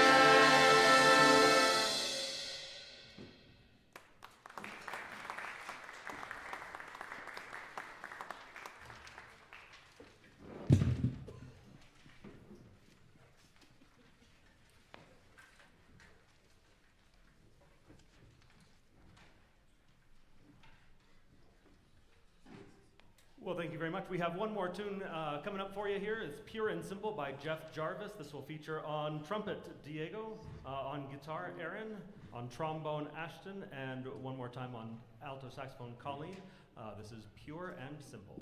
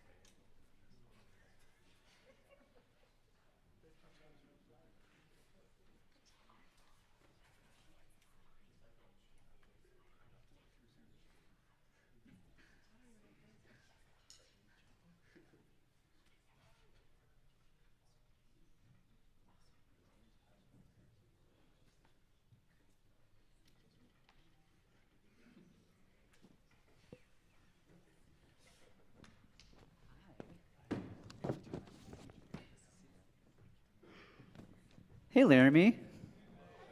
How's it going? Same. It's going, yeah. Hey, you sound really wonderful. Are you happy? I'm happy too. Yeah, it's doing. You're doing such good things. I have a lot of great things to say about you, and I especially just really love that last tune. So I don't know where you found that, but is that your favorite song? Yeah, I hope so. It sounds like it's your favorite song because it's really fun. I love piano and guitar. You guys are killing it. All that stuff that's lining up is really fun. So that don't go get that stuff. It's really cool. And you're supporting that just really well. And then same for you. Like all that stuff over here. So this rhythm section, you guys should be happy that they are over there because they're doing many good things for you. It's really lining up very well. I want to try just a few things. We only have, our time is so short. We have 5 minutes. And I want to look at your first song, this Walkin' the Blues. And something that stuck out to me is just the feel. So in your score, it says it's kind of going between a 2 feel and a 4 feel. Is that still happening or supposed to be happening to some degree? Yeah, I would love to see what that feels like. So what does that mean when I say a 2 feel versus a 4 feel? What's a 4 feel? 4 on the floor. So 1, 2, right? Okay, so that's your 4 feel. What's a 2 feel?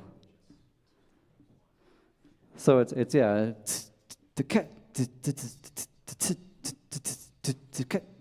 So really, there's 2 people in charge of that feel.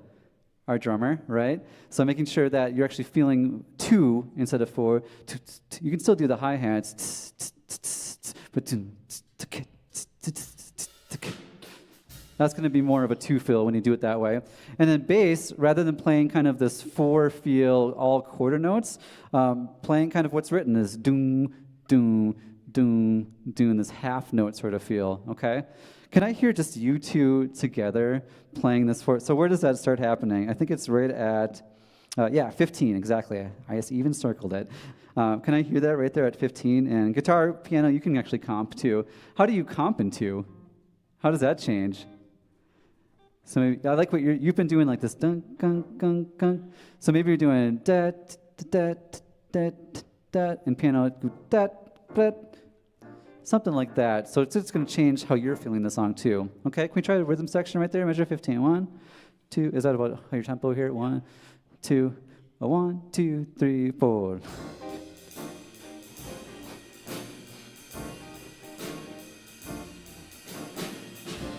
Okay. Cool. Yeah. So definitely. And bass, I think you can actually turn up a little bit. Can you turn up just a skoge? Yeah, cool. A little more of you. Were you having trouble hearing your bass player?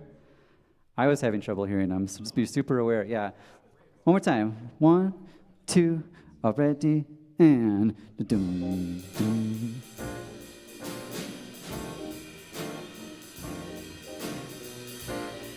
Good. Yep. And you can put a little bit more thump into it. Boom, boom, doom, doom, doom, doom. Cool. And then a little bit less from you, just to make sure that this is really because it's the beginning of the song, right? So we don't want to overdo it, right? Okay. And then who comes in with the melody right there? We have tenor sax, right? Trumpet and trombone. Can I hear you guys together as well on your melody, and just really support what they're about to do in your 2 feel now, right? 1, 2, ready, and 1. Well, sorry, you guys start on the end of 1, ba ba ba, da da da da da. Yeah, I'll give you 1, 2, 1. There you go. Perfect. You know the song better than I do, right? All right, 1, 2, 1, 2, done. There it is.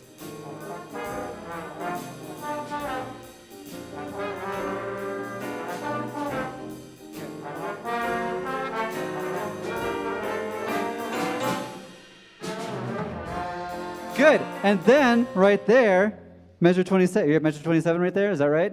Then it goes into 4. So you can just do a little fill. Now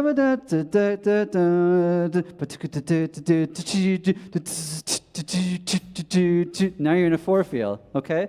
So can we try the same thing? And yeah, let's try the same thing, but I want you to fill and then go into a 4/feel, and then you're walking doom doom doom doom doom doom doom doom doom doom, and you hear how I'm kind of emphasizing 2 and 4, doom doom doom doom doom doom. Really put an emphasis on that. Same spot, 15, 1, 2, and doom.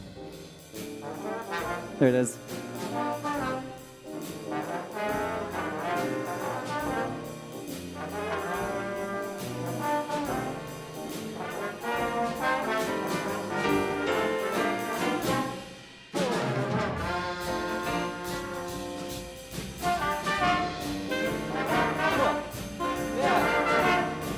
Awesome. Yeah. Awesome. Awesome. Do you feel how like the energy just kind of kicked off even more just because they suddenly changed their groove? It's super effective. I wish I had more time to work with you, but can we have one more round of applause for Laramie? They're sounding great. All right. Thank you all. Thank you.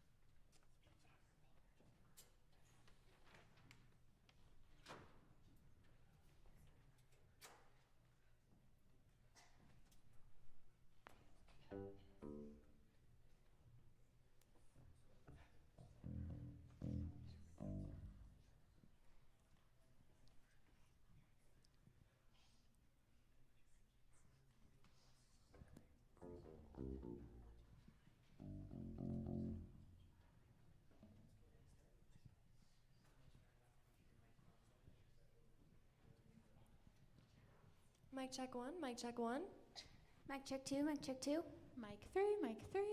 Mic check 4, mic check 4. Mic check 5, mic check 5. Mic check 6, mic check 6. Mic 7, mic 7. Mic 8, mic 8. Mic 9, mic 9. Mic 10, mic 10.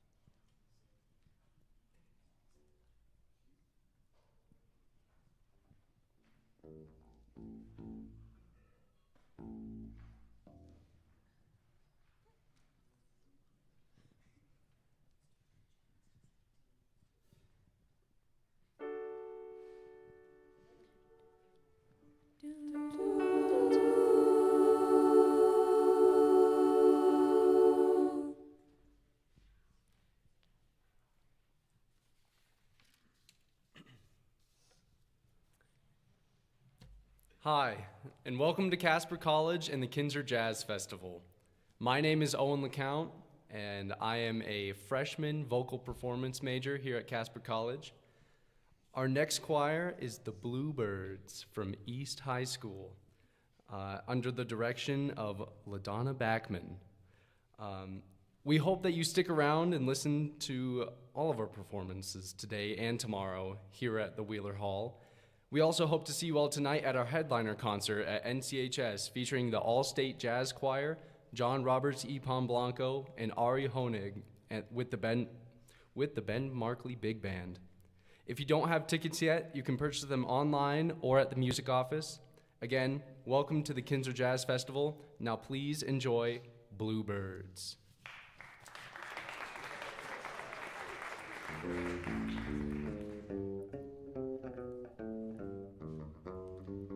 If you ever plan to motor west, travel my way, take the highway, that's the best.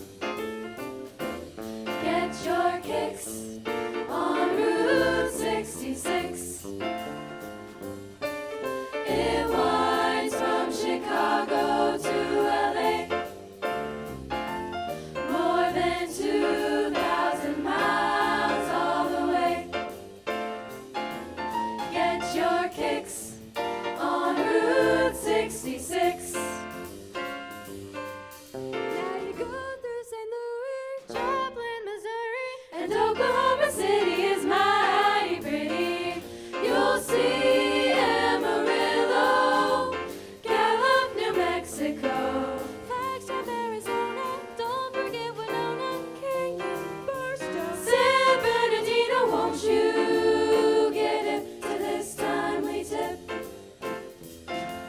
When you make that California trip, get your kicks on Route 66.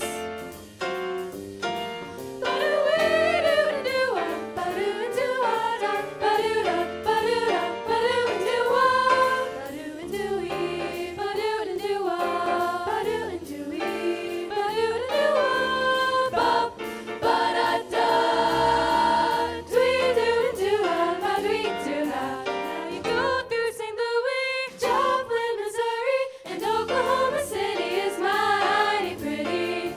You'll see Amarillo, Gallup, New Mexico, Flagstaff, Arizona, don't forget Winona, Kingman, Barstow, San Bernardino. Won't you get it to this timely tip? When you make that California trip,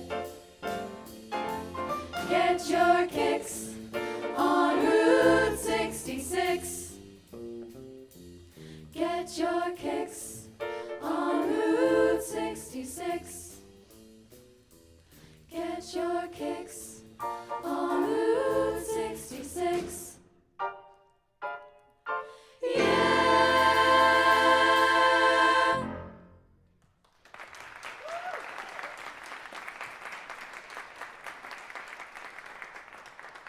Our last song was Route 66.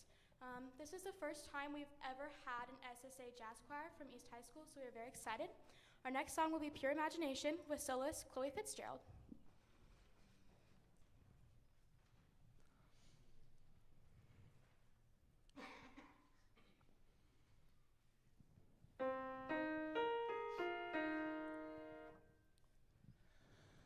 Come with me and you'll be in a world of pure imagination.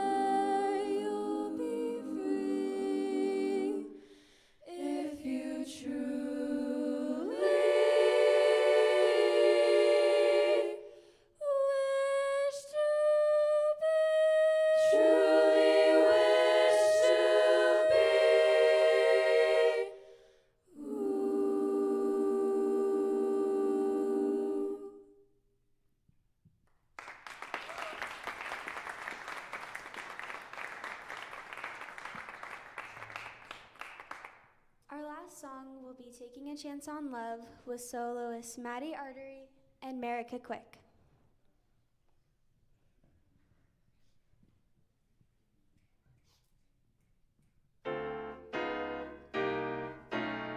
Taking a chance on love, taking a chance on love, taking a chance on love. Here I go again, I hear the trumpets blow again, all aglow again, taking a chance on love. Here I slide again, about to take that ride again, starry-eyed again, taking a chance on love. I thought that cards were afraid, I never would try, and now you're taking that game, and the aces heart is high. Things are mending now, I see a rainbow blending now. We'll have a happy ending now, taking a chance on love. Here I slip again, just about to take that trip again. I've got that grip again, taking a chance on love.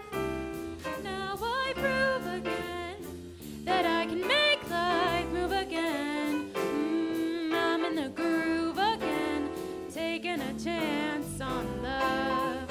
I walk around with a horseshoe in clover I lie. And Brother Rabbit, of course, you better kiss your foot goodbye. Things are mending now, I see a rainbow blending now. We'll have a happy ending now, taking a chance, taking a chance, taking a chance on love, taking a chance on love.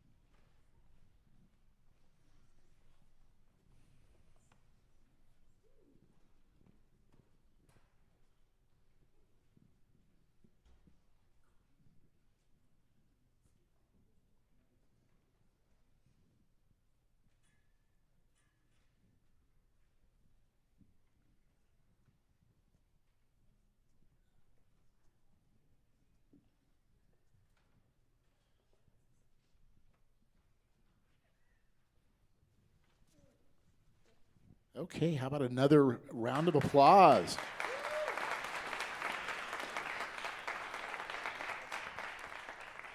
Good afternoon. How are y'all doing? Yeah, amazing. I think so. Yeah. My name is Dan Goebel. I'm the director of the School of Music, Theater, and Dance at Colorado State University, just down the road a bit from you guys in Fort Collins. And it's really a pleasure to hear you sing this afternoon. How do you think it all went? Pretty good? Yeah. Yeah, what did you love about it? So you have a new sound system, right? Which is sometimes a challenge, isn't it? Yeah, yeah. What else? What was fun? What did you enjoy? Route 66 was awesome. Yeah, yeah.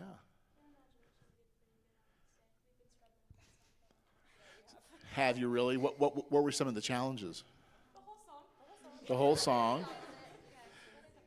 Yeah, yeah, yeah. I thought it was really, really well done. You know, and sometimes the ballads, the slower pieces are more difficult because it's so transparent and you really have to nail those harmonies, right? Yeah. And I thought Taking a Chance was really great. What a great tune, right? Have you heard some different versions of that? Yeah, what have you heard? Yeah. So with all of these songs, one of the really amazing things is I've said this many times the last couple of days, and it's obvious, right, to us because we sort of take it for granted, but the entire history of music basically is on our phone now.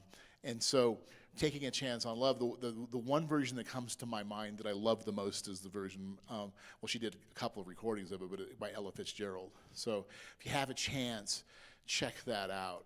And the reason I love it so much is she pays so much attention to time and the time feel.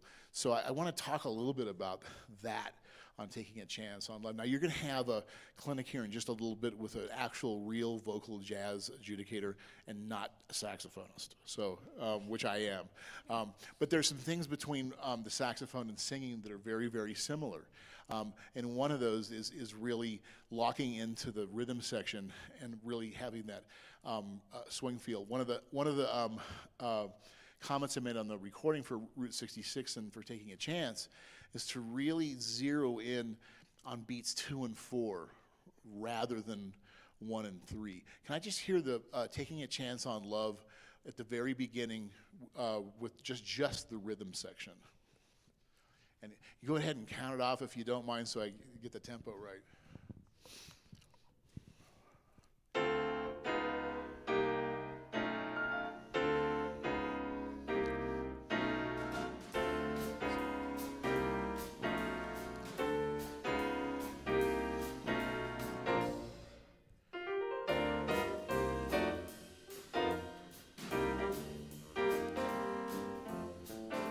Good. And let's start right there. And is there, you guys obviously don't have the rehearsal numbers memorized, but right where the tune starts, just bass and drums, no piano. So right where we stopped, right at the top of the form, okay? Just bass and drums. 1, 2, 1, 2, 3, 4.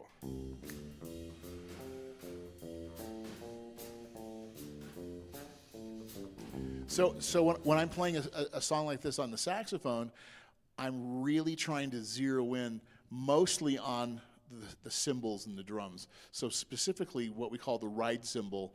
Can you just play by yourself on the drums? 1, 2, 1, 2, 3, 4.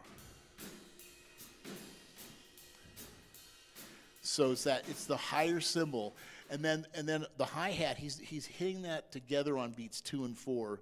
So you really can feel that. And you could actually do that a little more emphasis on 2 and 4. 1, 2, 1, 2, 3, 4.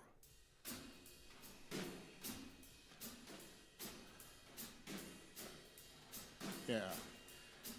There you go. Very good. And is that where the vocals come in, right there? Okay, let's just go back to the very top then, okay? Very top then. As you come in singing the tune, and this is just an exercise, right? Because we spend so much time listening to each other, which is so important in either a big band or a vocal group. But I want you to really listen to the bass and the drums as you sing, okay? So and if you mess up some words, that's fine. Don't worry about it, okay? Because this is more of an exercise just to listen and feel that rhythm section as you sing. Here we go. So the very top of the tune, maybe just a little slower. 1, 2, 1, 2, 3, 4.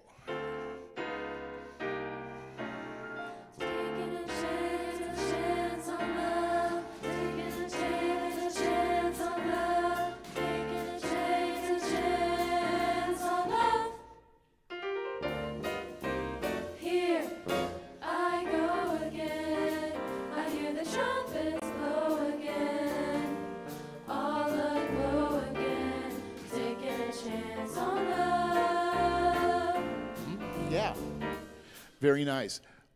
What do you think? What did you hear? Yeah. So it's really easy. How often do you rehearse with the rhythm section? Not as often, right? So you rehearse, you get all the harmonies really great. Everything's going well, and then suddenly 3 different musicians drop into the room, and it's kind of an interesting feeling, right? So what I would encourage you to do is every time you rehearse with the rhythm section, that is your opportunity to really lock in with them. And I'm not a singer, but Here I go again. Ba-doom, ba-boop, be-doo-da. Ba-doom, ba-boo-da. Ba-boom, beep-bop. Just really feeling that 2 and 4 pulse, right? Trying to lock in with that. Let's try it one more time from the top. Now, when you come in with that introduction, make sure you get a really good breath. Come in strong, okay? What's the first word? T, t, right? It's that t. I mean, you want to be a little ahead of the beat on that consonant. If you're right on the beat, it'll sound like it's behind. So typically in something like this, if you're always right on the beat, it'll always sound a little bit lazier behind, okay? So really get a great breath and try to hit that entrance just a slightly ahead. It'll actually be on time if you're ahead, if that makes any sense at all, okay? Here we go, from the top, with the intro and everything. Here we go, 1, 2, 1, 2, 3, 4.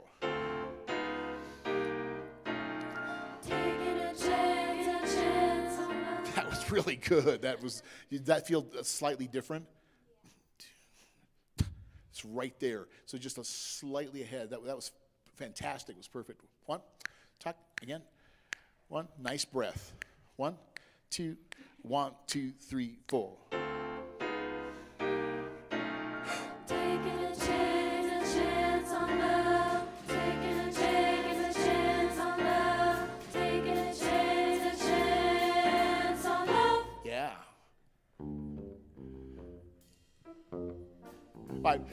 I messed the vibe up by going, yeah. How did that feel? It's a different perspective, right? You're really listening to the time more than the melody or anything else. So time is so critical in all music. And that's something else you can focus on. You're getting the harmonies, the diction, everything's coming together. Now really focus on time and time feel. I learned everything I know about this mostly from listening to a lot of the music. So you find, anytime you get a standard like this, Taking a Chance on Love, Route 66, find 3 or 4 different recordings and just spend a little bit of time checking it out. So let's try that one more time from the top, okay? And then we'll keep going. Trying to lock in, sing with the rhythm section. Here we go. 1, 2, 1, 2, 3, 4.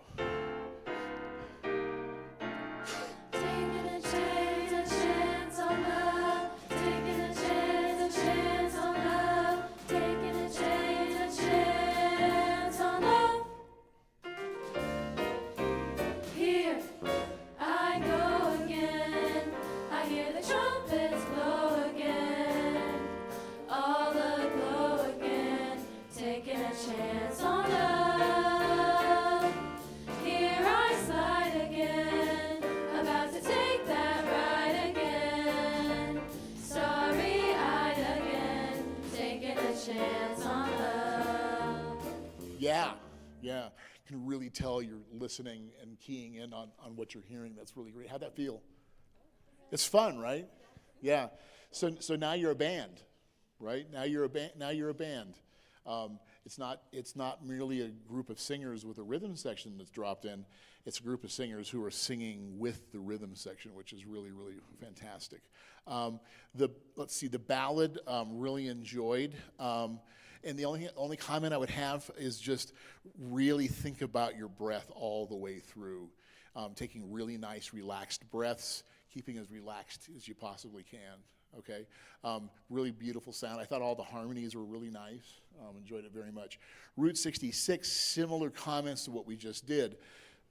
Zero in on the rhythm section as you sing, when you have those luxurious moments of being able to sing with them, right?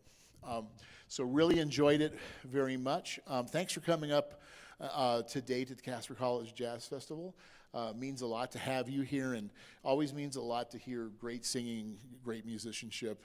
Keep it up, and just enjoy singing and enjoy singing together. Thank you so much. Thank you. Really great job.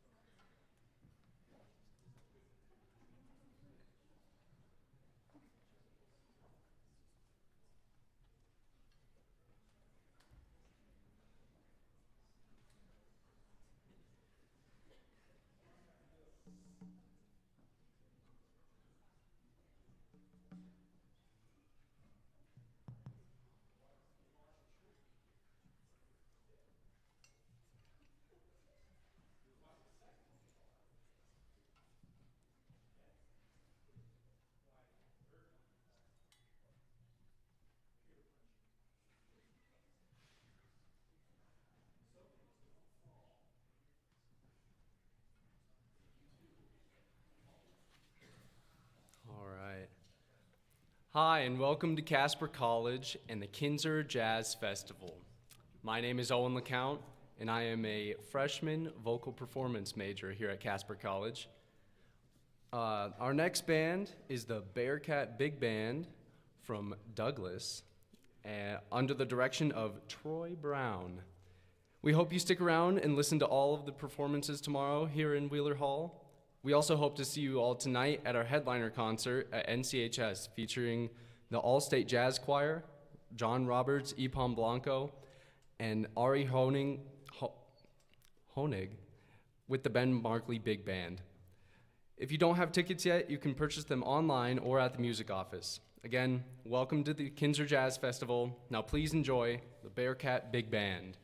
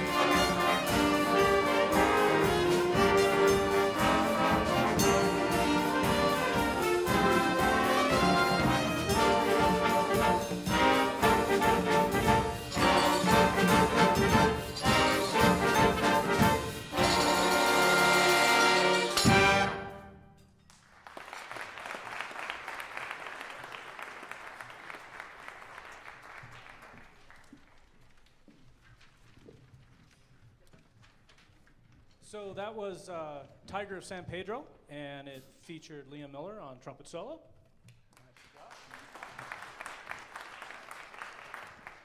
Okay. Our next selection is called Burritos to Go, and it will feature solos by Crimson Barrett on bari sax, and Carson Heiser on alto, Malachi Lennon on trombone, and Rylan Moe on percussion.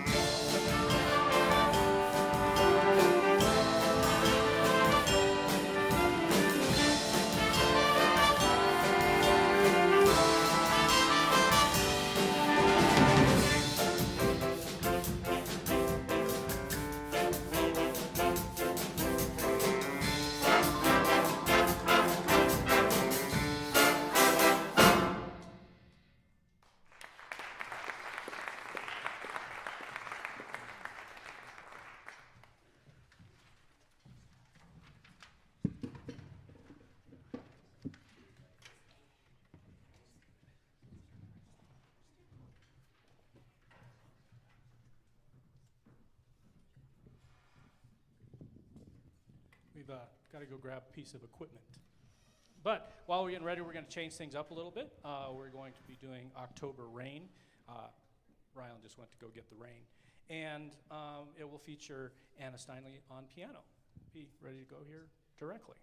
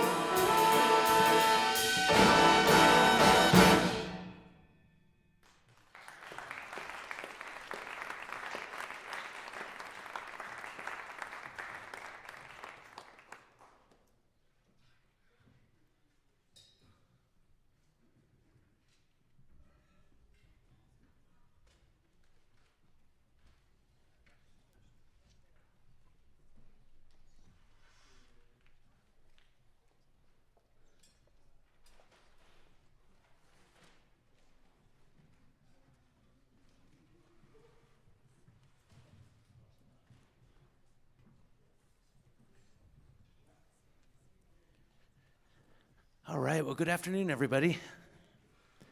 It was a really fun set. Thanks for playing for us today. Tell me a little about the group. How much do you guys get to rehearse every day? Oh, awesome. Okay. Oh, man, that's awesome. Cool. And do you normally have a bass player, or is this your voicing right now? Okay. Because the only comment I had is just like, holy cow, you guys are really holding it together without having that thing under, especially on the last song, super hard, right? And all those time changes and stuff are really difficult without having somebody on all the quarter notes below you. Whenever possible, then, for the piano part, I know sometimes they don't give you any clue on what the bass would even be.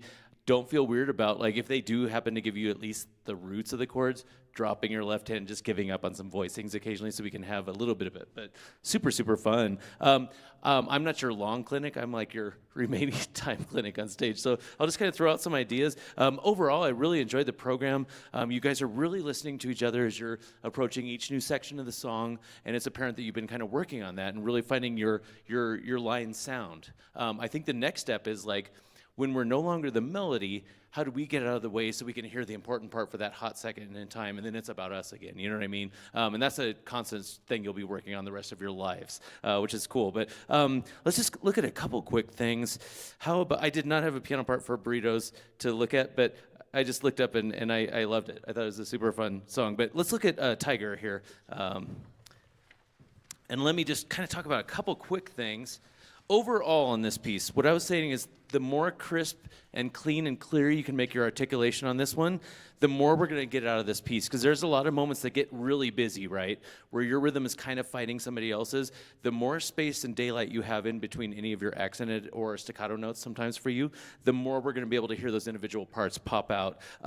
So one of the sections I wanted to kind of hear up close here instead of the back row of the auditorium is measure 54. This is one of the first times where you get to do kind of a pass-off thing where I guess it's going to be our saxes starting in line with trombone, right? And then the trumpets are immediately jumping in on beat 3. I'd like to hear a little bit more interplay between your line going up and them taking over and owning the next line, and then guess what? At 56, the same thing's going to happen. So basically what I just need to hear a little bit more of is that really bring out those entrances at 54 for sax and trombone, extra crispness on any of those accented notes, and then just own your melody again 2 measures later so we can hear this back and forth movement.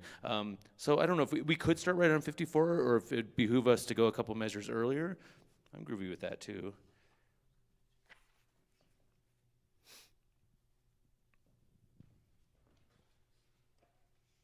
Do they have a different number system in yours? That could be a thing, because this publisher is notorious for that. Yeah. Oh, of course they did. Okay. So before we get to the do da do do da do da da da do da da da da da da.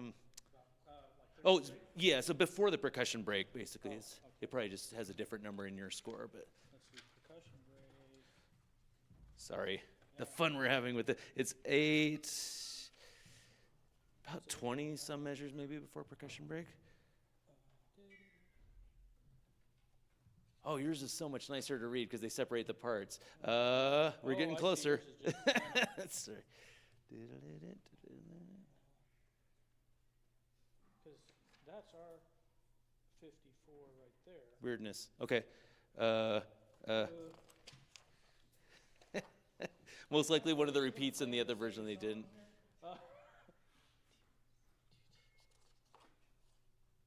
Am I on the right? You know what? Maybe that's part of the part. I looked at it. I'm a tiger, though, right? Okay. Yeah, we're both on Tiger. We're on the same, like, run by the Sorry. same dude? No, I heard these. I heard the notes in this, so it was a happening thing. Let's step back. So from, oh wait, so who am I looking for? Oh, you know why? It's because they put the trumpet on the top line here, so it's gonna be a trumpet ascending line. Right here. Yes. Yep. So 80. I think anyway. Sorry, guys. No, this is the line here because this is the solo trumpet line, and then we're in 81. Oh, okay. So you actually don't have what I have, so that's why I didn't hear it. So no wonder that was the thing. Sorry, guys. Okay, so Good on you. You were doing rock solid on. In this original version, they gave trumpets 2 more beats that you actually don't play on anymore. Never mind. Okay, so ignore that note. So in general, let's just go over a section of this. Sorry about that, guys. I didn't realize that they were completely separate versions. Big group section that we could just look at together, kind of focused on this crisp, clear articulation that goes across the sections. I think that could be a fun thing to do in this space while you're up here, just to hear some echo. Yeah. So they're going back and forth then? Oh, this is fine, though. Yep, just to get the clean rhythm. Yeah, let's go right at 89, everybody. Hopefully y'all's have the right number. I'll look at yours as you're playing, just so I can see where we're at.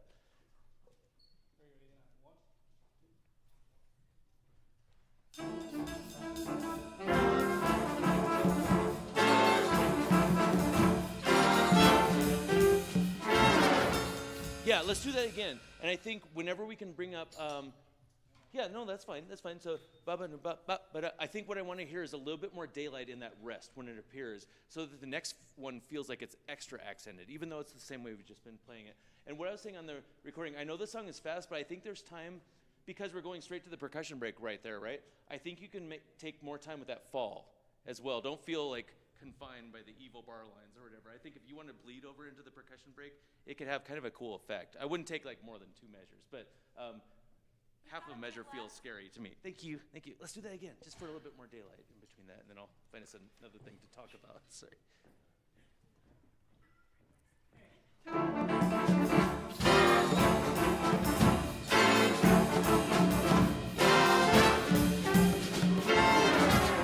I think that might kind of sound cool leading into the percussion thing, just to be extra fun on that. Okay, let's just talk quickly about October. Anytime you guys have crescendo moments in October, take more advantage of those. That moment going into 33 where everything becomes magical and kind of changes, I think we can make even more of that by really crescendoing through measure 32. So as you guys do your clinic, maybe having a chance to play through that could be really fun. And on this one especially, more attention to the messa de voces when you're going loud and getting soft again, as well as pulling back before you do each progressive crescendo after there. I think it's going to bring out, whenever you guys have the rhythm, 2 16th notes followed by an 8th note, especially trombones and the lower instruments, make sure your technique doesn't get too heavy on those. That's the melody of the song, right? The da-da-da, make sure it doesn't get too husky and too like full. It's supposed to be kind of a lighter approach to all those. And last thing on Incredibles, trombones, measure 16, sorry, I'm just bumping around because I'm the quick person here. Sorry about that. 16,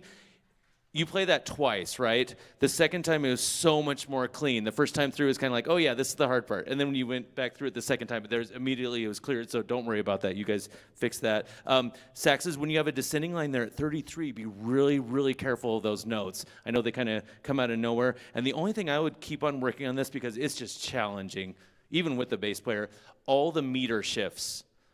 Pre-think those as far ahead as you possibly can so they don't catch you off guard. I think the hardest one is that last one, right? When you're going from 3 to 4, man, that's tricky.